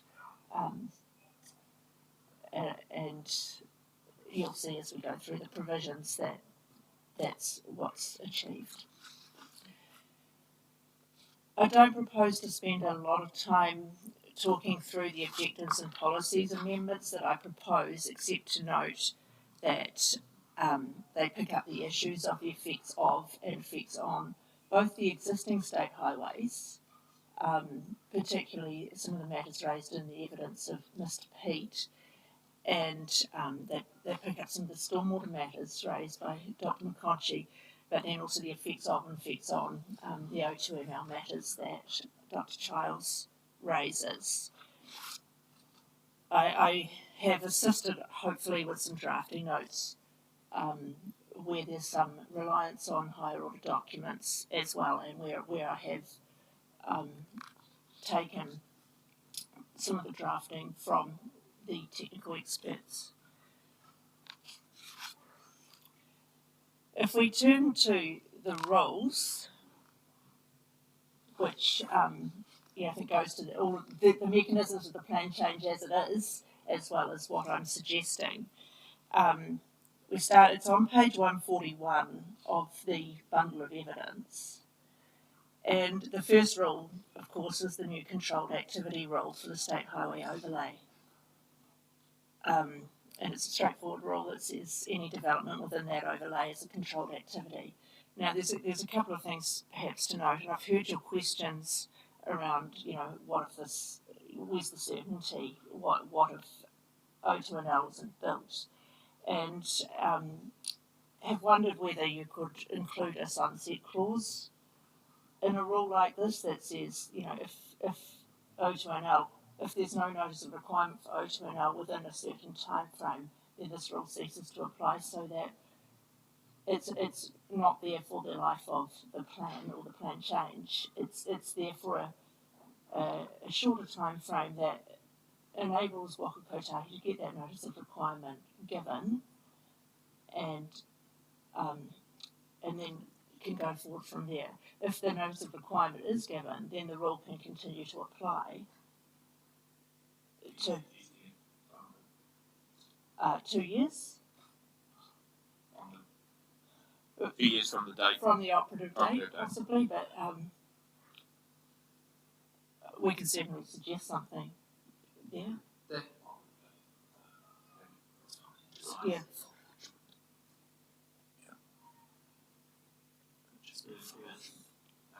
I'm aware of quite a bit of precedent for that. There was a Canterbury Health Board case involving the former Sunnyside Hospital where there was a protected building. And the question was it economic to protect it? And the court decided that unless they could find an owner that was prepared to do that by the 300th allotment occurring, then the protection would cease to have effect. So I think it was a case back in the mid-2000s. So there is to near I'm sure Mr. Allen's familiar with that case. Yeah. Yes. Yeah. So that might address some of the concerns that I've heard over the last few days around the certainty of a provision such as this. Now, the other thing that perhaps is worth highlighting is the perverse outcome that has been talked through. Now, the interesting thing about that is I had read the provisions differently. And I think it goes to this whole multi-zone precinct concept. And the way I'd understood the plan change to work is that there are rules in the plan change that say within the residential zone, any activity that's discretionary is discretionary. You don't go any further. So, you don't go, that's the default. So my understanding was that because every residential zone rule came over into the residential zones in Tara-Ika, if an activity was discretionary or non-complying in a residential zone, it would be discretionary or non-complying in Tara-Ika. There's just additional rules. So, yeah, so I think, yeah, that's right, and I think it could be very easily dealt with by cross-reference to except as provided for by the rules that come in, or it would be a very easy drafting solution is what I'm suggesting. What I'm highlighting is that the way I'd crafted these provisions and the way I'd responded to the relief in Waka Kotahi's submission was on that assumption, and in my evidence a little later I deal with signs, because Waka Kotahi's submission sought that signs be regulated by the plan change, and my conclusion was you don't need to, because the existing zone provisions have rules that deal with signs near state highways, and they're effectively brought in to Tara-Ika through these. Every activity that's regulated, it continues to be regulated. assigns a zone-based construct in the operative plan as opposed to a district-wide rule. The signs rules near Yeah. state highways sit in each zone. Each zone. This is a question that we're going to, the question of how the mechanics work is something we've got for Ms. Baddock, but if you look at the zoning legend, there's the commercial zone. So the way Ms. Baddock described it is we've got this collective zone, what's it called, a multi-zone precinct. That's under that, it imports the commercial zone, it imports the residential zone, it imports the open space zone. I don't know whether the medium density residential is a zone or an overlay. I think it's an overlay in the operative plan. And I don't know where the low density residential comes in. I don't know that it's in the operative plan. It may be brought in by this plan change. I'm not sure, but the efficiency is that you use the existing provisions and you use the precinct approach to modify them, presumably where necessary or appropriate. Was that your understanding?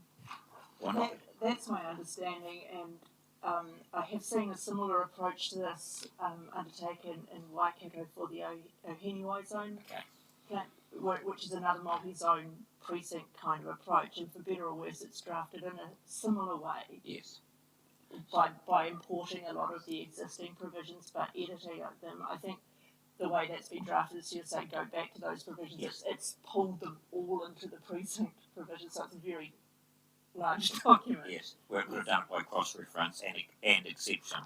Yes, and then and I think what we're dealing here is how do you manage those exceptions? Are they, do you go for the most stringent provision or? Yeah, okay. And that's led to some confusion or different interpretation. Yes. Yeah, I understand. And I think it's an easy solution though. Yeah, I think it is too, and it just goes back to what is the intention and what's the best way of delivering it. Yes. So that perverse outcome that we all referred to was clearly never the intention. And there's presumably a simple fix to it. Presumably. Okay. Before you jump off the controlled activity, can you just take us through how that would work, the new control on your page 141? So any development within an overlay that's noted on the structure plan is a controlled activity. Yes. And then it says, what's the effect of Roman numeral X under Rule 15A51, where that if you don't comply with a controlled activity condition or what does that do? That's effectively the default. So if we start with the controlled activity and then at the bottom of the page, 15A711. Yes. That sets out both the matters of control. Yes. But then if we go to there's a number of conditions, and I see. So the conditions or perhaps standards that would apply to the controlled activity. So to be a controlled activity, you would need to achieve those standards. Yeah, and B. Yes. 1 through to Roman numeral 4. Yes. And if you don't do, and presumably is this the new way that the National Planning Standard had, that you have the matters of control and discretion up front and then the standards following? Is that an NPS? This is the format that has been used in the plan change. Yes. And so I followed the same format. Yes, I think it's a National Planning Standards format that too, isn't it? That the matters of control and discretion are specified first. Yes, I think so, and it's also the format of the operative district plan. Interesting. Okay, so if you don't control the matters in B, you're not a controlled activity. Yes, and so if we step through, perhaps we should step through those standards or conditions in B. On 142. Yes. Yes. And so the first one is to ensure it's again one of those drafting things to make sure that that the same development standards would apply. So it's one of those things again around with how you, if you have an activity in that overlay that all of the standards apply to it. So that's probably another one of those matters of just making sure that the specific precinct provisions talk to other standards that would also need to apply to an activity.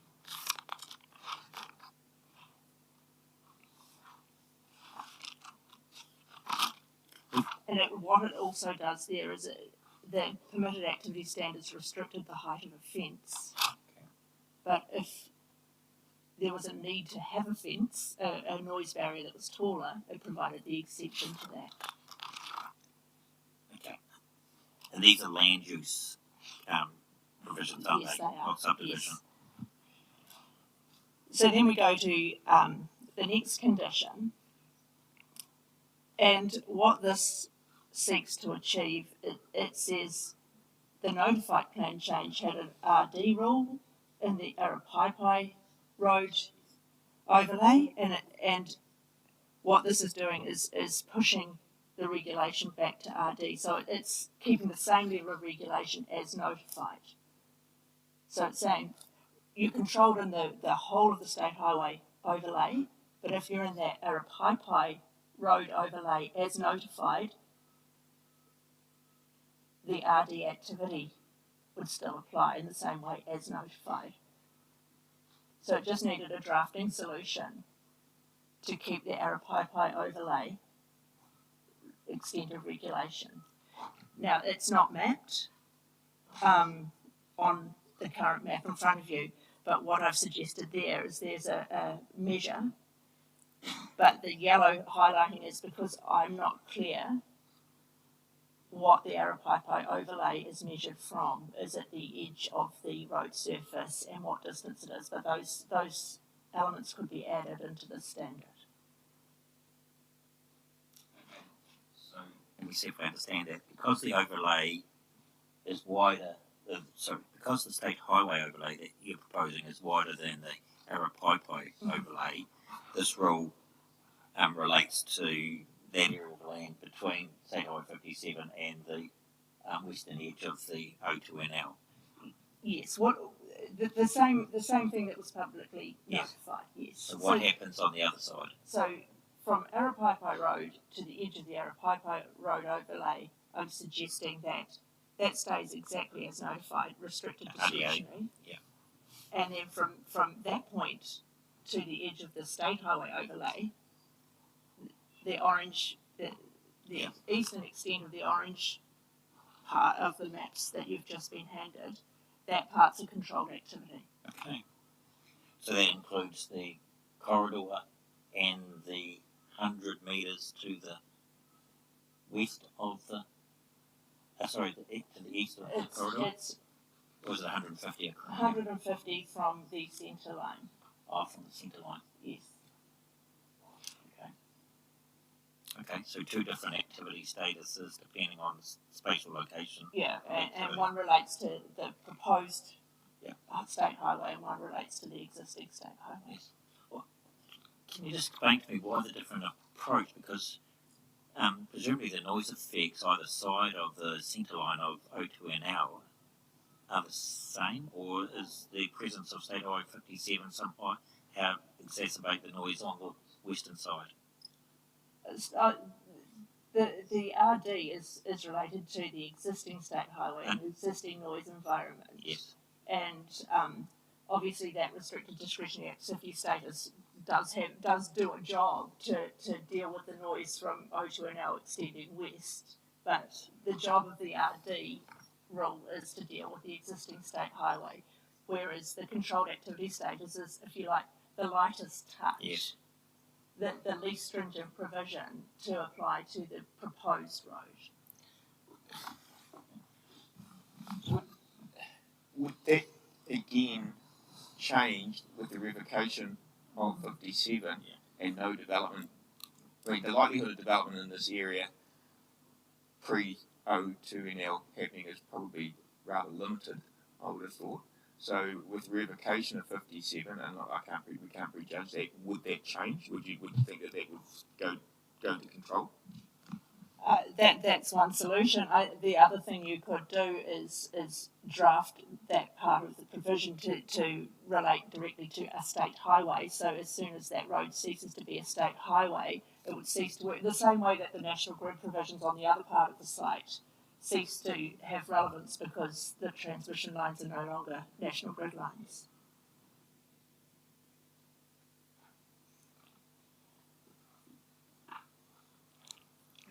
Thank you. So then we come to the noise standards, if you like, or the noise sensitive activity provisions in clause B, Roman 3. And I have heard some of the concerns around the noise barrier and the noise bund, and I've also heard your questions to Mr. Childs. And I do think that another solution here that might be appealing would be to apply a performance standard to be achieved, as opposed to directing the mitigation solution. And just allow a little bit more flexibility for developers in that way. So could that may well depend on what solutions are applied to the O2 and LO. So if, for example, a noise barrier was built within the designation, the mitigation measure might be slightly different as if the barrier wasn't built. And how would someone know whether that was going to occur or not in the meantime? Yes, they couldn't prejudge what Waka Kotahi might do, but there would be a benefit later if Waka Kotahi did a lot of noise mitigation work such that achieving the standard would be exceptionally straightforward. Yes, and that's the test for us. We need to understand what's the most effective and efficient provision to achieve that objective. Is it that you have physical intervention right at the start, or do you rely on some of that physical intervention being provided as part of the NOR, and if there's any slack, if you like, in terms of mitigation to meet a performance standard, that's then done as part of the development outside the corridor on private individuals. Yeah, I do understand what you're saying, and that's one of those challenges of the relative timing of these two projects. Yeah. What I can say is that it's very common to see these kind of provisions managing noise outside of the designations for existing state highways. Okay.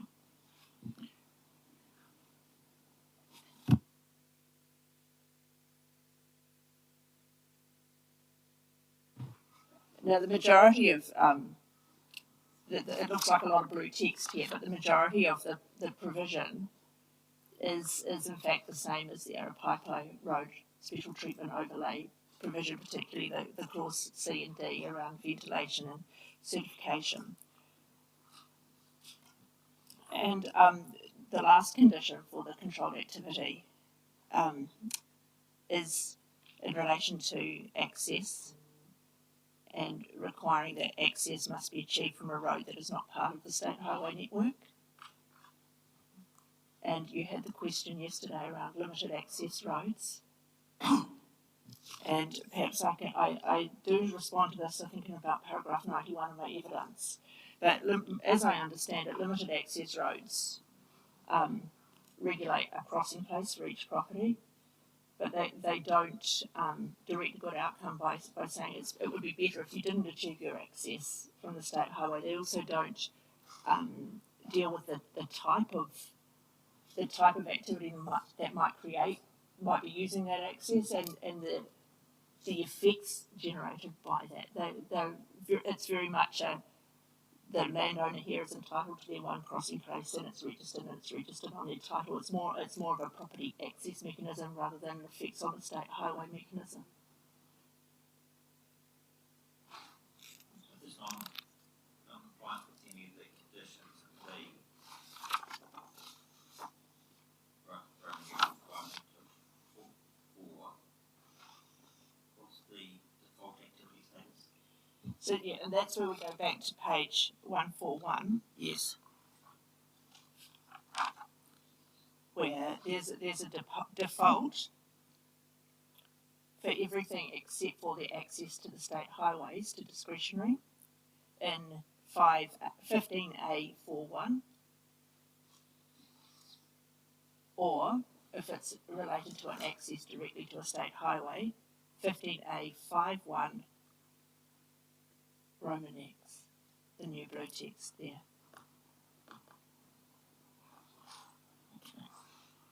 Yes, okay.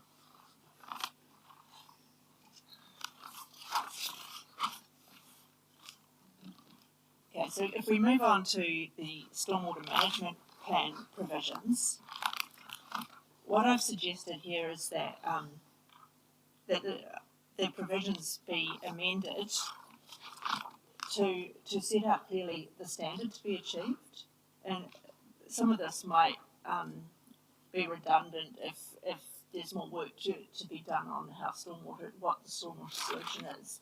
But what I've suggested is that the framework for the condition, which effectively will apply to subdivisions, is that there's a standard that ought to be achieved for stormwater, and then there's the management plan to achieve the standard, rather than sort of embedding the standard in a management plan approach. I think the better drafting is to say, here's the standard, here are the things you need to do, and then here's the management plan that you'll use as the tool to achieve those things. So it creates a more direct obligation. Yeah. So quite subtle but important changes: the deletion of the word plan from Roman numeral 1. It's dealing with stormwater management per se. Yes. New A is the standard, presumably. Yes. And you must then include the plan which sets out how that standard is met effectively. Is that what you're saying? Yes, yes. And then the new clause D is to deal with the matters raised by Dr. McConchie around how you might achieve the integration between O2NL and the development of Tara-Ika. Yes. Mechanics aside, though, you'd accept that this still is something that's decided on a site-by-site basis, or subdivision, application by subdivision, application basis, isn't it? Yes. It's not forcing a zone-wide approach, is it? No, it's working with what's in front of us to achieve an outcome that doesn't compromise O2NL. Yeah. And importantly, the recommendation on the bottom of page 145, the process of monitoring and feedback. So if there is a situation where the stormwater management isn't achieving what it set out to do, there's a way to review and go back and set out in the management plan in the first place. That goes to the discussion we had with Mr. Britliff this morning. Yes. Yes. It seems that there won't be a need for a regional consensus for soakage pits, so there'll be no mechanism through that process to monitor. It'll have to be a planned mechanism. Yes.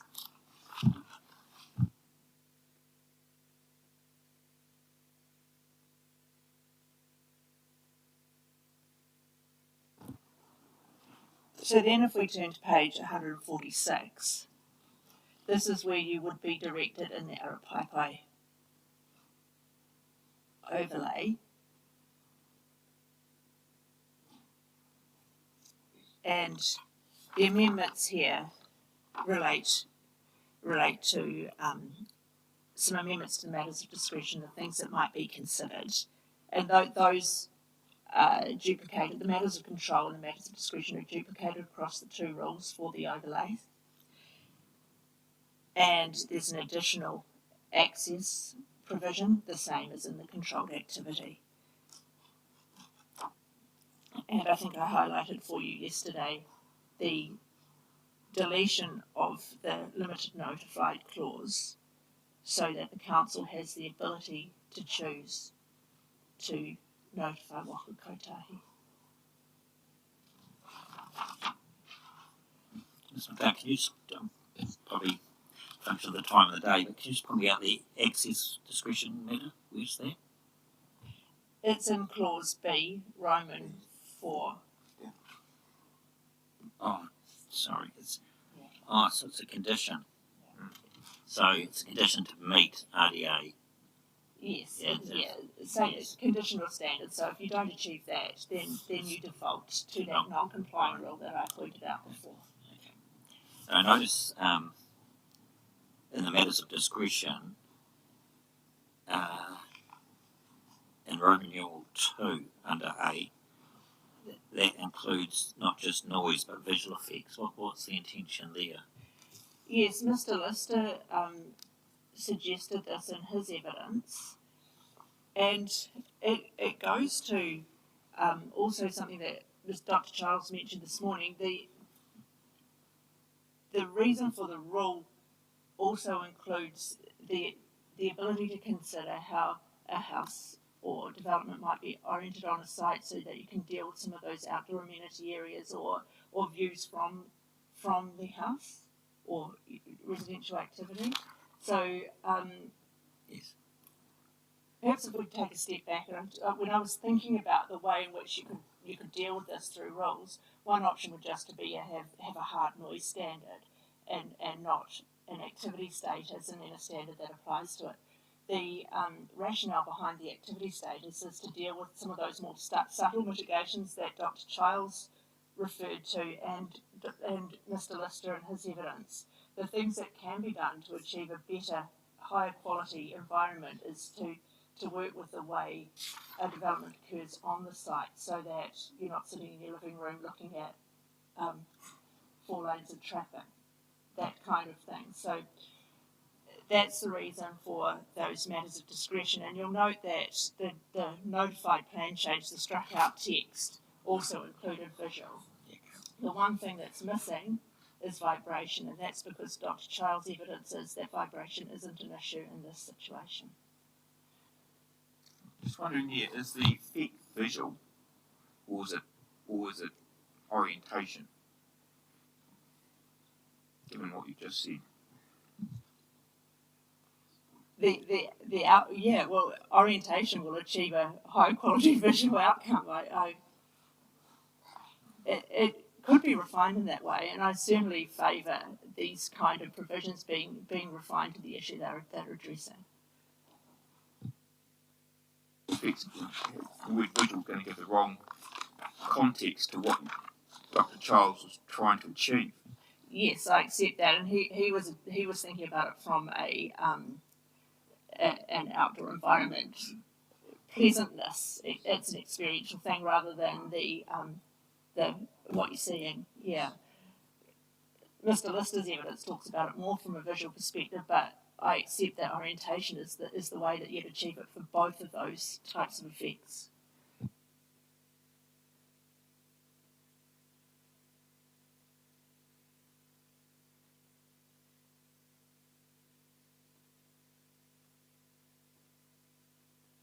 Move on to subdivision.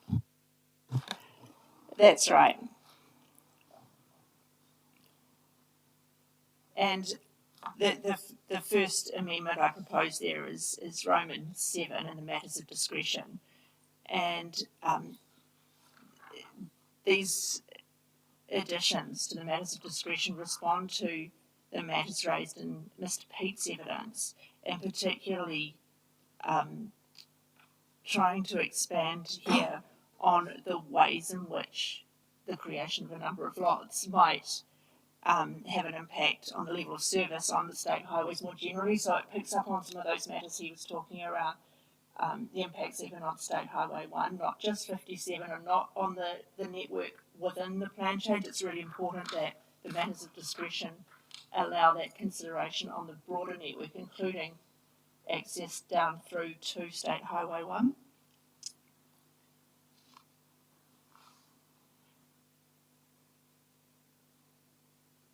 And in my drafting, I distinguish those effects from the effects that might occur within the state highway overlay, the more micro effects for a single development.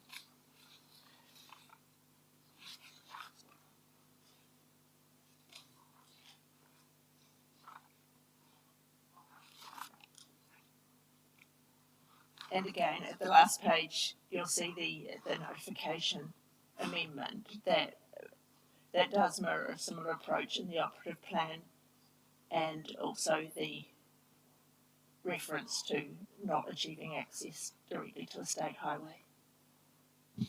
So that just keeps section 95 open for the council to identify Waka Kotahi as a party. Yes, it's not saying Waka Kotahi will be identified. Or any party. Yeah, that's right. Yeah. On a limited notification basis. Yeah. Yes, that's right. Yeah. All it's saying is that public notifications off the agenda. Yes. And for a restricted discretionary activity, I consider that appropriate. Okay, well, I have a much better understanding of those provisions now. Thank you for that.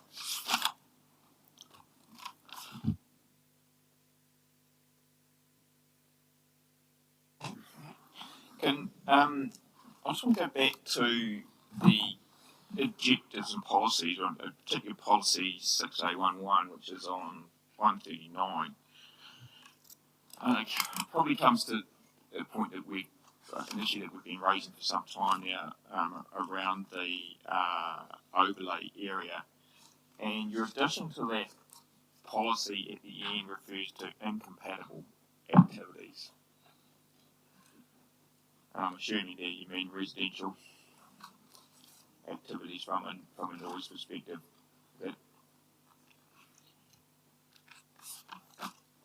Yes, and I think I have borrowed the words from the RPS. Which begs the question as to whether residential is an incompatible activity to go into that area in the first place. Which is something you've been testing us for the last day or so. And look, I think there's a lot more to it than just noise, but again, as we said earlier, you're under code of conduct, you're a planner, we can sort of raise these issues with you. Yes. And I guess while you have the noise issue, you also have a disconnect. The housing across the other side of the existing state highway turns its back anyway. You're then going to have the O2NL running through there, and it's a relatively narrow corridor. And so, are we realistically going to get a good residential outcome in this area moving forward, or are we going to end up with a relatively poor outcome with a disconnected community? And I guess added to that, just to add that, I can't remember if you were here or not when Mr. Brickett was doing his presentation this morning, and you've probably seen that he's shown some of his stormwater basins and reserves areas also within that area. So it narrows down even further to what's left. Now, that may or may not happen, I accept that. But I guess that's the question that's testing us at the moment. Yes, I understand that, and it's likely that was the motivation of Waka Kotahi's submission initially, seeking that down zoning, if you like. I do think that there's some attraction to that, because O2NL is at the stage it's at. The sunset clause is quite attractive. It's saying at the moment maybe residential's okay here, but O2NL is also proposed here. But if it doesn't go ahead, then you've got the ability to develop that land for residential. So there's, by retaining the residential there for that purpose, it's useful. I think Dr. Childs also had evidence that said that you can actually, a really good development would be quite intense residential that turns its back on the highway and uses the buildings themselves to screen and then put those open spaces behind it. So there are ways in which residential development can be compatible, but it's around getting that integration and design done at the right time and place, which is now. The framework of the plan changes to have this restricted discretionary type activities, but with very, very broad matters of discretion. And the way I've approached that is to ensure that those matters of discretion have enough direction to enable that contemplation. So just going back to the wording then of your change there, and I see that you've probably taken it out of the RPS, but it sort of suggests that residential isn't an appropriate activity within there by saying it's incompatible. Mm-hmm. Yeah, I accept what you're saying, and would be very happy to work on words that more clearly articulate the issue that needs to be addressed. I think Mr. Lister described it as I think he said it was going to be difficult, challenging or something. I can't remember the wording he said in there. To try and make development within that area work. Is there an alternative which takes away all the incompatible and sensitive issues? Is there an alternative land use that you think could go in that area rather than residential? I think there are any number of alternatives, and of course, an open space or industrial, a non-sensitive activity. We know what sensitive activities typically are, and they're often defined in plans as well. Non-sensitive activities would mean that there are not effects on those sensitive activities, and that is an alternative. And once again, you can achieve that by zoning or by rules, and probably what I've sought to achieve in my attachment A is a level of regulation over sensitive activities. Yeah. You may not need that if you went down another path. That's right.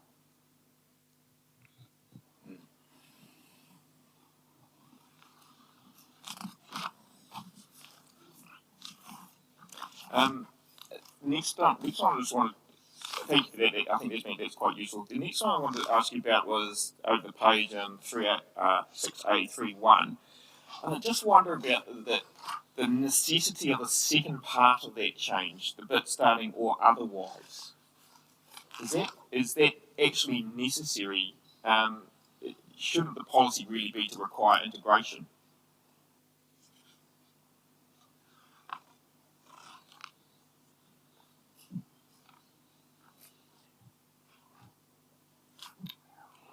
I think we've heard evidence to that effect that integration is the preferred solution. At the time of drafting this, the 42A report and evidence had suggested that the entire Tara-Ika wasn't going to achieve an integrated solution, and the site-by-site option was there. And drafting it in this way was saying that integration would be great, but if you can't, then still achieve the outcome.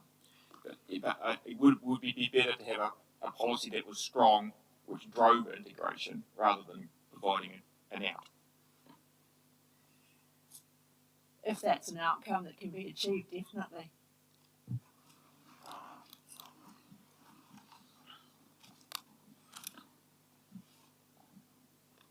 And then the next one, just next policy down, but it's a bit over the page. I was struggling to understand how that works, so you need to talk me through that. So that's Roman numeral 4. So the except where integrated, where it starts except where integrated. So can you just talk me through that one? It's a little bit like a bob each way. I think it's what it's seeking to achieve is stormwater from Tara-Ika should be managed within Tara-Ika outside of the O2NL corridor, or if there is an integrated solution that also works with the way stormwater is managed for O2NL, then it could be within the corridor.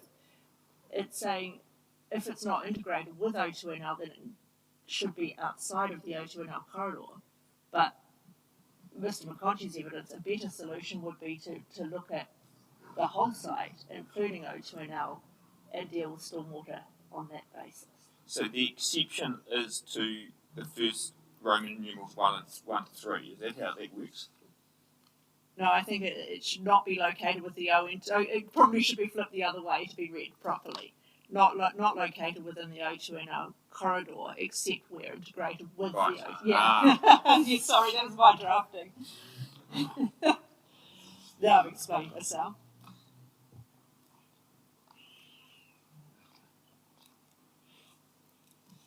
I just wrote, I don't get this. So.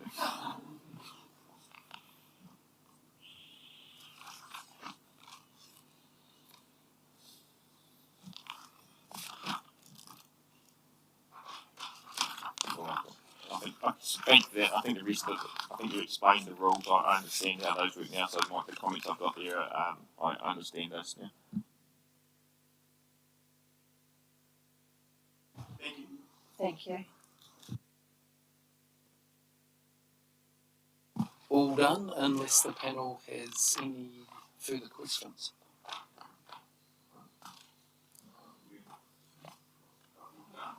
Thank you very much, and thank you very much too for the extra time that we've taken.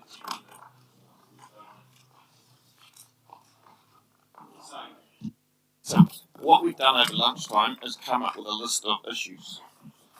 We've spent our lunchtime wisely. And I guess we're happy to get these typed up in a better form, but we're just going to run through them, and obviously these for council staff. Just while I think of it, obviously there's a few things that we've questioned here, so you might need to come back with those changes that as we went through that, flipping that policy around all that sort of stuff. So, we can certainly come back with that, and obviously our experts are available. Yeah. So and look, we may need to do that. So I thought we'd just try and run through these. So far we've got 14 of them, and some of them are there's some bits within those. So the first one, starting right up front, is the council position on the RPS. Has that changed? Whether you want to seek further advice in that as we go through. So we'd like you to come back on that. The second one is the zoning approach taken in terms of the structure plan and the use of zones within the overlay, and whether that you still support that, or whether you think there is a better way of dealing with that. I think the issue that Mr. McMahon just raised before in terms of the lower density and medium density, we understand those are overlays, and just are we correct on that? Correct. Yeah, okay.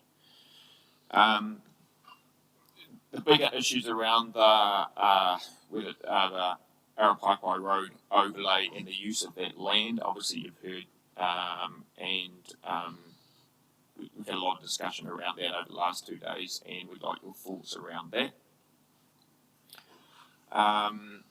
The compliant, the status, the activity status issue. So the being consistent with the structure plan. Who determines that? Is it a matter of degree? Was the intention to enable small departures from that, or not? And then how do we reach non-compliant if there is a small departure, if it goes straight to non-compliant? So that whole issue around that status, that RD status, and then the drop into non-compliant. Stormwater management, and in particular, an overarching stormwater management plan.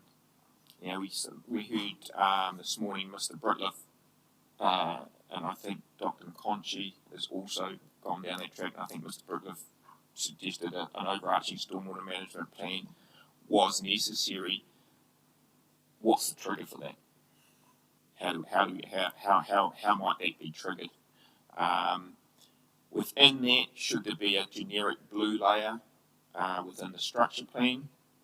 And then related to that, therefore, should there be less precise green layer? Jump in if I missed anything. Access. Obviously, the east-west arterial issue and the linkages to Tara-Ika Road. I think we heard Mr. Lister say yesterday that he felt that without an access across O2 and L, it wasn't going to work, and even with the left in, left out, he had concerns as to whether that access and the commercial activity on it was going to work. So we'd like some feedback around that. And I guess related to that then becomes whether the central core is actually in the right place or the right orientation, perhaps would be better phrased.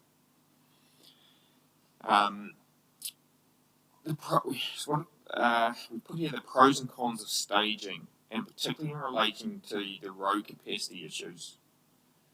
I guess Mr. Pete raised some concerns around the levels of service that will be reached prior to O2NL coming on stream. We know that he indicated that that might be in 2029. Guess we're all unsure about that. I won't go any further. So I guess that issue around staging and I guess that's for the roading guys to look at as to whether or not there needs to be some staging in there. A specific issue, obviously, around the Manawahiwi, and how, and look, I think Mr. McMahon suggested that there was perhaps a need for landowners and TTN council to get together, so I'll just leave that when it is. The comeback on the additional densities being sought now, I think that there's a couple of things in there. There is the additional land that people are asking to move from one zone to another, the Thomases and the Browns, and then there was others saying that we should be looking at an increased density per se. And I know we've already got increased density from the notified plan as well. And there's some lower density also with the regional growth. Yeah. Another specific one was the downgrading of the arterial through the Prouse's land.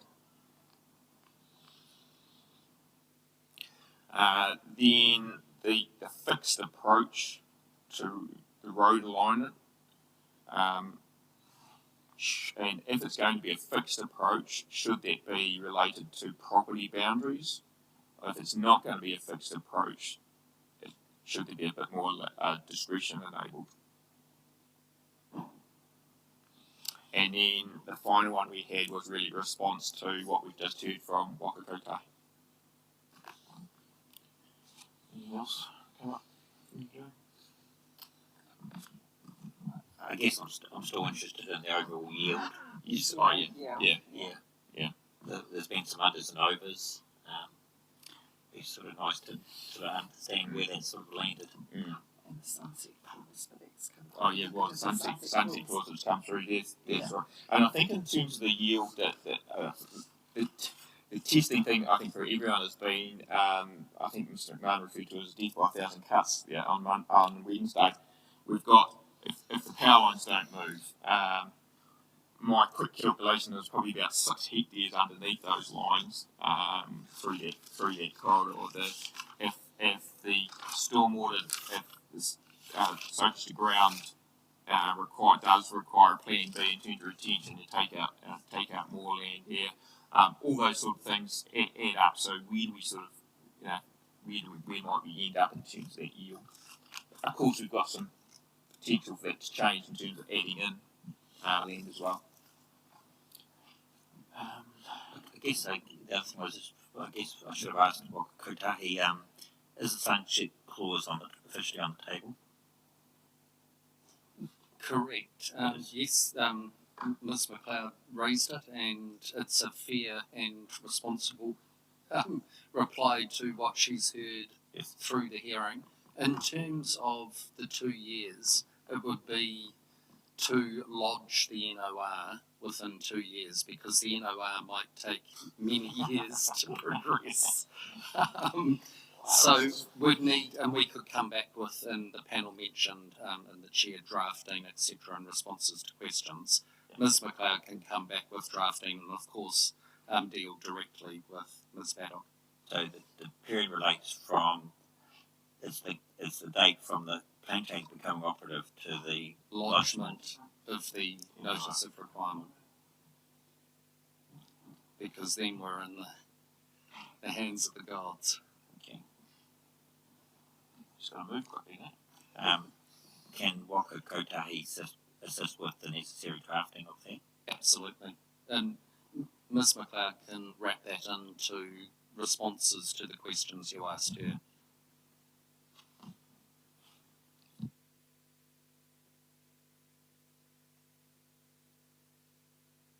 We're not necessarily asking for answers now. I think we need to maybe do some time. Some of those maybe pretty quick, some maybe others. I guess we also need to have a think about. We're not going to get the site visits in, so we need to schedule time to do that. And obviously we'll need a response to those, so we're going to need to schedule time for that to occur as well. Depending on what some of those responses are, may need to circulate those and receive responses from submitters as well. So we've got that natural justice issue we need to look at as well. So a bit difficult to put any time frames around it at the moment. And I know the council will be desperate to get a decision from us or a recommendation from us. But I think probably difficult before Christmas now to schedule. I think another date. I think it's going to be pretty difficult. So I think we're looking into the new year. We've given you. I mean, look, we'll write this up. So, but I think we've given you a whole lot of tasks to go away and look at, and some discussions, to be honest. So I suspect that's going to take a little bit of time. So I'm thinking we're not going to get to reconvene before Christmas. So that, yeah. I guess the only other thing in terms of process is whether there's an ability or a desire for the parties using their respective experts to conference on some of these matters, and whether you need specific direction for that to occur, or whether a minute that outlines these matters is sufficient, because there doesn't need to be a direction. The opportunity is there as long as there's sufficient time to do that. But if the parties believe that they need specific direction, I guess we need to know that. The issues are pretty clear from the 14 matters that the Chair have outlined. They really relate to the structure plan, activity status, and alignments, really. That's some of the key issues. There's some high quality witnesses from all sides presented, and it just seems that there's a good opportunity to use that collective expertise in a non-statutory forum, if possible. Just a very minor one on process. Appreciate if drawings that are overlaid onto our drawings, labelled as such, having drawings on the table causes some confusion. If it's got our title block on it and it's come from a different party, so just to avoid any confusion where things came from, it would be good if that was labelled.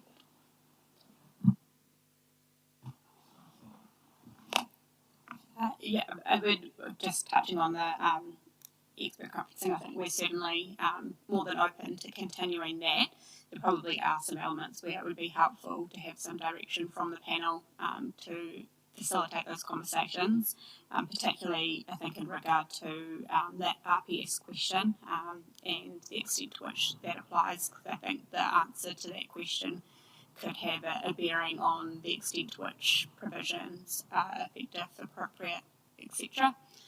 We've obviously heard the evidence of both Waka Kotahi and Mr. Cook, and the joint witness statement outlined a disagreement or difference of opinion on that issue, and I think that point still remains in contention.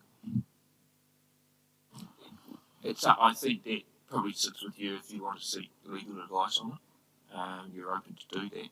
I'm not sure what more direction we can give to it, other than I guess we need to know where you sit on that.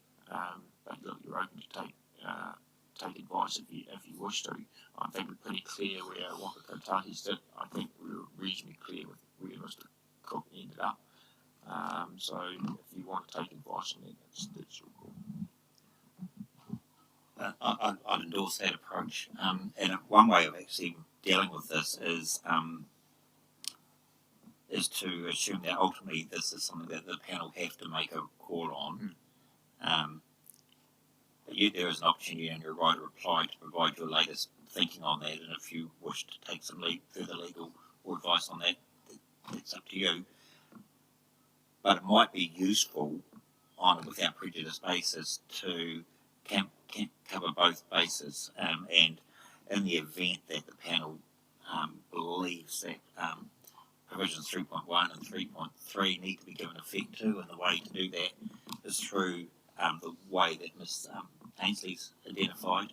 What is the most effective way of drafting those provisions? We've already seen some movement today about those, some unintended consequences too. So a without prejudice approach between the planners might be useful in that sense in terms of giving effect to the overlay. You still maintain your position if that is that the overlay, there's no need to give effect to ON2L through the RPS, and therefore you don't support those provisions, but in the event that the panel does run with them, this is the way they should be expressed in the plan. That would be useful. And it might be, I think it will be useful to have this reporting back in public, because we can then question the response before we close the hearing, and we could coincide that with site visits. Yeah. I mean, it's just been a very, very full 3 days, and I don't think we will do site visits justice this afternoon. So if anyone's listening offline, that's the reason. It's not that we don't want to do the site visits; we just want to give them the attention they deserve.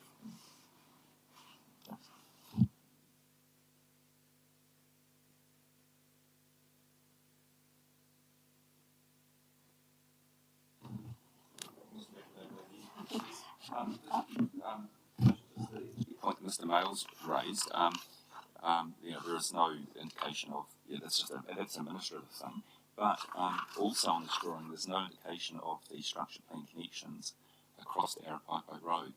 Now, I'm just wondering, given the timing that's been left off, that's kind of just a drawing omission. Is the fact that those connections have been left off a drawing omission, or is it a direct intention? As far as I'm aware, the Liverpool Street connection across isn't part of the plan change at present. But in terms of those, you can talk with Mr. Pete and we can get that tidied up. I'm not sure. It was done to show the centre line. It wasn't in the haze. Wasn't done for any other. Wasn't done to terminate. Exactly. Line. Exactly. Yeah. Correct. Yeah. It's solely to show that hatched area on that plan and it's just to show where the blue haze and the centre line fits, and solely that. Just maybe while I'm speaking, if possible, some directions on conferencing might be useful. There have been efforts to conference and there have been some conferencing, but some important topics conferencing was not accepted, and so it would be useful to have clarity as to directions that the panel wants conferencing on. It would just assist in achieving that.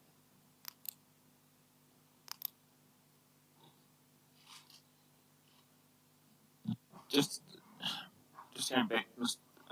McIntyre, on that issue, I think what we heard from, and I guess this is a discussion between council and Waka Kotahi, but I think what Mr. Pete said yesterday, that there was no certainty on that connection. So it was a discussion between council and Waka Kotahi, but there had been no agreement, is I think what he said at this stage. So I think that's hence the reason why we have raised the issue, and hence the reason why we've also raised the issue of the central core area. Okay. Look, I'm involved with for council in those discussions, and was at a workshop with a Zoom workshop with a team of many from NZTA and as far as I understand, I think there was discussion about connections across there that interchange. That issue was looked at, but I guess for me the point remains that the master plan and the structure plan show a connection there, Tara-Ika Road, so that's and from. I guess we'll come back and write a reply as to how important that is, but yeah, sure. Did I get that right, that the master plan shows a connection? Yes, the connection goes as far as Tara-Ika Road. Clearly there's an issue. It's on the alignment of Liverpool Street. Clearly there's an issue that has to be resolved, and how the precise alignment of how you connect the intersection, how you get to the existing road carriageway at Liverpool Street over that, about a 30 metre or 40 metre stretch. So that is something which we've been aware of from very early on, and that's a separate exercise. Yes, the plan change 4 doesn't attempt to grapple with that at all, does it? No, that's outside plan change 4. Yes.